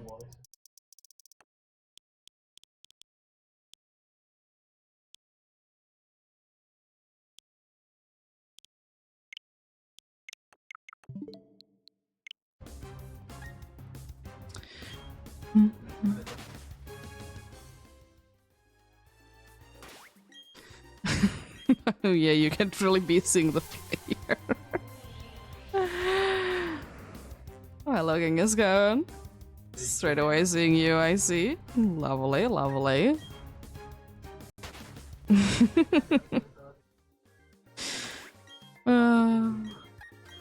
Love it to the bits.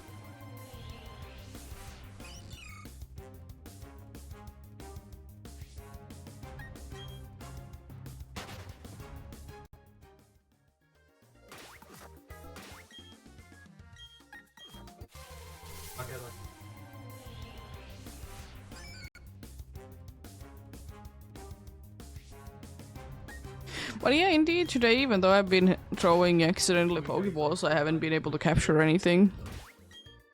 Yesterday I was indeed able to be capturing 2 female Whoopers. And 1 Geodude.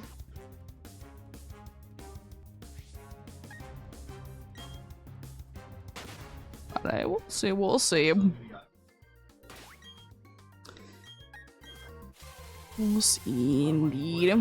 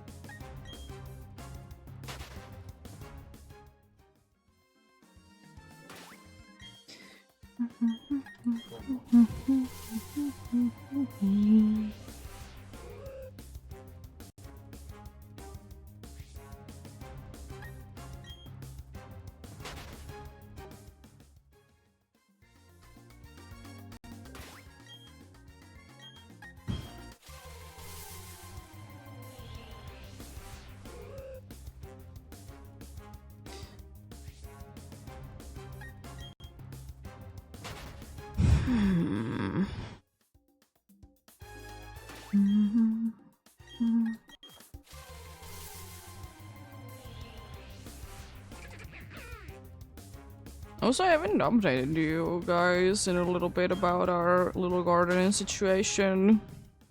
They're doing quite fine. Few things are gonna soonish be having flowers even. Things are to be growing nicely indeed. Unfortunately, indeed, the watermelon did die. Sadly. But it is unfortunately what it is. It did go better than most years, I will say that much. Because most years we don't see anything from the watermelon, but unfortunately it did try to be growing for some reason upwards. And that kind of did make it not be working. Maybe next year, maybe next year.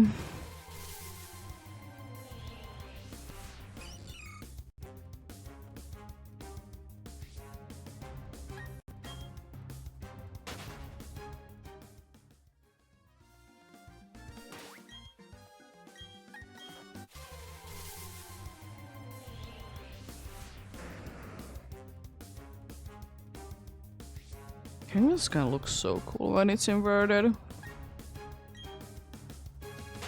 Love it.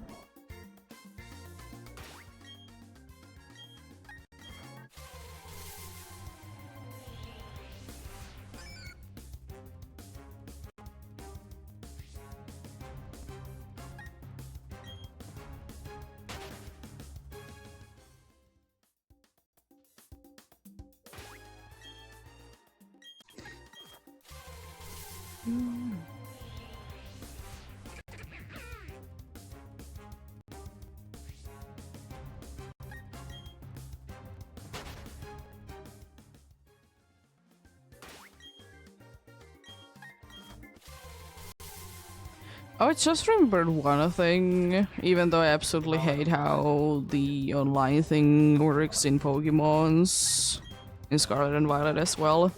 One thing I will say that is a lot nicer about Scarlet and Violet's like online things is that you're not gonna be getting constantly a list like what did people do or what are they doing. This is kind of annoying in Sword and Shield. It do be. Especially if you're like, for some reason, looking for something very specific there. Haven't ever done that myself. But in the case...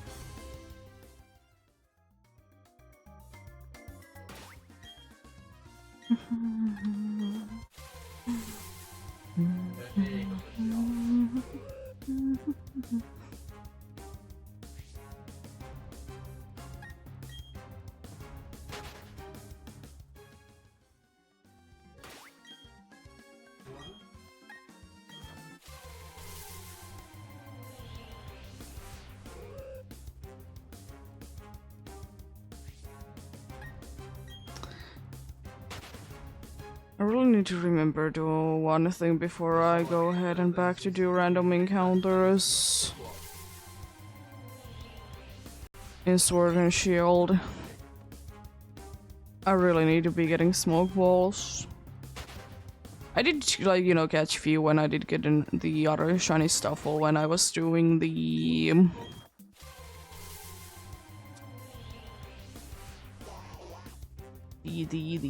Galarian Farfetch'd.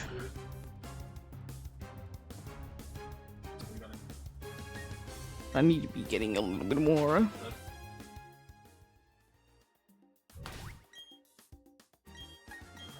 Not too bad though. Shouldn't be taking too long, thankfully.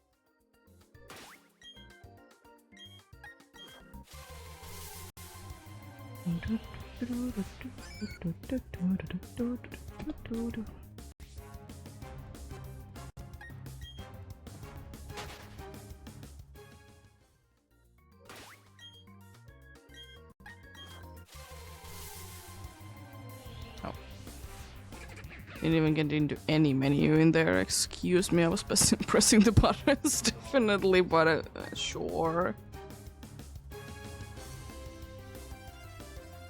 Have you seen a dream again?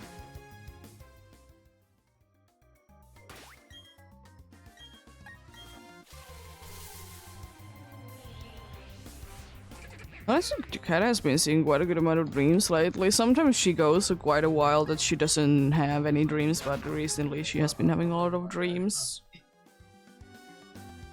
To be fair, how many times out of 10 when she's acting like she's sleeping, she's actually sleeping is a different story as well.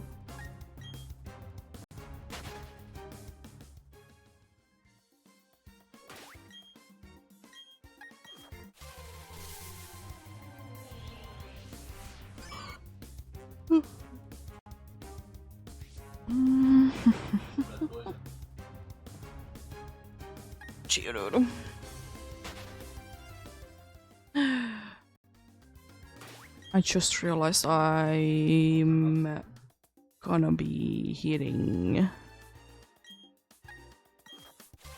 1,500 at least today. So silver, I think.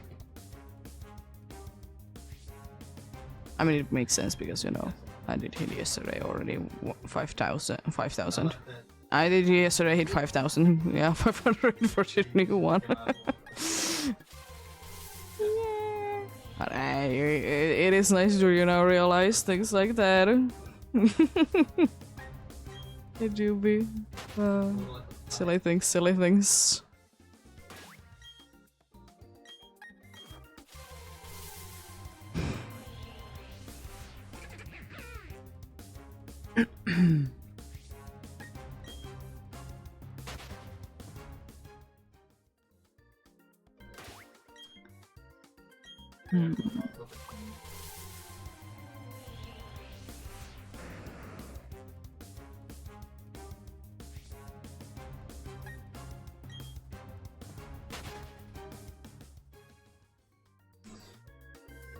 I wonder if Kangaskhan's shiny color of a green would be close enough so it would be purplish.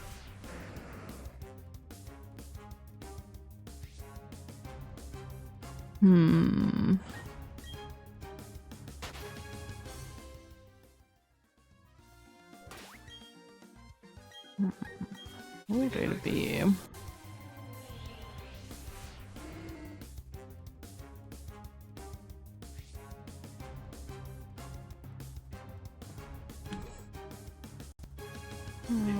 Quickly go ahead and see about that.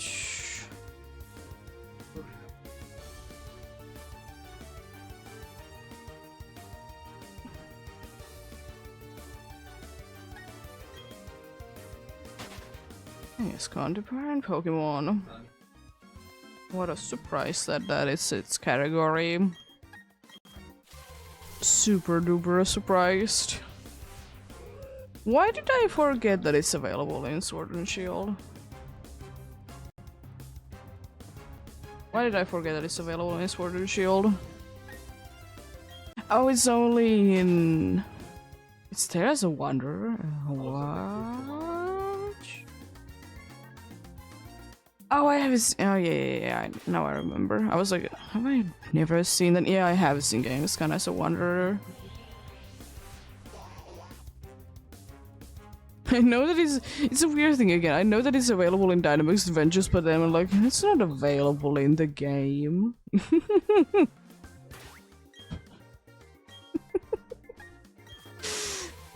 I guess, I don't know why I sometimes feel like the Pokemons that are, you know, available in the Dynamax Adventures that they are not available in the like other parts of the game. I mean, to be fair, there is few, but there is still more that are not like are not, yeah. More that aren't that way. Are not is the correct way to be saying, but I just don't want to be saying are not for some reason, even though I'm saying are not all the time now.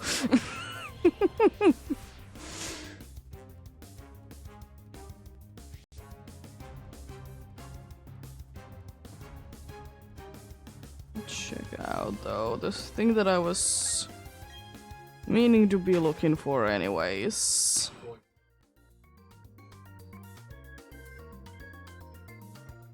I don't know.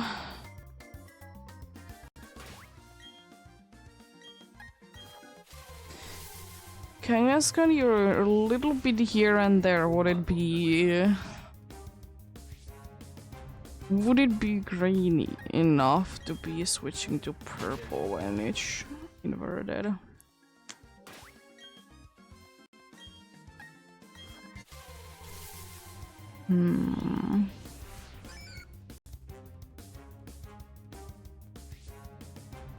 And again, you know, I don't really want to be checking them out because I want them to be a little bit of a surprise if I actually get them, you know.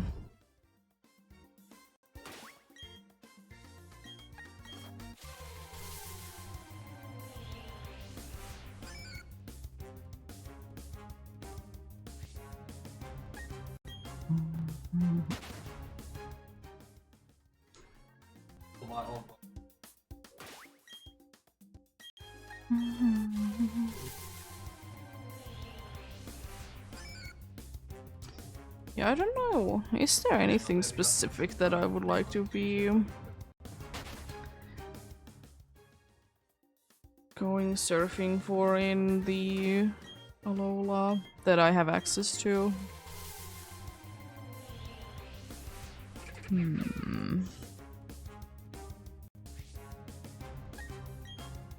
Nothing like straight up like comes to my mind. There are more like fishing ones that are interesting.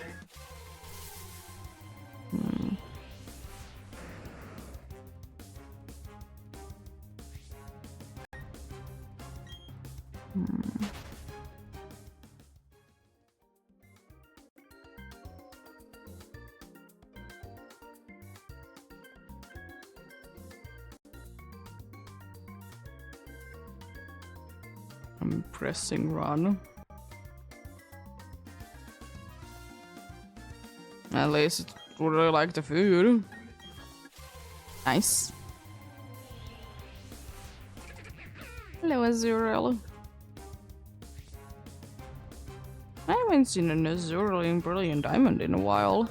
Shining Pearl a few times, definitely, but not really on the other one.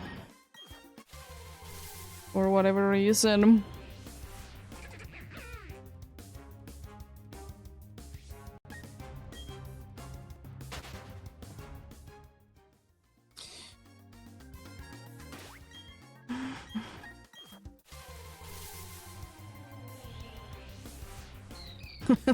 It's so sad about it, and again, I get it in both games. Ask and you shall receive, I guess. I haven't seen Azurian Brilliant Diamond in quite a while. I immediately guess it. I love it.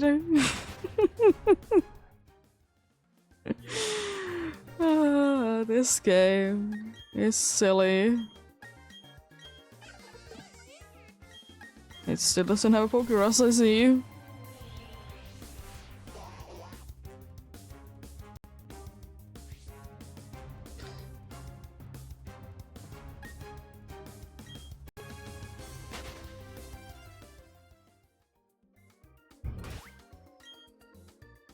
I will say one thing surprises me sometimes is that about shiny Pokemons is that there is some Pokemon that do definitely be changing the eye color, and it's their main thing that you can see easily, like Laylee, for example. It's the main thing that you will be seeing as the shiny difference, indeed, is the eyes. But then there is a bunch of Pokemons that you wouldn't think that the eyes would be changing, but they are. I love it though.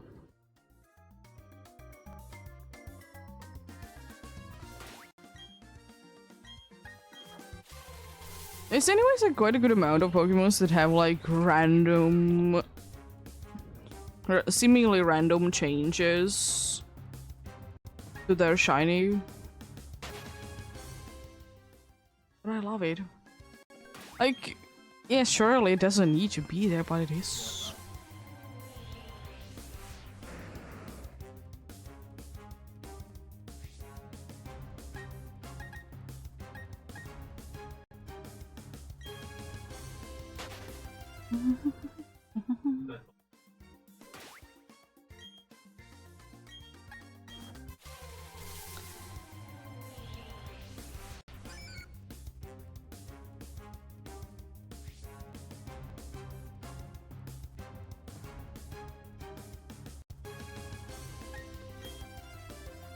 I will say though, even though I knew that I was hunting Murkrow in my other Brilliant Diamond file, I forgot that I was there.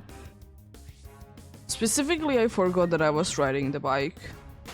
I mean, it makes sense because, you know, at least I'm thinking that you will be getting encounters faster if you're going with your bike. Don't know if it actually does anything, but hey, I can do it anyways. Because thankfully you can be saving like that indeed, that you are riding the bike. I love it to the base.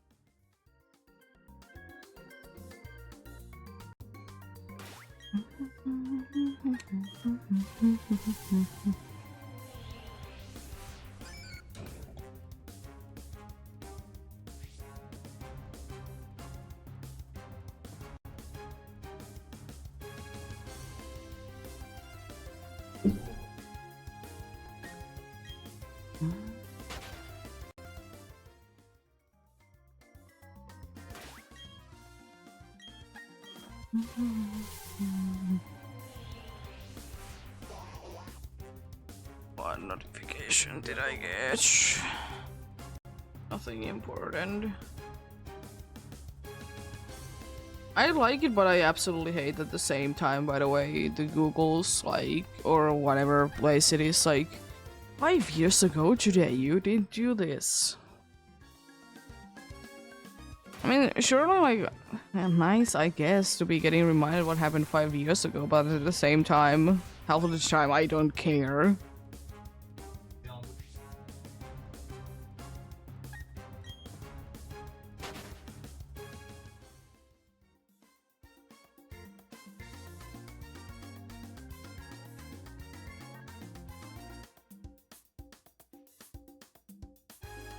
I couldn't be caring less what's going on there.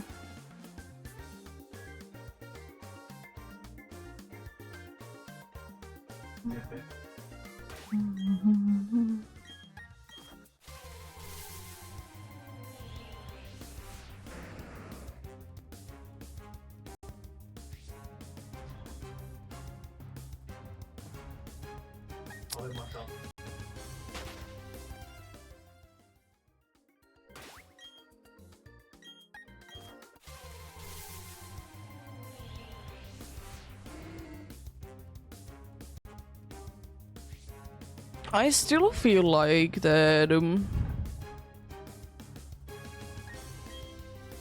it's kind of odd as Kangaskhan is a Gen 1 Pokemon. I don't know why, I just find it very weird.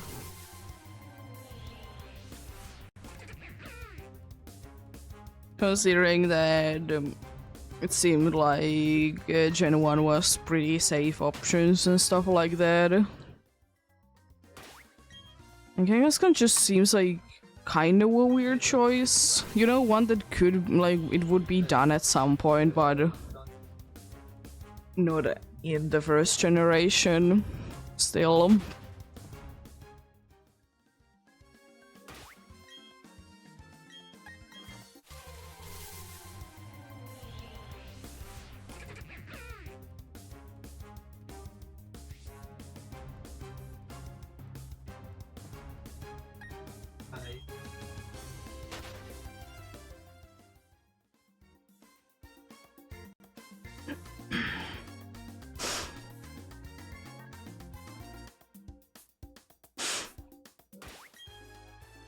Jeez.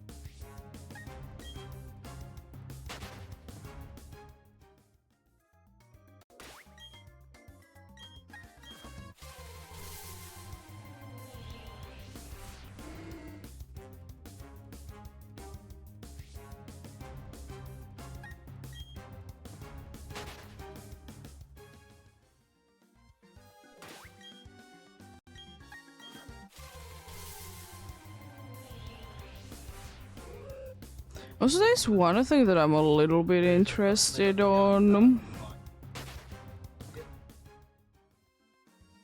In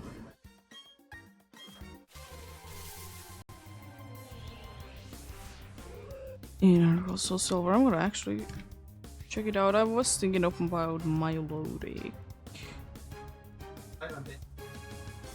Milotic. Could you be getting Milotic in those games? I know that getting a Feebas is very hard to be. Feebas is very hard to be getting in. Hard Gold Soul Silver, either you need to be transferring it or getting it from a Pokewalker.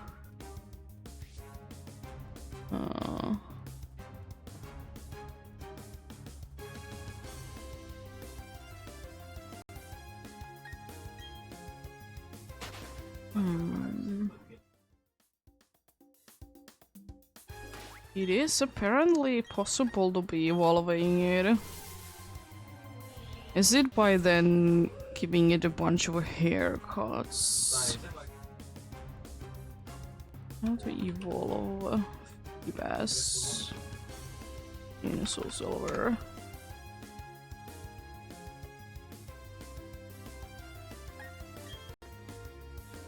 You need 8 times matresses by Feebas and Days by Daisy Oak. Okay.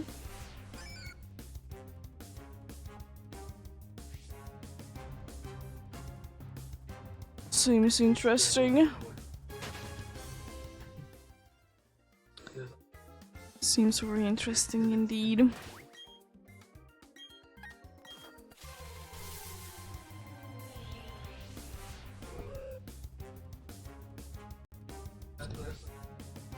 Yeah, I did remember that it was one or the two, like either the needing to be getting haircuts or the massage. It's just kind of stupid. Why is it the massage and not the...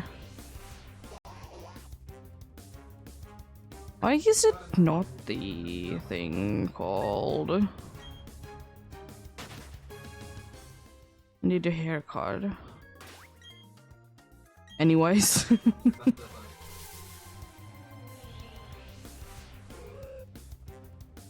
But yeah, I did remember that you can be getting it in there.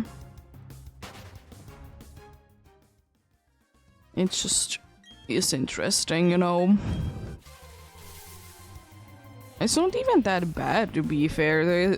Definitely beauty condition is like quite bad in other games. That's quite nice why it was like switched back to Prism or switched to Prism scale. I guess kind of also switch back to Prism scale, but anyways. Yeah, getting the beauty stat is kind of annoying.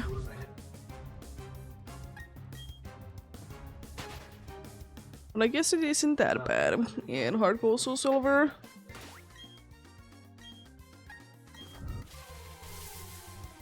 But then again, I will say that if you just can't by any means in Switch games, just transfer Milotic in. You're just gonna be saving yourselves the trouble.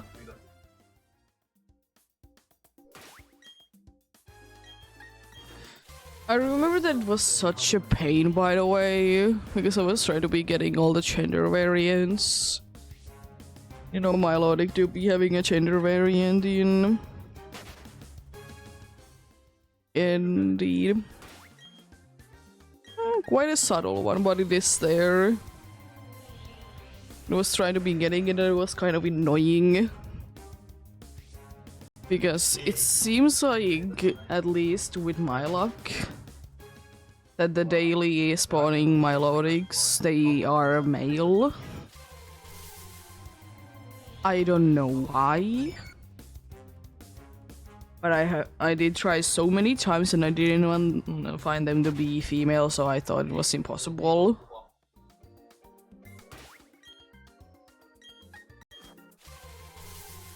But...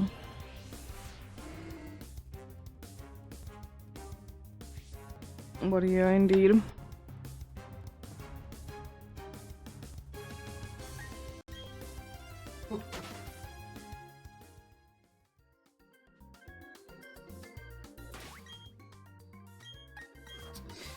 what I ended up doing for it was that I was just doing the reset thing with the dance. Did take quite some time to be getting, I will say that much. Quite a good amount of day skips did go to that.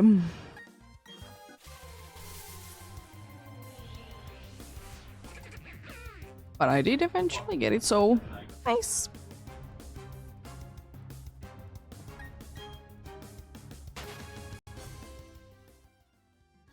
Very cool, very nice indeed.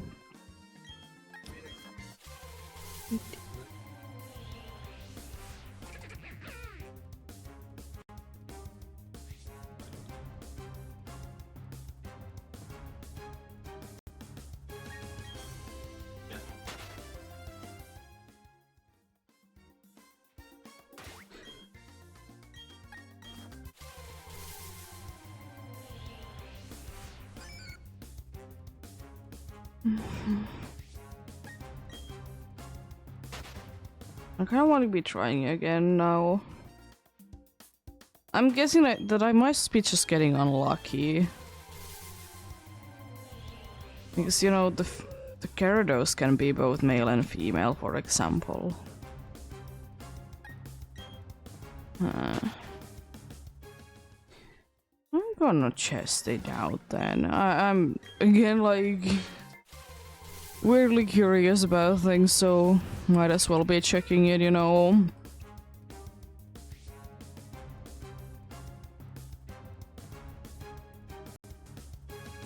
Might as well be doing it indeed.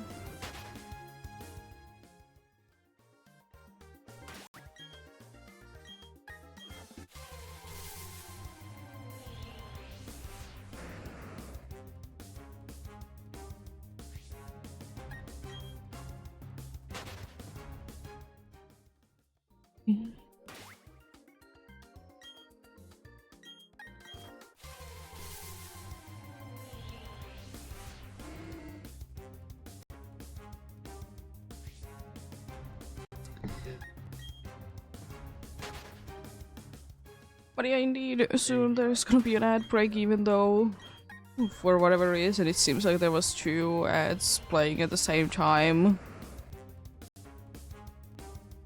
I'll just be going with when the pre-rolls are gonna be happening otherwise, because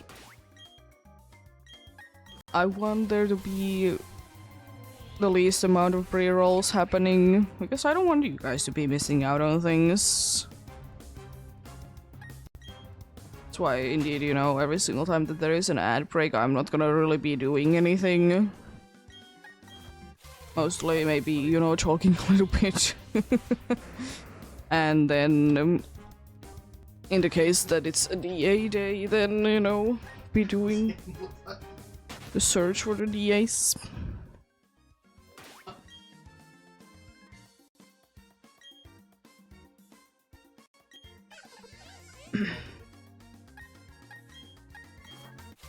Hello, dude.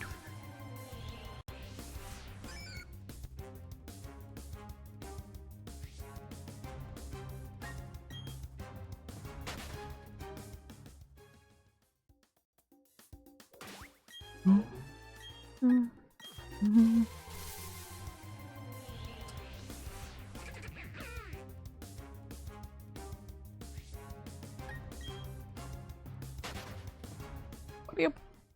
I would be suggesting to be getting something to eat, something to drink, take a break, some shape or form when I'm taking the break as well. In the case that you haven't hydrated in a while, it would be good to be hydrating. Of course. And you know, as usual, don't push yourself too hard. Taking breaks is indeed important as well.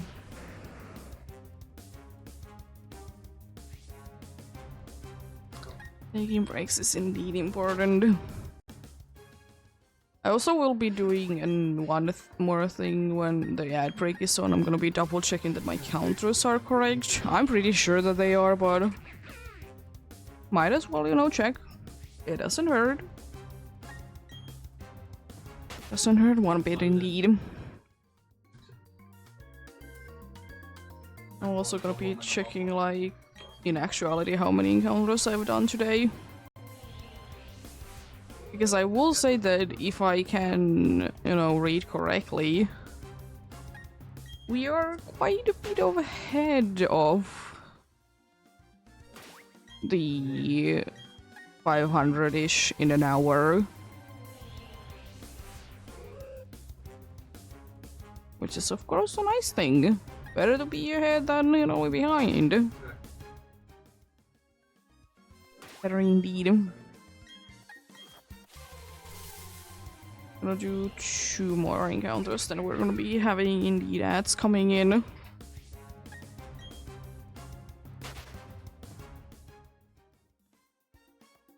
As I said, remember to be hydrating. It do be important.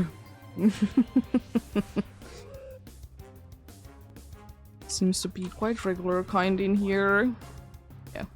Break time, around 3 minutes as usual. Indeed.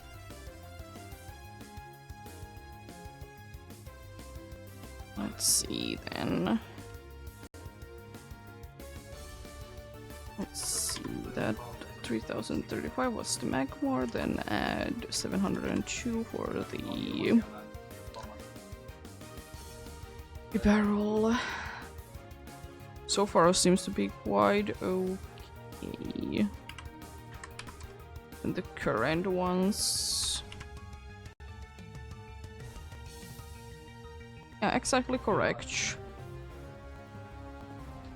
Not be missing out on encounters. Nice. Very nice indeed.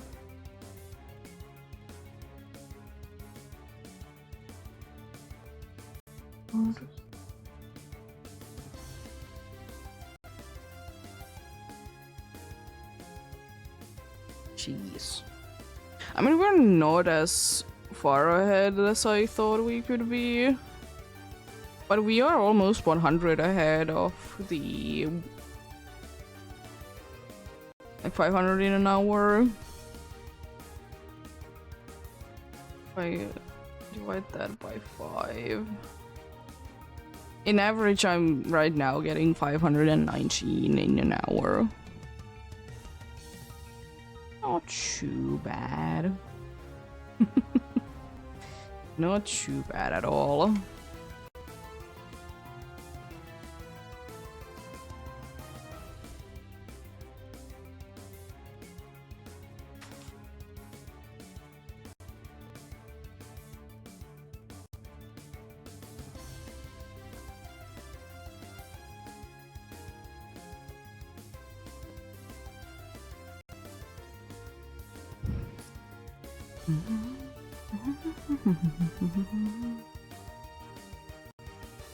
Has anyone found anything cool in an hour or so?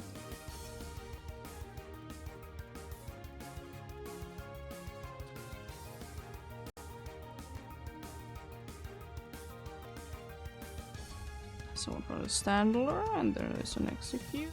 Nice.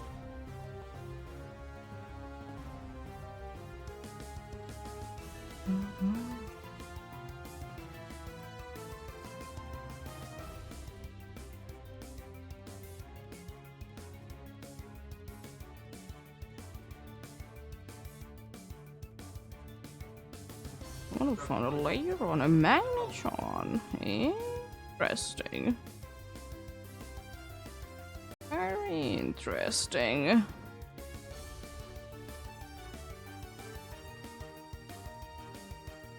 Interesting founds.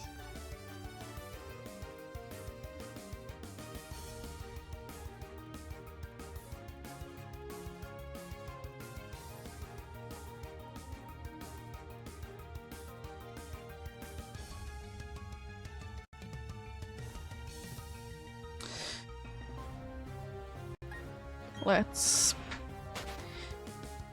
move on then. Continue hunting indeed.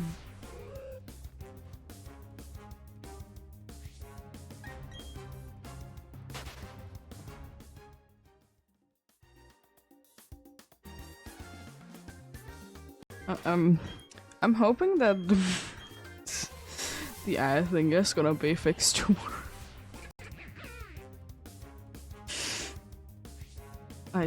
It's still saying that there is, you know, over an hour for the next ad. I mean, I guess depending on how far over 6 hours are going today, then, you know, could be waiting out on that, but I'd still rather be playing ads hourly, so, you know, no surprise ads. Oh, hello, Mariel. I feel like I haven't seen you in ages. In orange.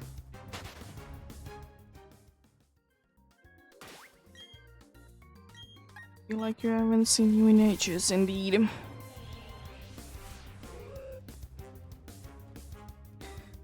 Then again, it do be in a way one of the rarer ones because let me actually check if I can quickly be getting up an encounter calculator into this place, even though it's from like for diamond actually, but it doesn't matter.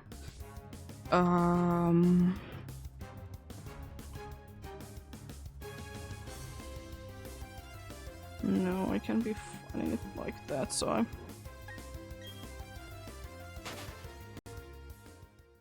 like I did use it not too long time ago, but anyways.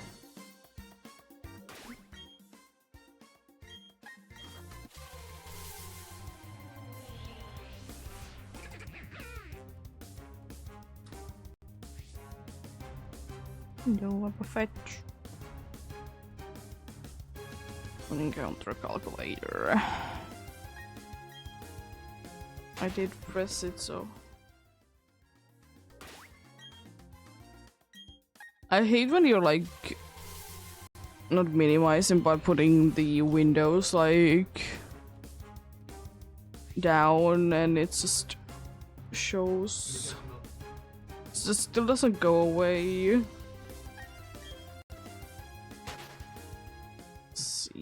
It's Great Marsh Area 6. Oh yeah, because I can't be getting like anything stupid. I mean, thankfully I can be like, I know who switches away.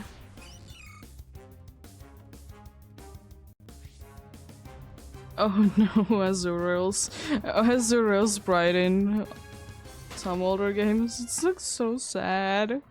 Nowadays it just looks like a happy little fella.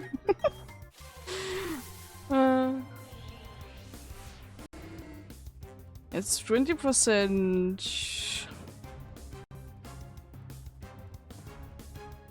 Whooper, Barrel, and Hood Hood.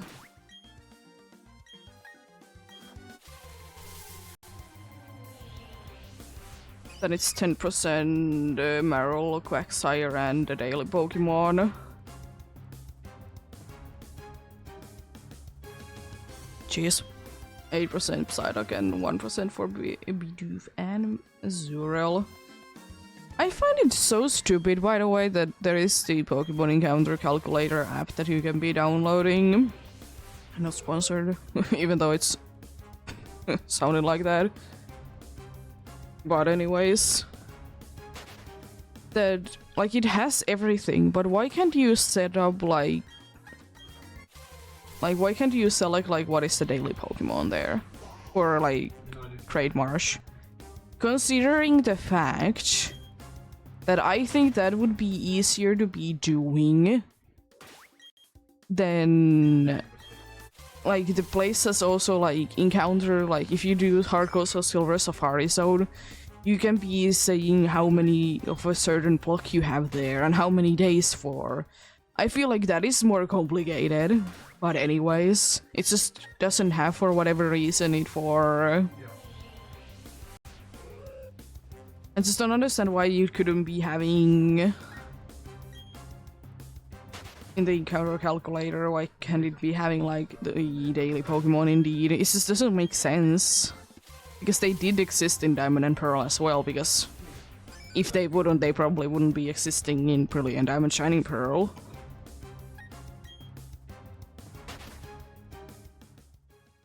But anyways, I guess because it is like the, if I remember correctly, like the daily Pokemon in Great Marsh, it seems like it's one of those things that, jeez, a lot of air.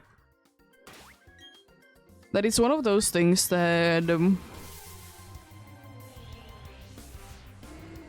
it is, you know, apparently hardly explained anywhere, even though I think it is fairly well explained. Or I could just be finding good sources for it, but anyways.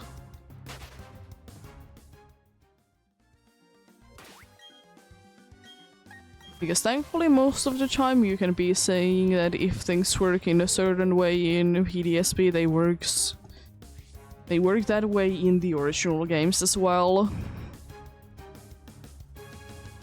It do be quite often the case indeed.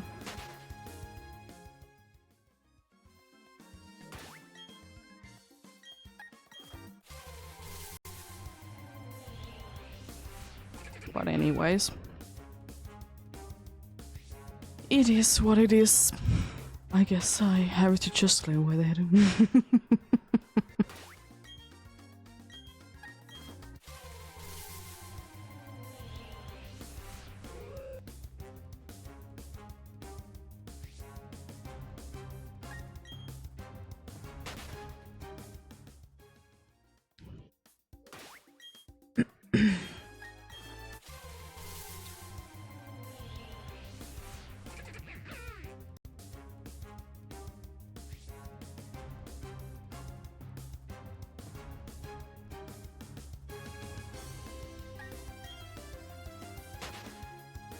I will still say though, one thing that I'm kind of missing out from, like, when I was a kid, I guess I could be still doing it for sure, but it's harder, I guess, to be doing nowadays. To be playing games like basically completely blind, in a way that you wouldn't be also like checking out what is the answer to things. Then again, I will also say that even though back in the day there was also games that didn't give you any hints, but there still was, like, I remember that there was few like puzzle games that like they did hint, like they did hint like what the answer is.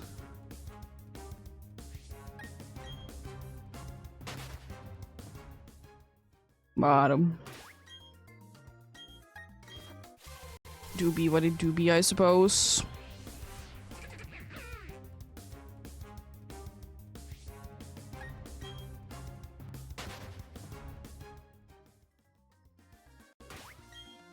Because there's few games that I every once in a while try to be playing without like looking anything up as like puzzles and stuff, how to play through the game. I will say though that one thing that I do be drawing the line on though is if there's achievements, and you know, I like to be getting all of them if I can, because why not? So if they seem like they are too complicated, I either want to be making sure that I did understand correctly, or like actually like check out like what does it even mean I don't understand.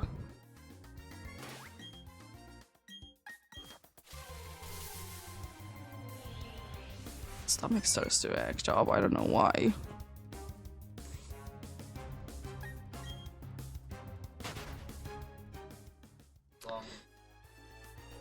Hopefully it goes away then. I'm glad to be going on for a little bit longer.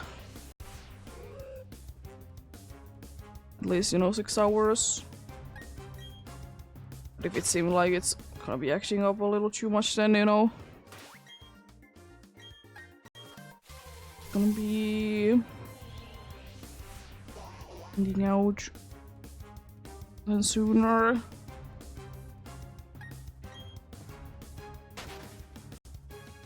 What are you?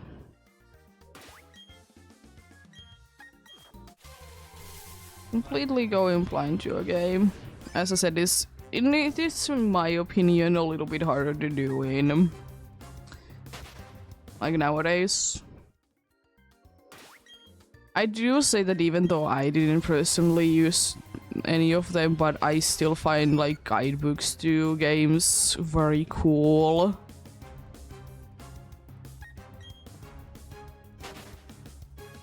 I found them very cool.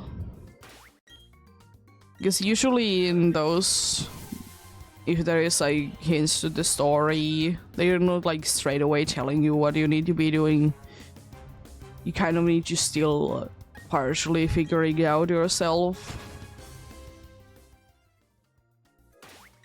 I will also say though that the reason that I mostly did struggle with games when I was a kid was because I didn't know English. And not every game was either translated or to English, to Finnish, or they did get it so late, so we just did get it without the translation. I mean, some games you can be doing without, like, having the language knowledge. But there is quite a good amount of games where it would be quite nice to be understanding what's going on.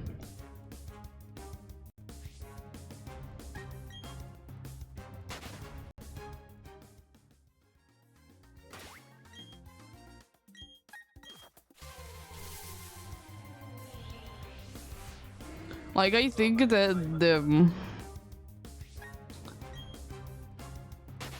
for, like, as an example, I did play Spyro the Year of the Dragon quite a bit when I was younger. I don't think that I would have been able to ever be getting around, like, some of the puzzles in that game if I wouldn't be getting infinite amount of tries. For example, in the very late game area, there is, like, I guess an Egypt-themed, like, place that there is riddles and stuff. If you wouldn't be getting infinite amount of, like, times to be answering things, I don't think that I would have been able to do it. Because what did my brain make when I didn't know any English is just, I'm gonna be testing every single option from top to bottom. Because thankfully the answers and the questions were always in the same order, so you could be doing that.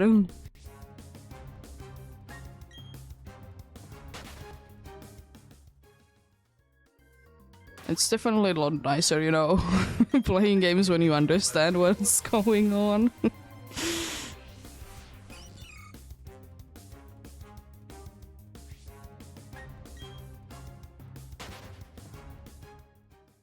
And I remember that there was a bunch of games that, you know, they did have like option. No, some of them even didn't have English as an option. Because back in the day, there was like certain packages for certain countries, like what is the language options for them. And I think for us it was mostly, you know,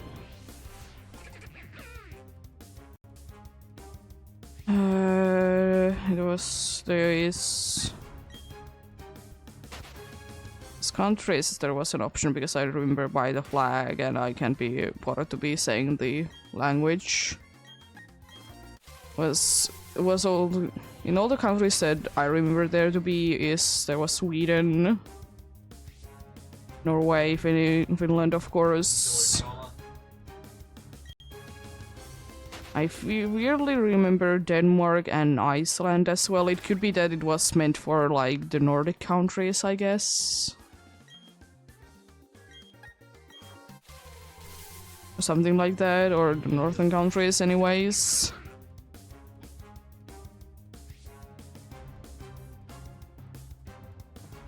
At least I remember that there was both Norway and Sweden flags there.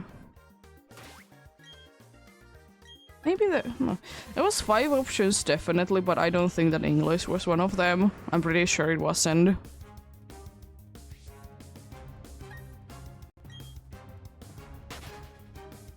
I'm quite certain that English wasn't one of the options. Which I did, like, overall find quite odd, but it was the time. That, you know, you did have your versions in... that was sold in, like, in Asia, that you did have your ones that did do get sold in the... usually only Northern America, but it was also technically... you could be seeing them in Southern one as well. And then there was the European version. 3 main ones.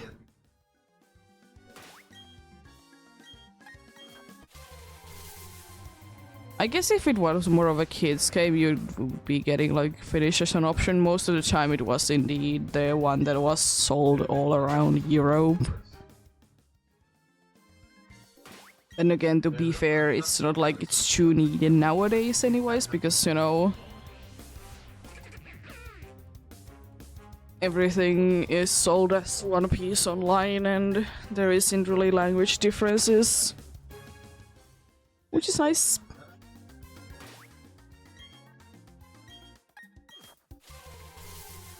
But anyways...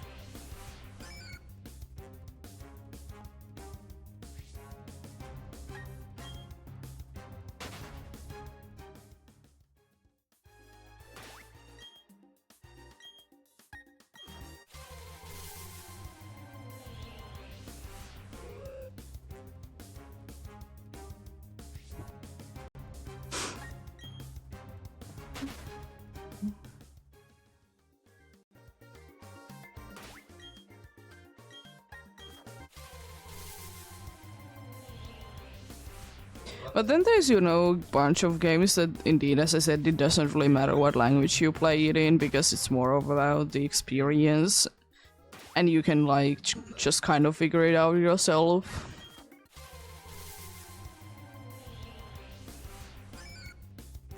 Like, for example, I think I have almost always played Minecraft in English. To be fair, I didn't know English at that time, it was taught at school. Did I understood what anything meant? No, but I mean, does it really matter? It's just, you know, this block looks cool, I'm gonna be using it. Like, I didn't care what it's called. I did play a few times in Finnish, but... let's just say some of the word choices are definitely interesting. I mean, most of the time they were correct, but, you know, there was maybe another option that would have been a little bit better fitting. I mean, at least I will say that there wasn't any situations where there was a completely incorrect translations. Because I think I have said it that in Long Dark, and since there is a button that, you know, you can be pressing to be creating a fire, and then you can be firing a gun, and both of them are, I'm pretty sure, in English as well, it's just fire. But in Finnish there is 2 different words, and for a time they were mixed up. So if you would be playing it in Finnish, when it would be in English, you know, fire, to be making a fire, it would actually be meaning that fire as in sure. And vice versa, it was stupid. It was a little bit confusing to be seeing some Finnish people be playing with Finnish language, for sure. They did quickly be switching into English.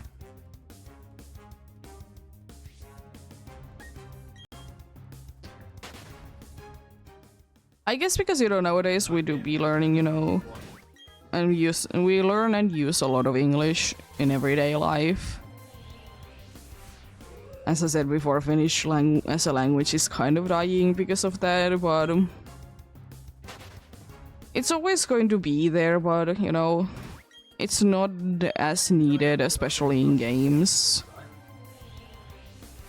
I mean, surely, you know, I do be sometimes be playing games in Finnish or Finnish dub. Just for funsies and see like what kind of stupid decisions have they made this time. As I said, most of the time they are not wrong, it's just a weird choice. Considering the fact as well that in most games nowadays, especially if it's from a bigger company, there is a team that is working on the translations.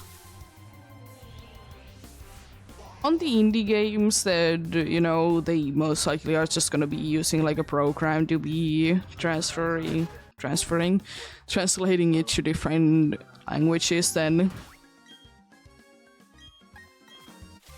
Yeah. But in both ways there are definitely interesting ones. What it do be. Don't mind it. Don't use it. Just play it in English. Also, I know that I have complained about this before, but I absolutely hate because I like to be having, you know, my computer and consoles like their language in Finnish. Even though it doesn't really do anything, I just like to. I hate when a game is like, it's just going to be going with your system language.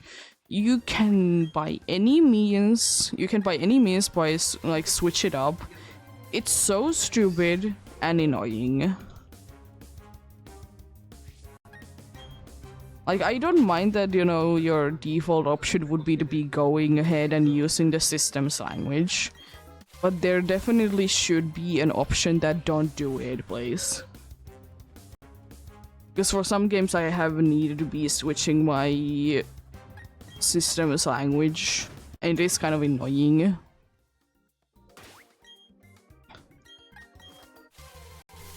But I suppose could be worse.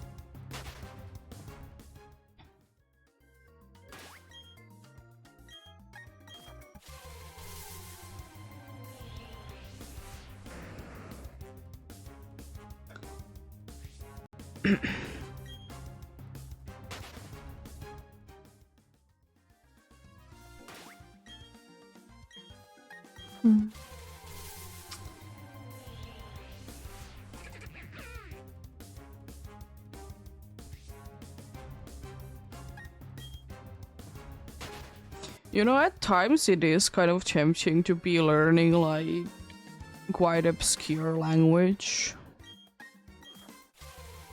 You know, a language that like pretty much no one is using.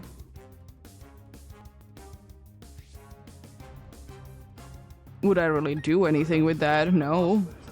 But could I be also just saying that I know this very specific language that basically no one is able to be speaking? Yes. The problem is, as I said, that I don't learn languages that easily. I will be always struggling with learning languages.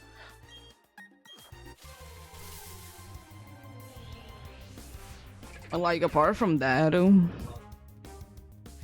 wouldn't mind. Wouldn't definitely be minding to be learning.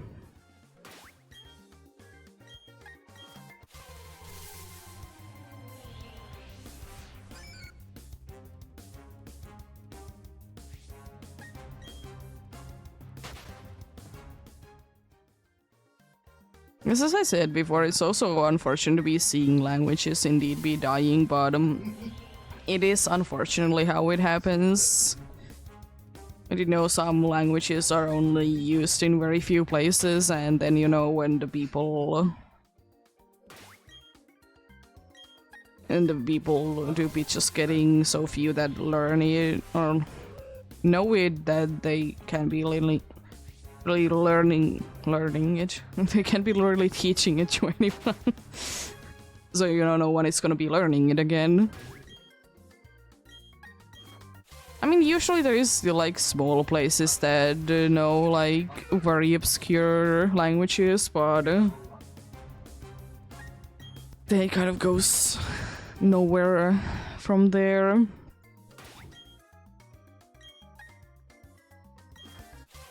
It's unfortunate, but it do be what it do be.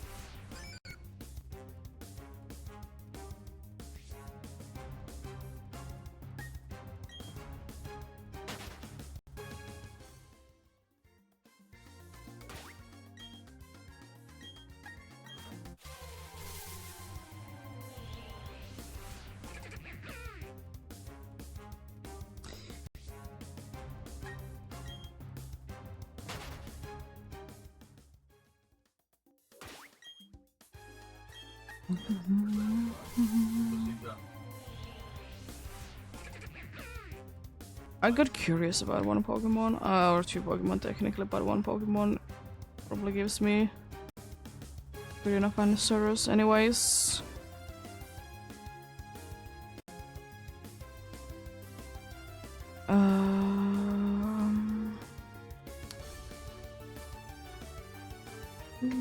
Safari Zone.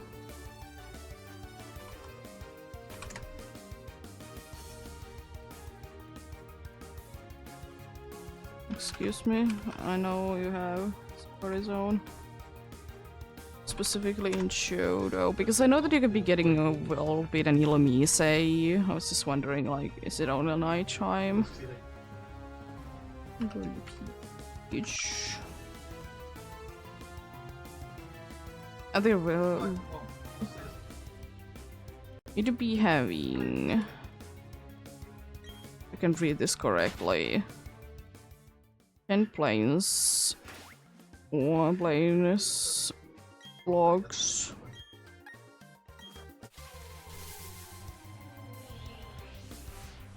And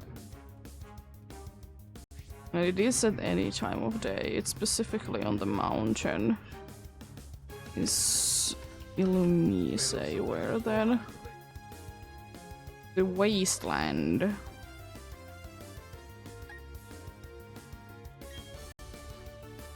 After again 10 planes blocks. If I can indeed be reading this correctly.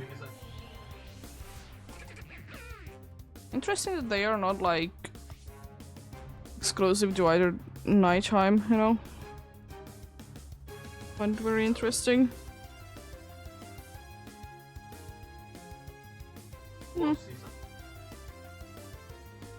It is what it is, I don't care about it. Just find it very interesting that it's not exclusive to nighttime. Nothing interesting in Pokemon Go either. Sad. There was one Electabuzz. It's been recently quite bad at spawns, I feel like. Or I'm checking at the wrong times.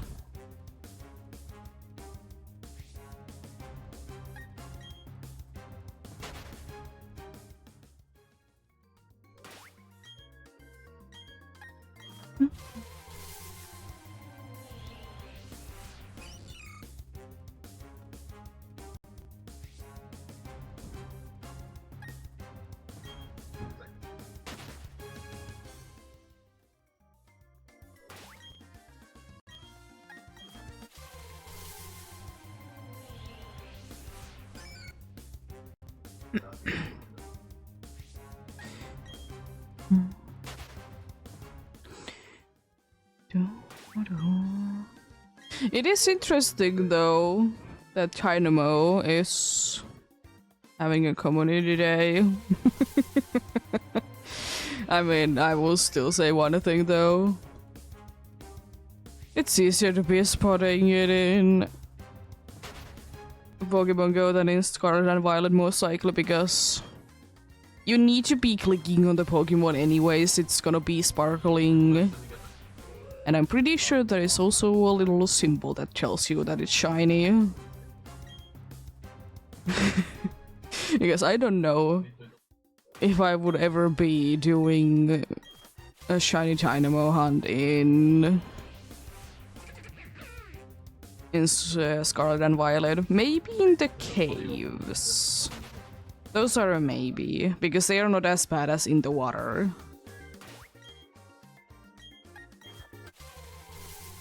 But I don't know.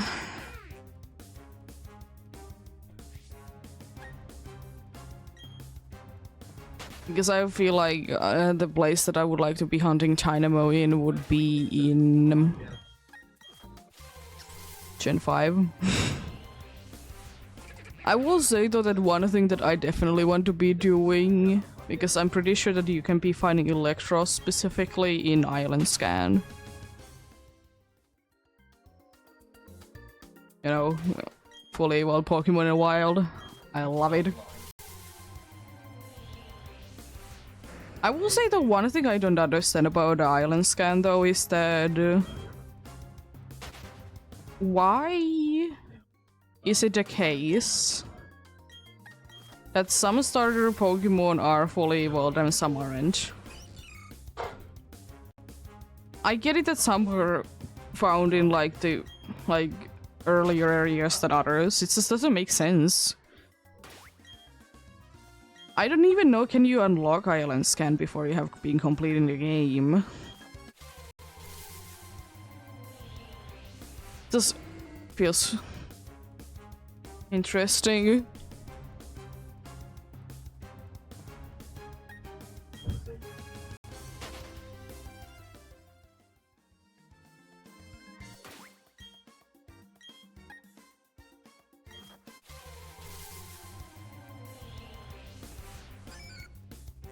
I just thought of something stupid. You know how Mimikyu is wanting to be Pikachu? Because it's jealous how popular it is. And you know, it's not actually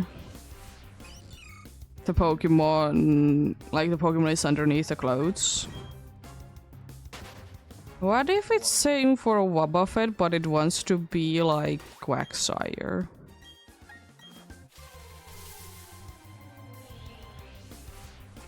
Because it is said that, you know, Wobbuffet isn't actually the Pokemon, it's just a tail. So technically, like, rest of it could be underneath. Underneath the thing.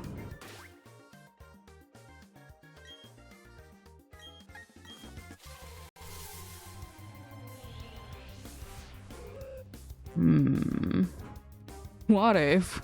Because they both be blue. They both turn pink when they're shinies. And they both have gender differences. Maybe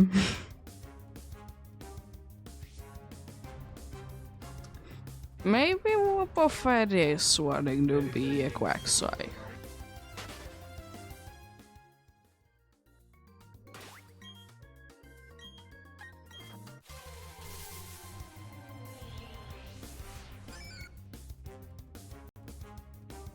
It's also why, you know, it has Shadow Check as its ability, so it can be trapping every single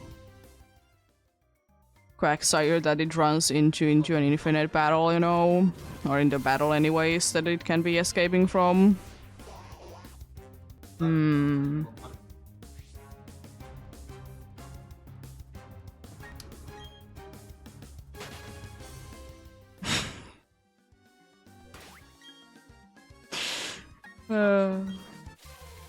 Could be, could be.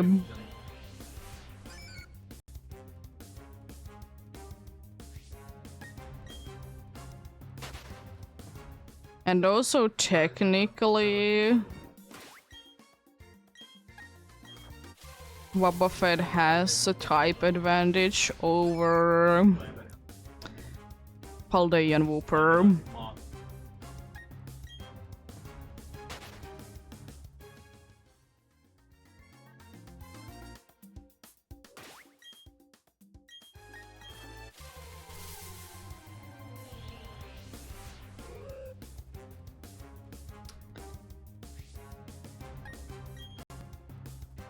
And in certain places, it's the case that, you know, Wooper slash Quagsire is only available at night. So it is with Boba Fett as well. At least in Johto, it's the case. Both can be also found in caves, but caves are, you know, dark places anyways.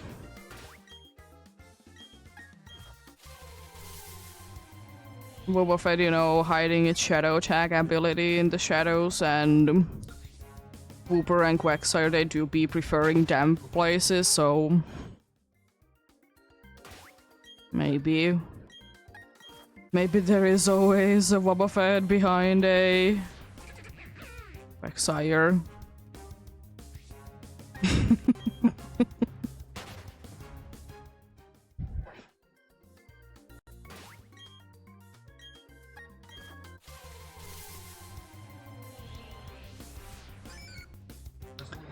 Maybe there is.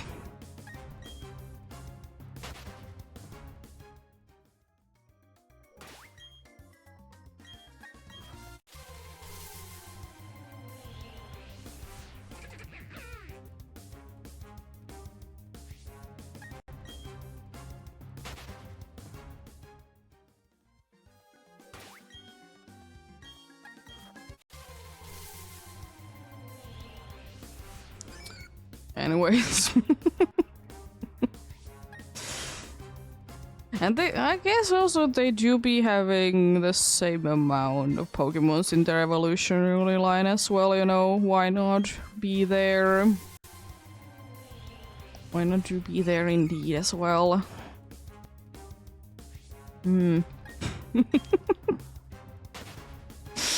Definitely. Boba Fett wants to be like Quagsire. Also, they have a similar-ish body shapes as well. Because, you know, Mimikyu is in like a perfect copy of... Or perfect, like... I guess copy of Pikachu.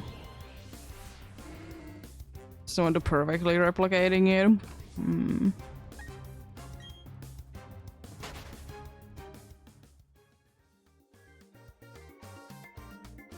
I'm interested in it. Go ahead.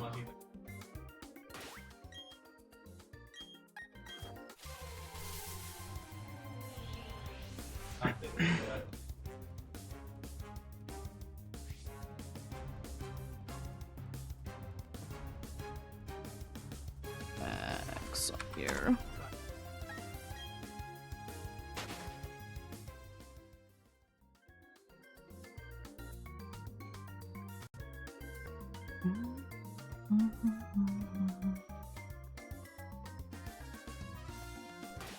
They're also quite similar height-wise.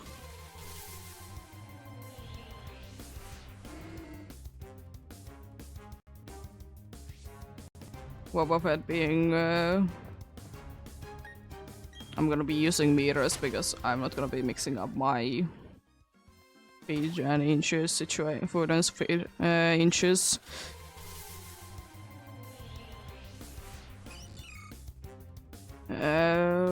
Boba Fett's height is 1.3 and Quagsire's is 1.4 meters. Pretty similar height. There is a difference in weight though, but you can be saying that it isn't a perfect replica. Maybe it's just the clothes around Boba Fett as well.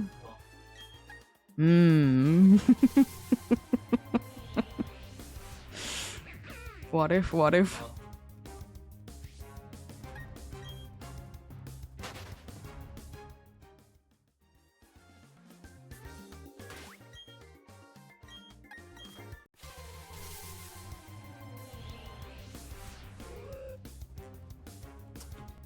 Could be, could be.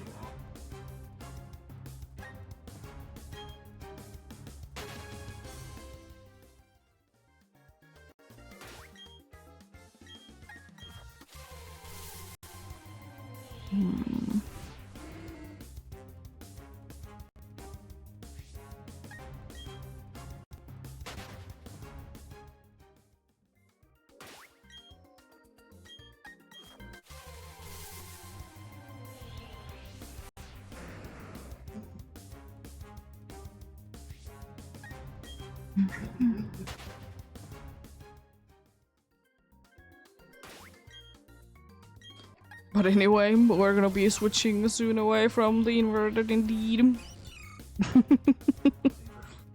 Being soon 500 encounters in the inverted, so be moving back to regular colors again.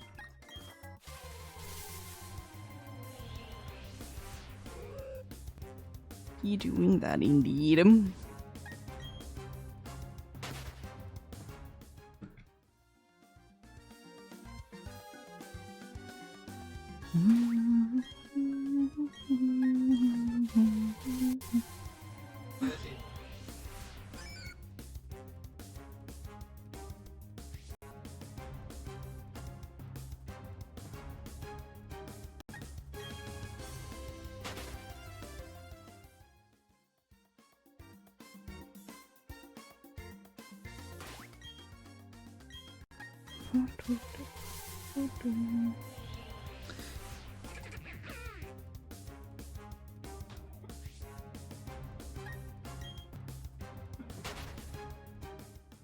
One more encounter then indeed away from the inverted, and I probably will be having at the same time a little bit of a drink break as well.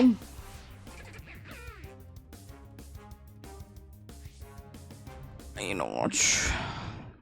Good to be hydrating.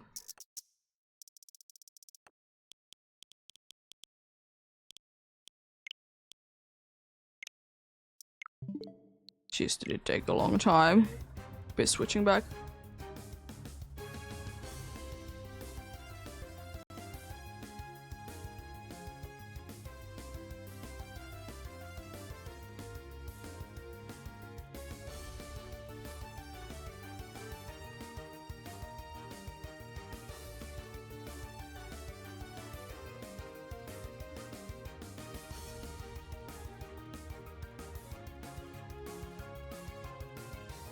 Let's move on then.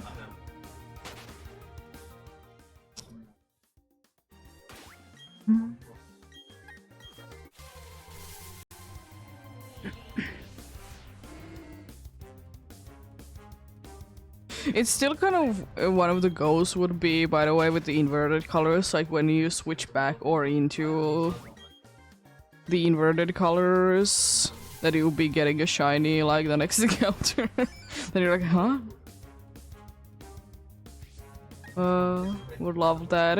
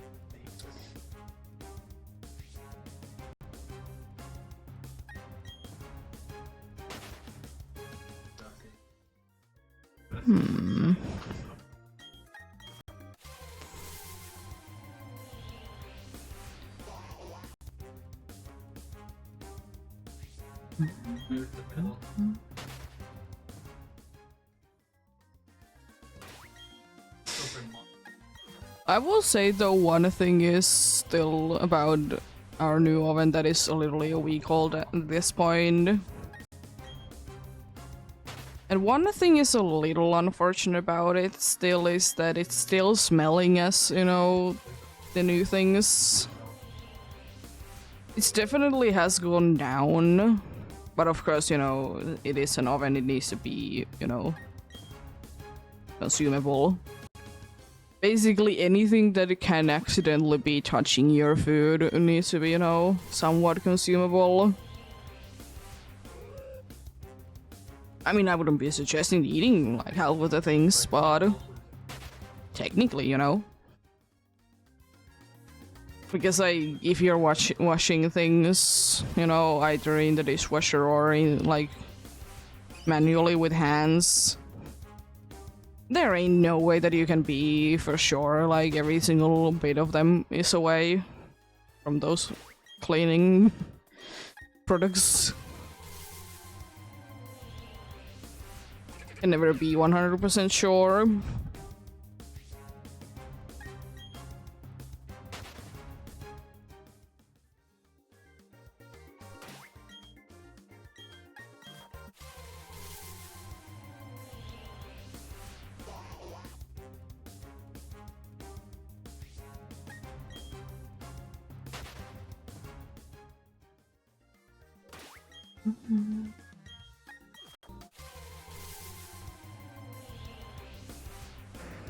Hello, normal looking Kangaskhan. Even though I still think that you look absolutely sick when you're in inverted.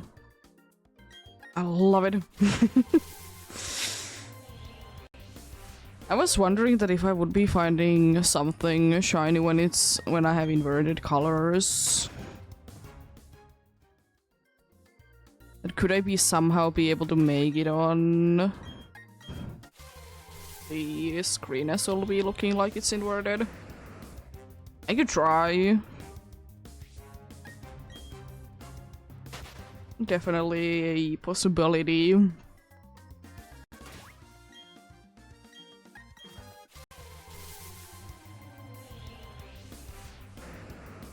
That's 3 Kangaskhan's in a row, I think. What do they want from me? What have I done? I have no idea. What's actually going on? Yeah, I accidentally do a repel trick with level 16 Pokemon. I don't know what's going on.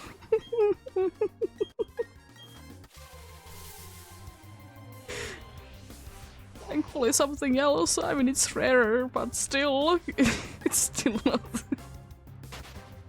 same Pokemon again. Let's feed the Magneton. It didn't hate it, it didn't run away immediately.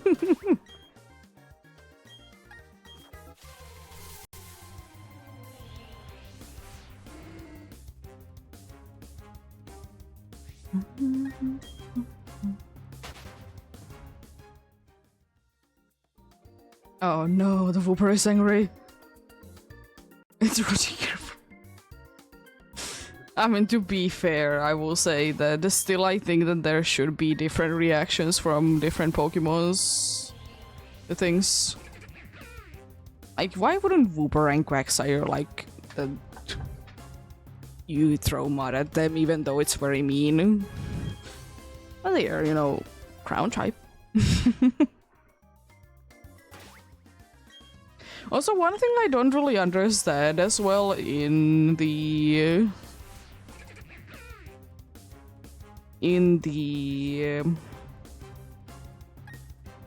like Safari Zones now that I realized, why does it have HP for, you know, the Pokemons?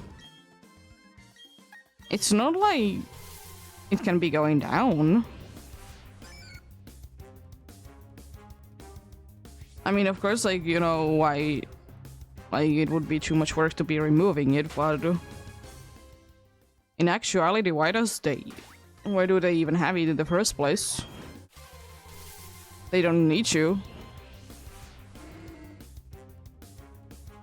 Because it's not like you can indeed be doing damage to them. To be fair, as I said, they are like copy and pasting things, so you know, easy done that way.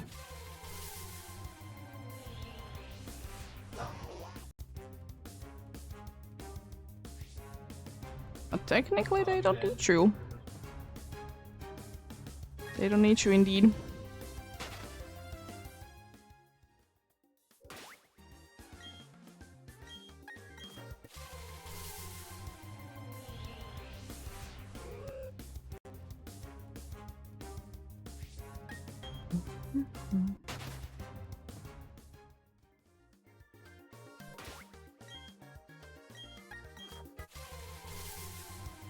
Kind of would like to be hitting 15k total today, but would it be too much? Would it be too much? It is tempting. It's very much tempting indeed. I'll see, I'll see. I'll see during the next break time indeed. I'm gonna try to be hitting in the total 13,800-ish. And before the next ad break. See though, we'll see though. Because we're gonna be having ad breaks soon anyways. From during that, even though I will be checking out can I be reasonably hitting it. I'll also be, you know, stretching my legs.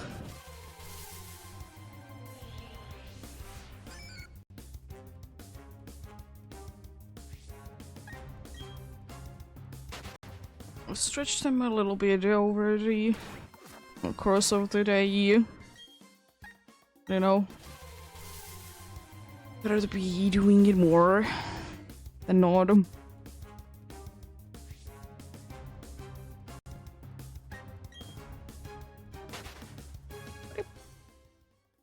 We'll see, we'll see.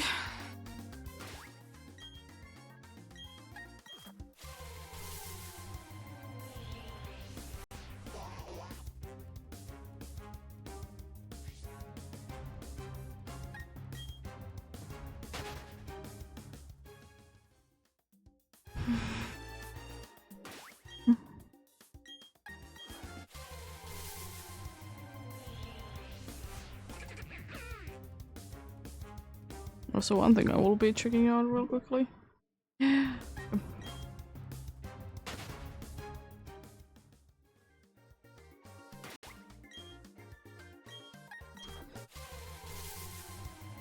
So now that I think about it, I can be only doing today like 1 hour extra, more or less. To be fair, I don't think that I will be doing more than 7 hours anyways in a day.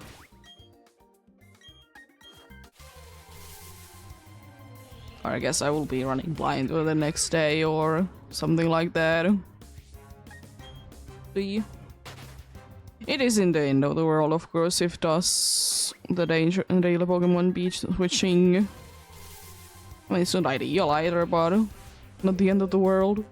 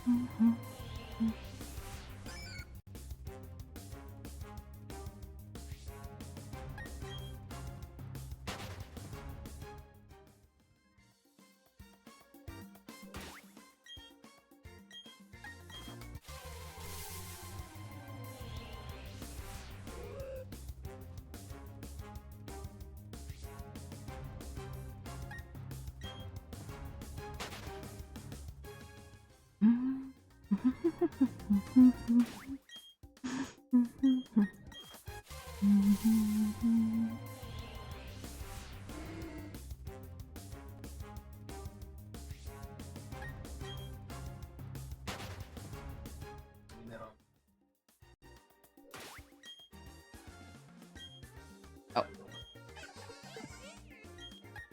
Still no progress. I will say though that of course, as always, I'll be resetting the games every single time that if I don't find anything, because why would I be bothering otherwise, you know?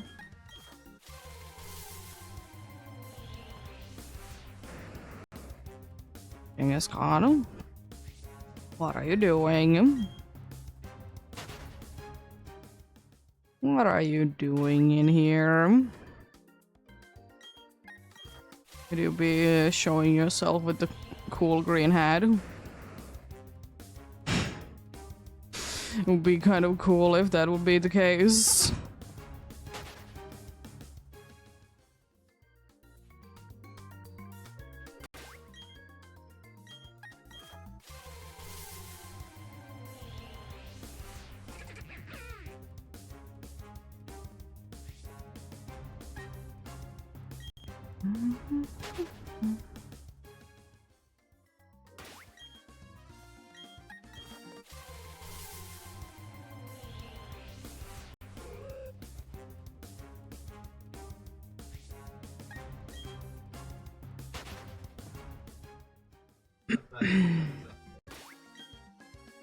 Yeah, we're gonna be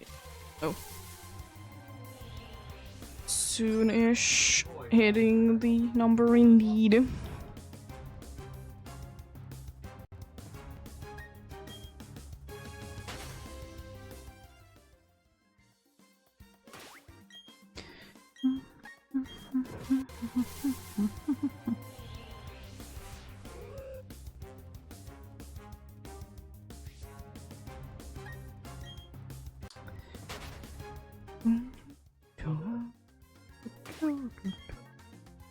It's nice and foggy in here during the night. The simulator is not doing its job too well, keeping the fog away from here.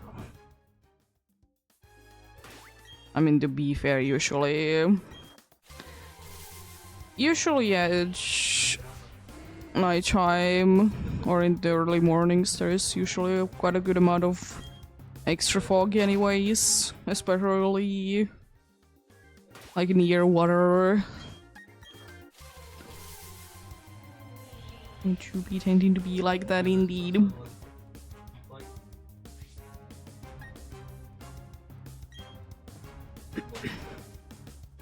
Indeed, one more encounter, then we are gonna be having the break indeed.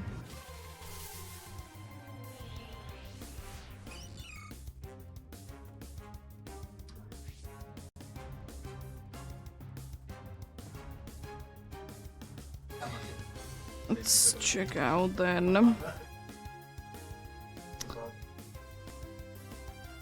It would be 15,800.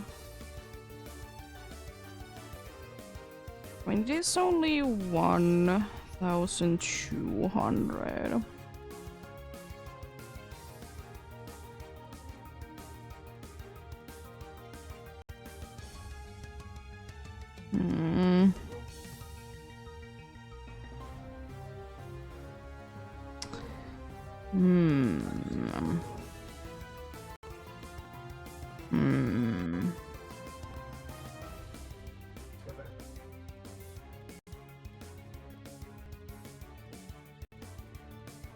Might be a little too much though, unfortunately.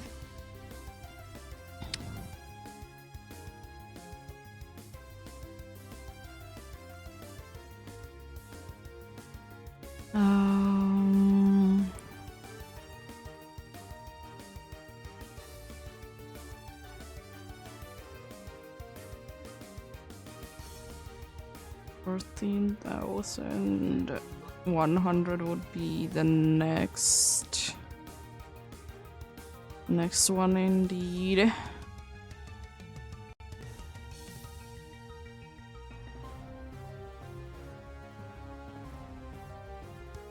Could be going to 14,400.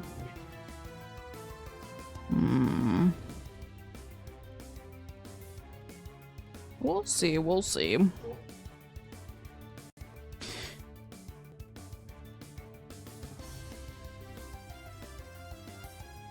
We'll see about it. I'll see what time it is once we do be eating indeed. Already gonna be running away, even though this will be still chilling out for like a minute.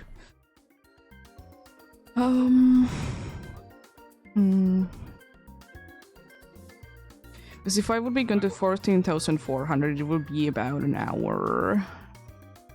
Maybe a little too much.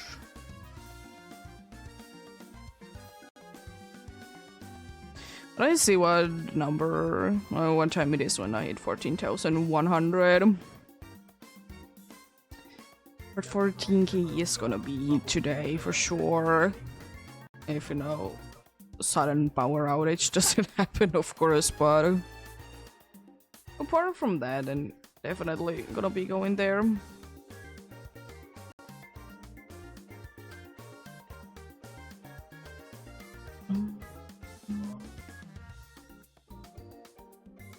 Getting going soon then.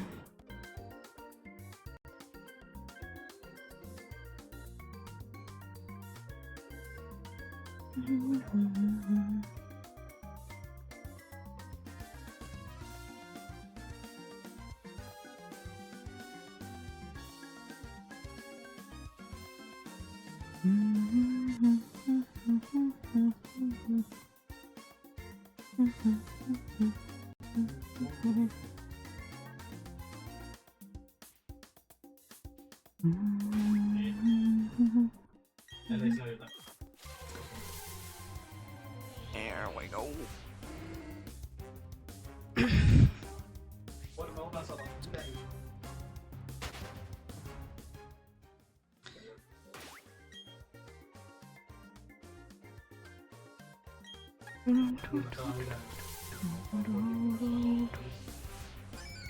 Hello, cat. How are you? Where are you gonna be going? Be going ahead and eating something, perhaps? Hungry and eating your dry food? An option, definitely.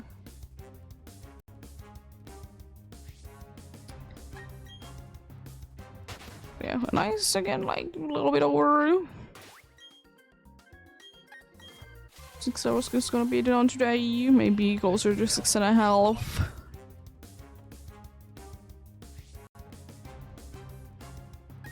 Not too bad nonetheless, not too bad at all.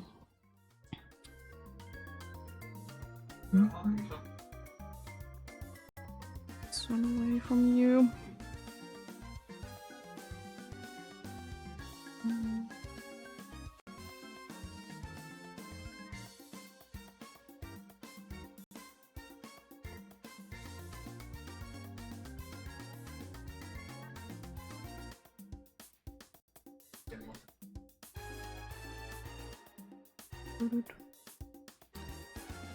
Oh.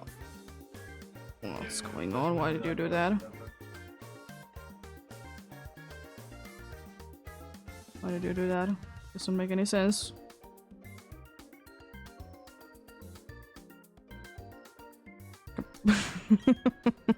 Anyways, let's move on.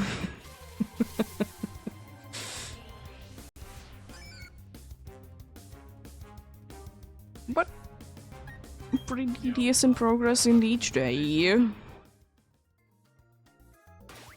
Pretty decent indeed.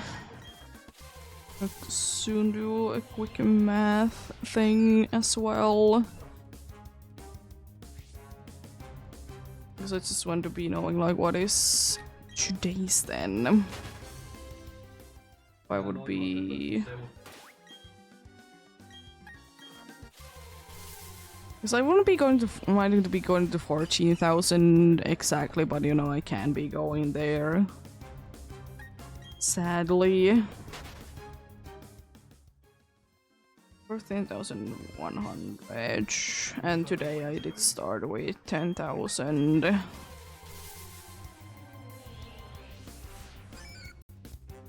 Today I did start with 10,650.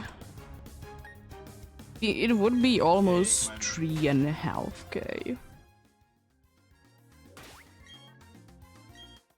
Which should mean that this should be taking like us rest of the hour, but if it takes, it takes that time. If it doesn't take, it doesn't take.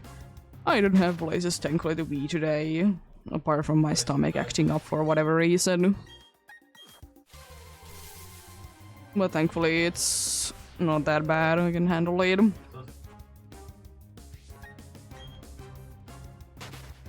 But yeah. Not too bad, not too bad. Run away, please, though. I don't want to be here. Too much after 10 PM, even though I don't think that I need to be going that far anyways. I would like to say that maybe... I would be very happy if I could be getting this done in the next half an hour, but... we'll see, we'll see. I know, you never know how quickly encounters go. I guess remember always the things that you're awaiting more are the ones that happen the slowest. Also Cat is attacking the camera. I'm gonna give you a room so you can, you know, be chilling. I want my thing, please. Hello? You want attention? I know. Very lonely today. There's been no one home. You know, I want to be doing this quite fast, so you know, could be getting you more attention than afterwards. Don't be attacking the mic, not the mic, but the camera, please. Even though I know that you can be breaking it.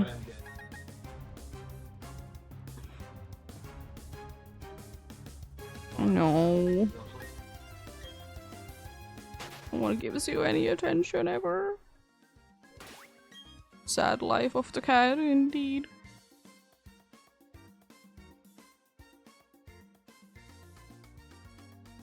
Oh no, she's going away anyways. That was enough for her. Yesterday she was quite nicely chilling in here. I guess today is the day that she wants more attention than usual. Happens, you know.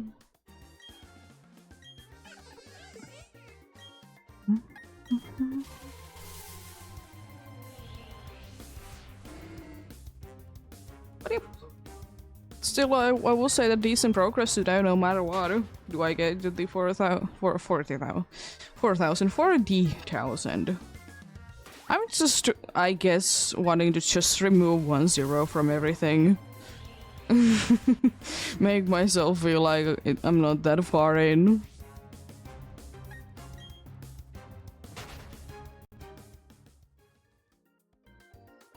Technically speaking, though...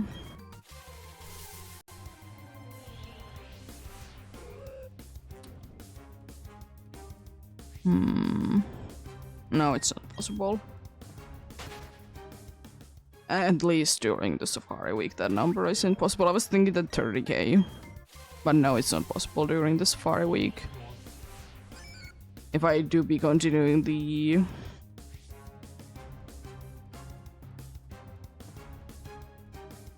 the usual 3,000 a day, around 6 hours or so. And yeah, it's not possible.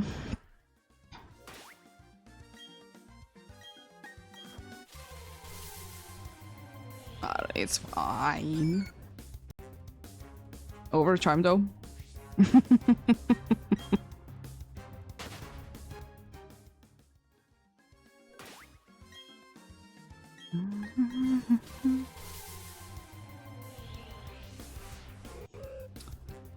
Because like the amount that I can be doing if I do indeed do 3k in average per day is that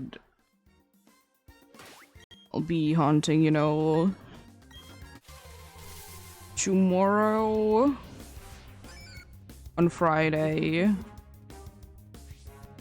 on Saturday, and then maybe Sunday. So at least 9k will be more hit after today.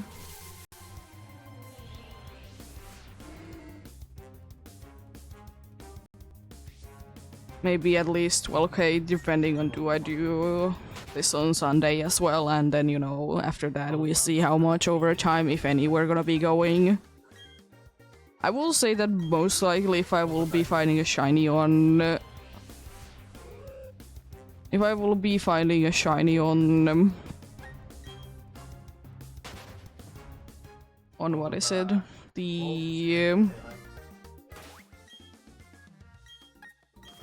The thing called Saturday, then I might be just, you know, stopping it there.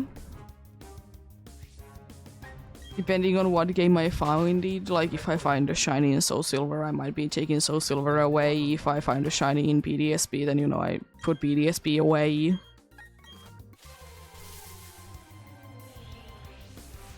Oh, we'll see. We'll see.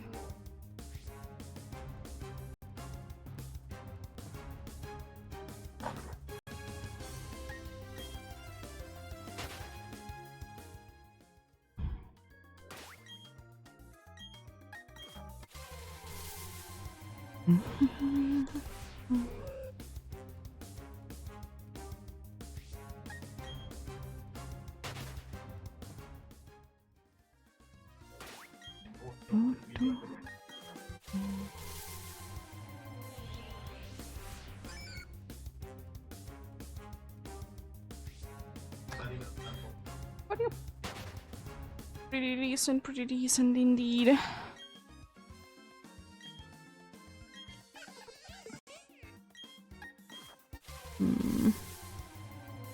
I want to be getting at 14k, like that is the thing that I want to be getting there, but then...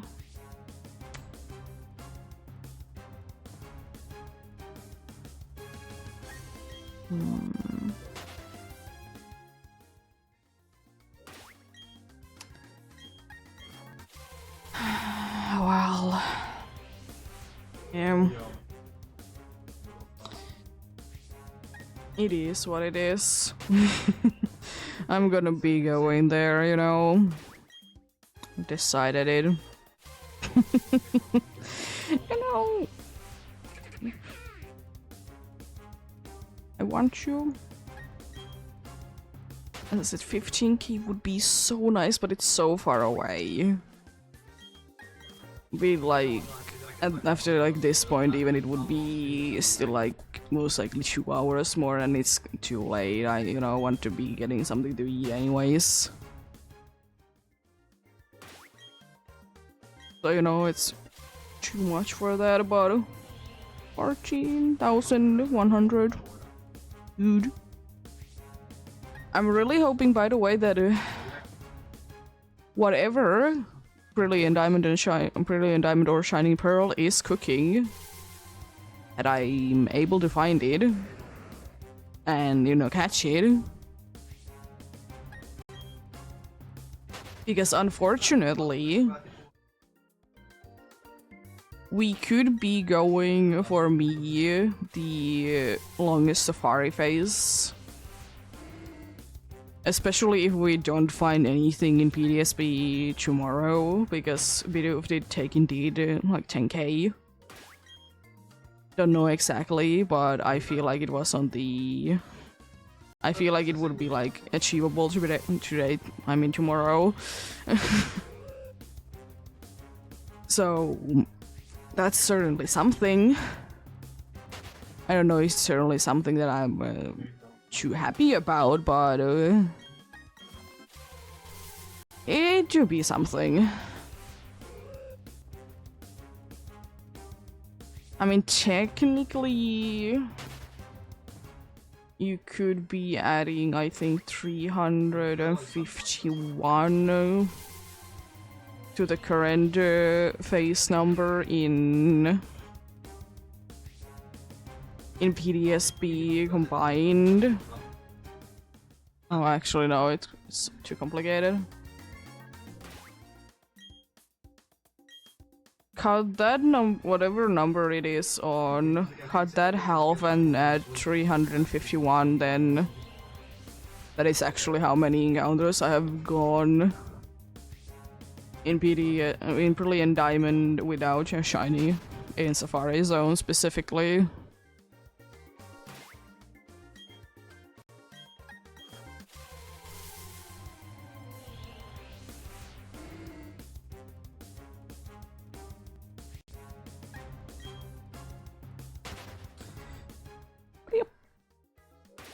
That is indeed a number. I want to just... I will calculate it, like, once we're done with this. See, like, exactly, like, what number Brilliant Diamond specifically is, if I don't find anything that is.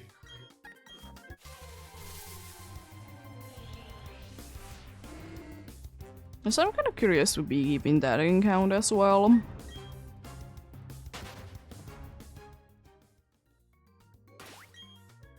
But we'll see, we'll see.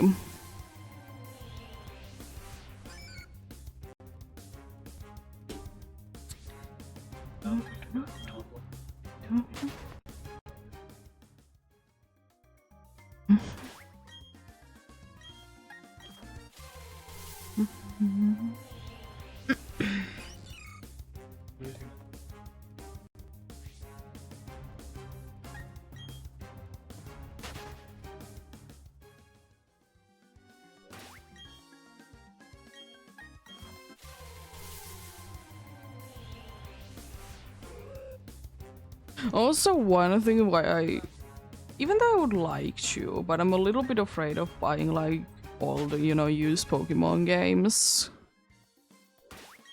For one reason. And it is because... what if they are broken?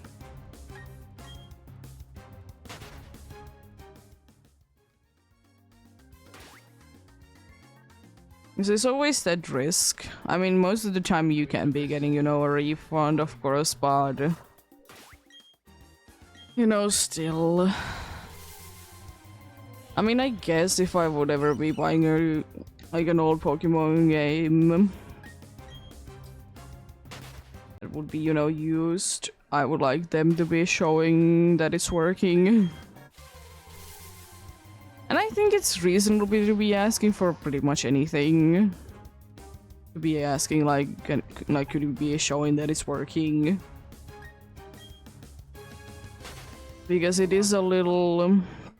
it's a little sus if they don't let you actually be seeing...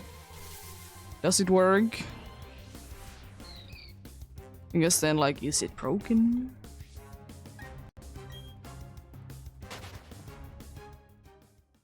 Or what's going on? Why are you not willing to be showing?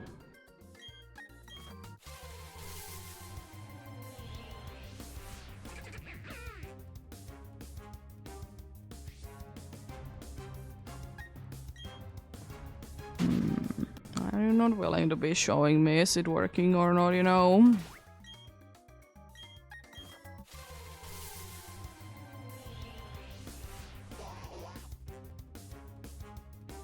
Because still the only experience for me, I see that the camera crashed.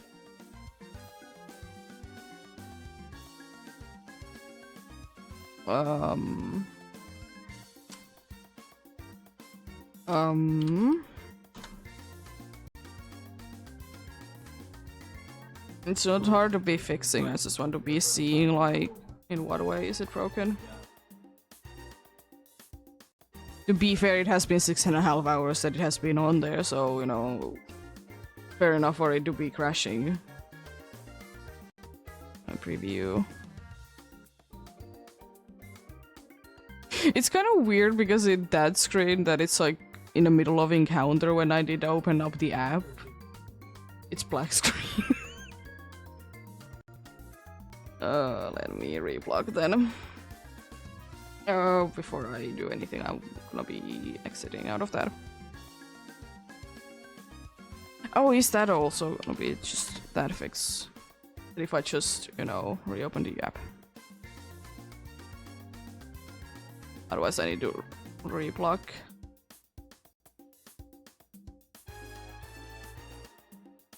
Okay, that's working. Oh, it's that is working, so I need to be switching the capture thing for something else real quickly. Switch to that. And let's switch back to this. It should be going back. There we go.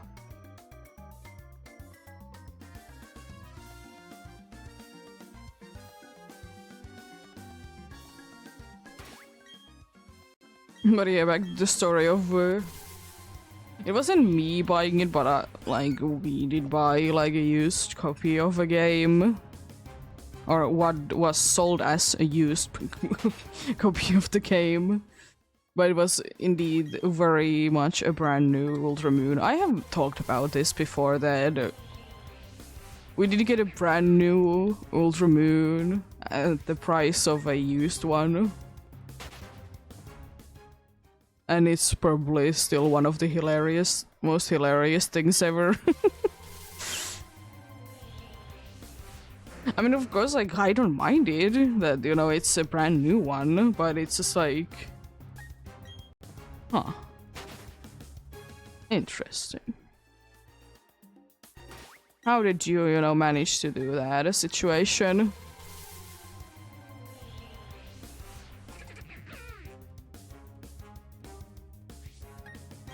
But anyways, most likely the thing is that they thought that they did have a used copy and then they didn't, so they just did then like send a brand new one, because it is one of those places that sell both used and brand new. And at the time there was still brand new Ultra Moons. To be fair, this was only like 4 years ago. Which I was quite surprised that still that there was like a brand new copy of Ultra Moon. Because, you know, Ultra Moon is quite old. It do be. I ain't complaining. At least the good thing is that I know that it's working because it's sealed. And I would like to say that it was sealed also like in the original package, because if I remember correctly there was also like the Pokemon logo a little bit over it. Which I'm pretty sure it's the way to be, knowing that it's like originally packaged. I mean, could have someone like remade it, yes, but... I feel like at that point it's quite unlikely.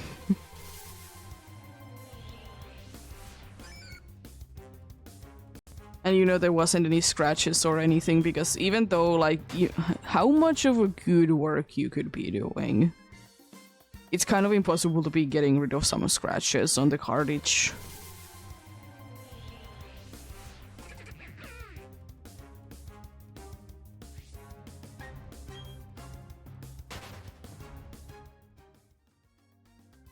But I ain't complaining.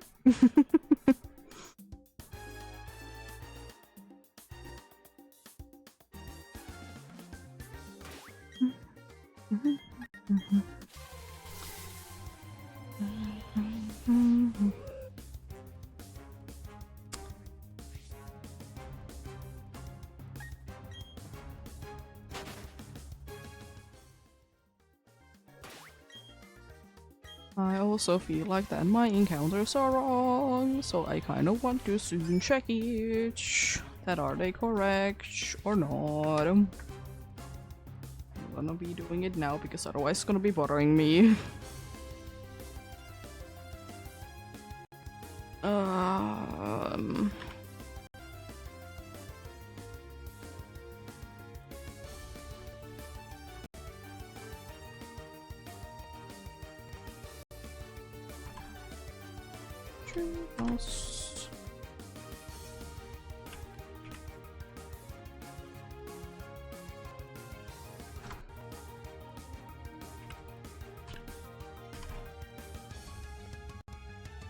Oh, I was not expecting that I was with this off. So I'm off by 2. I was thinking that I could technically be 2 off by the other one though. So I'm not gonna be adding it just yet. What I think about. I want to remove it even though I'm not gonna be removing it, I will be just not adding for the next one.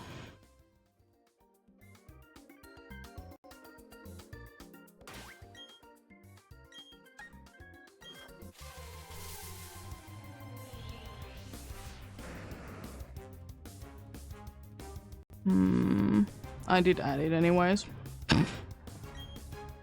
Just so used to pressing certain buttons. Because now it's correct, but as I said, I could have been missing 2 in the other one instead.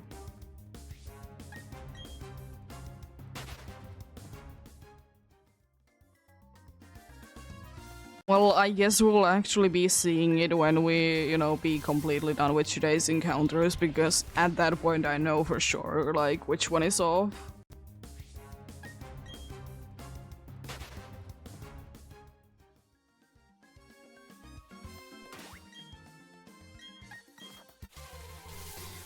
But I, you know, do be making mistakes, it is what it is, you know.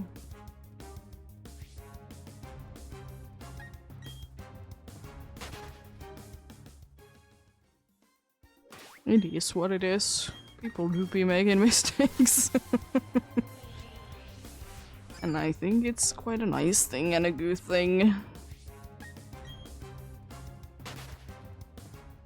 And we doing mistakes every once in a while.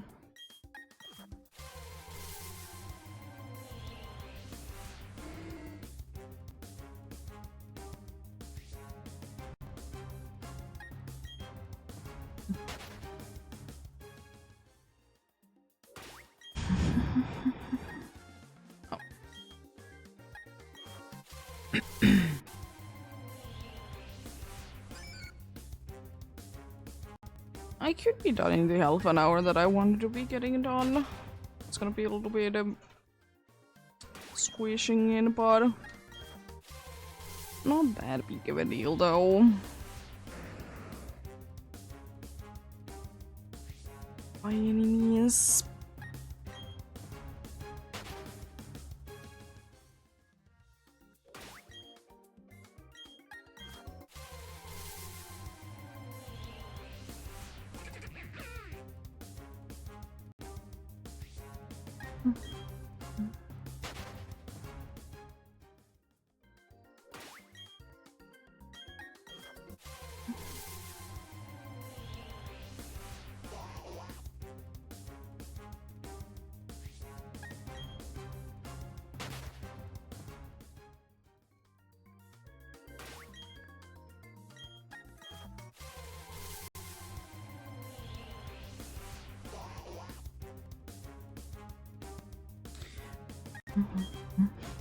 You know what, it would be kind of cool to still see today.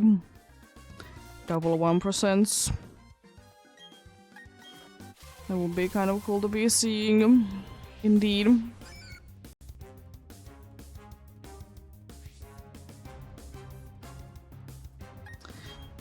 Double 1% would be very cool to be seeing, indeed. Possibilities there. There is 2 different options as 1%. There is at least one of them. Fortunately, on the other game, there is one of the most common ones.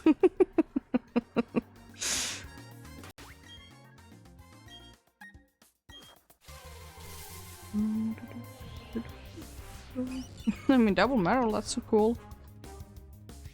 Getting there. Did get the double one, and last encounter we did get a 1% as well. We're getting there. And I'm still very confused about those numbers, but anyways.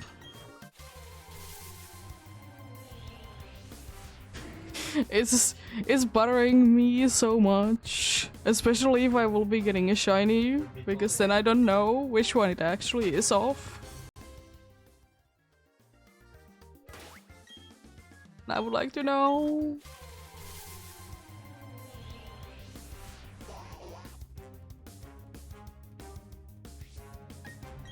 But, yeah. It's just, I don't know. It's just bothering me now that I know that it is off. I would like to know which one it is.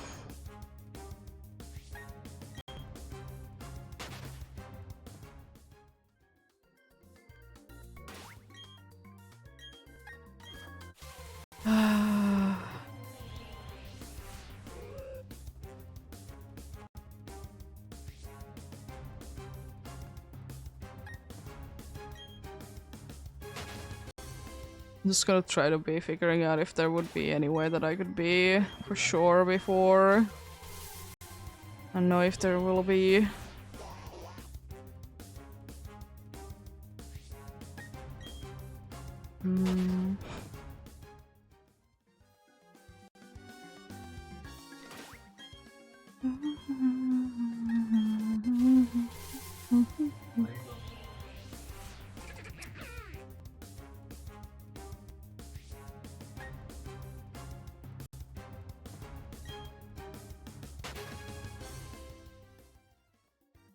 Anyways, there's still quite a good amount of Pokemons that I'm surprised that are in, or they weren't too common Pokemons in Safari zones. I mean, they were in other like early seeing Pokemon. It's quite a good amount of them. Like, I'm surprised even though Eevee doesn't make too much of sense. It is indeed in Trophy Garden, which is pretty cool. Trophy Garden is one of those places that I would absolutely love to be doing a hunt one day there. I just don't really know how I would be going about doing a hunt in there.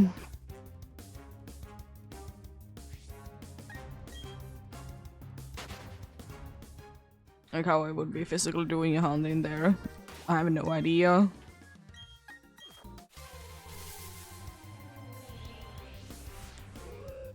Because there's, you know, also changing Pokemons there.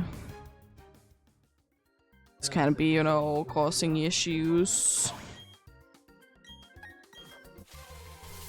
To be fair, the same Pokemon is gonna be there 2 days in a row at least. Because it's gonna be the current days and the yesterday's day, and Pokemons are gonna be there.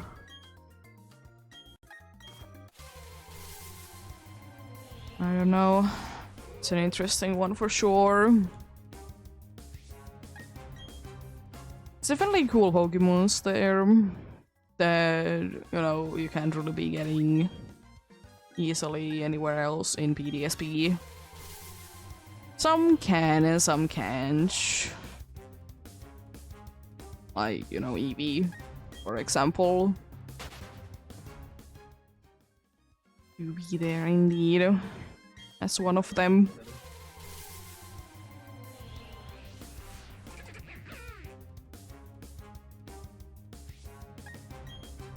But yep. Still hoping the best of luck to anyone else with their hunts. Hopefully captures could be successful as well. But it is part of the game to be losing one. At some point you will be losing one. If you just keep going there for more than one, that is, and you catch it on the first try.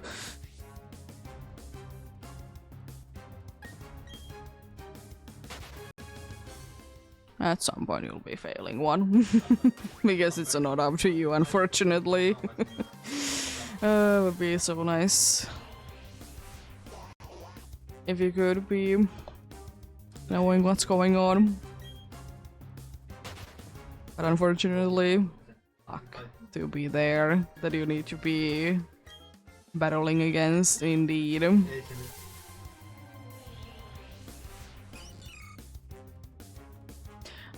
I will say though, even though I haven't found too many Pokemons this year, this year's track record is technically better, even though I have been going, you know, over odds.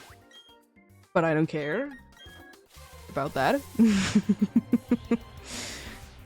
But it is 50-50, have I been capturing or not? Last year was the case that I only did catch the first and the last one. Everything else in between did flee. Oh boy. Maybe this year it could be like one captured, one flees. And of course it's always nice to be starting and finishing off with just like a strong one, you know, catching both times. Don't mind that one bit.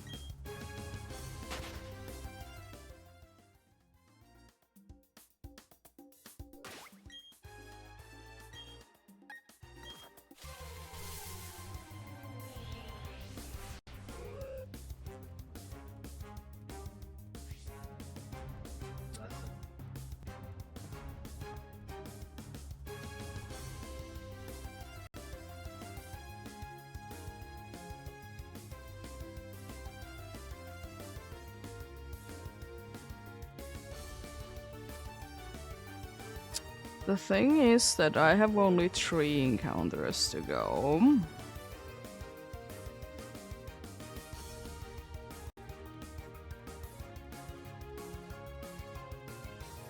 So somehow I have been adding quite a good amount more to one of them.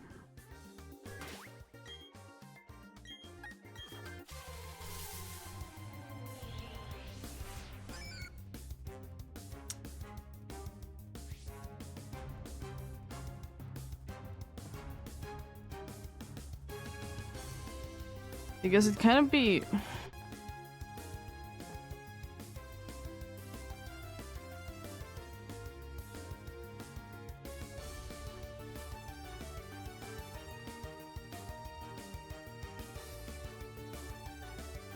I'm confused.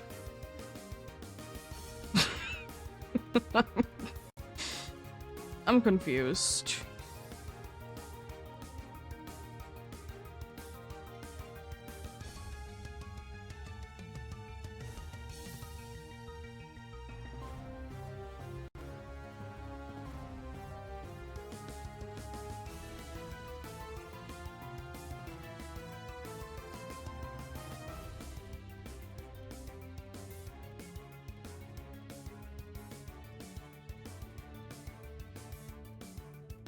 Yeah, I've added 2 extra ones. I've added 2 extra ones there. Because I'm gonna be doing that way. I'm pretty sure that is how it is supposed to be. I'm just not gonna be adding extra. I just somehow have been adding 2 extra to the silver one. But yeah, last encounters of the day.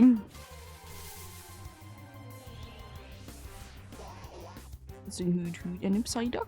And a Geodude. Nice. All could have been yellow. But yeah, it's gonna be it for today then. I'm gonna be indeed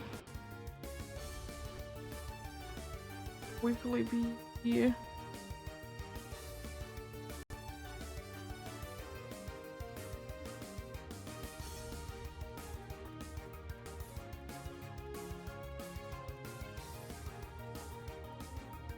I'm gonna be quickly checking out, yeah. 8,600 and is 98. That plus 351. So the total amount of encounters that Brilliant Diamond has gone without getting a shiny in the Safari Zone specifically is 4,700. That is indeed the amount. Yep, it is indeed gonna be it for today. Thank you so much for watching and sticking around. And as usual, you know, being Safari Week and everything, we'll be continuing this tomorrow indeed. Have a great rest of the day. Remember to take care of yourselves. Remember to do everything you need to do today. And remember to get enough rest as well. I'll see you guys tomorrow. Indeed. Until then,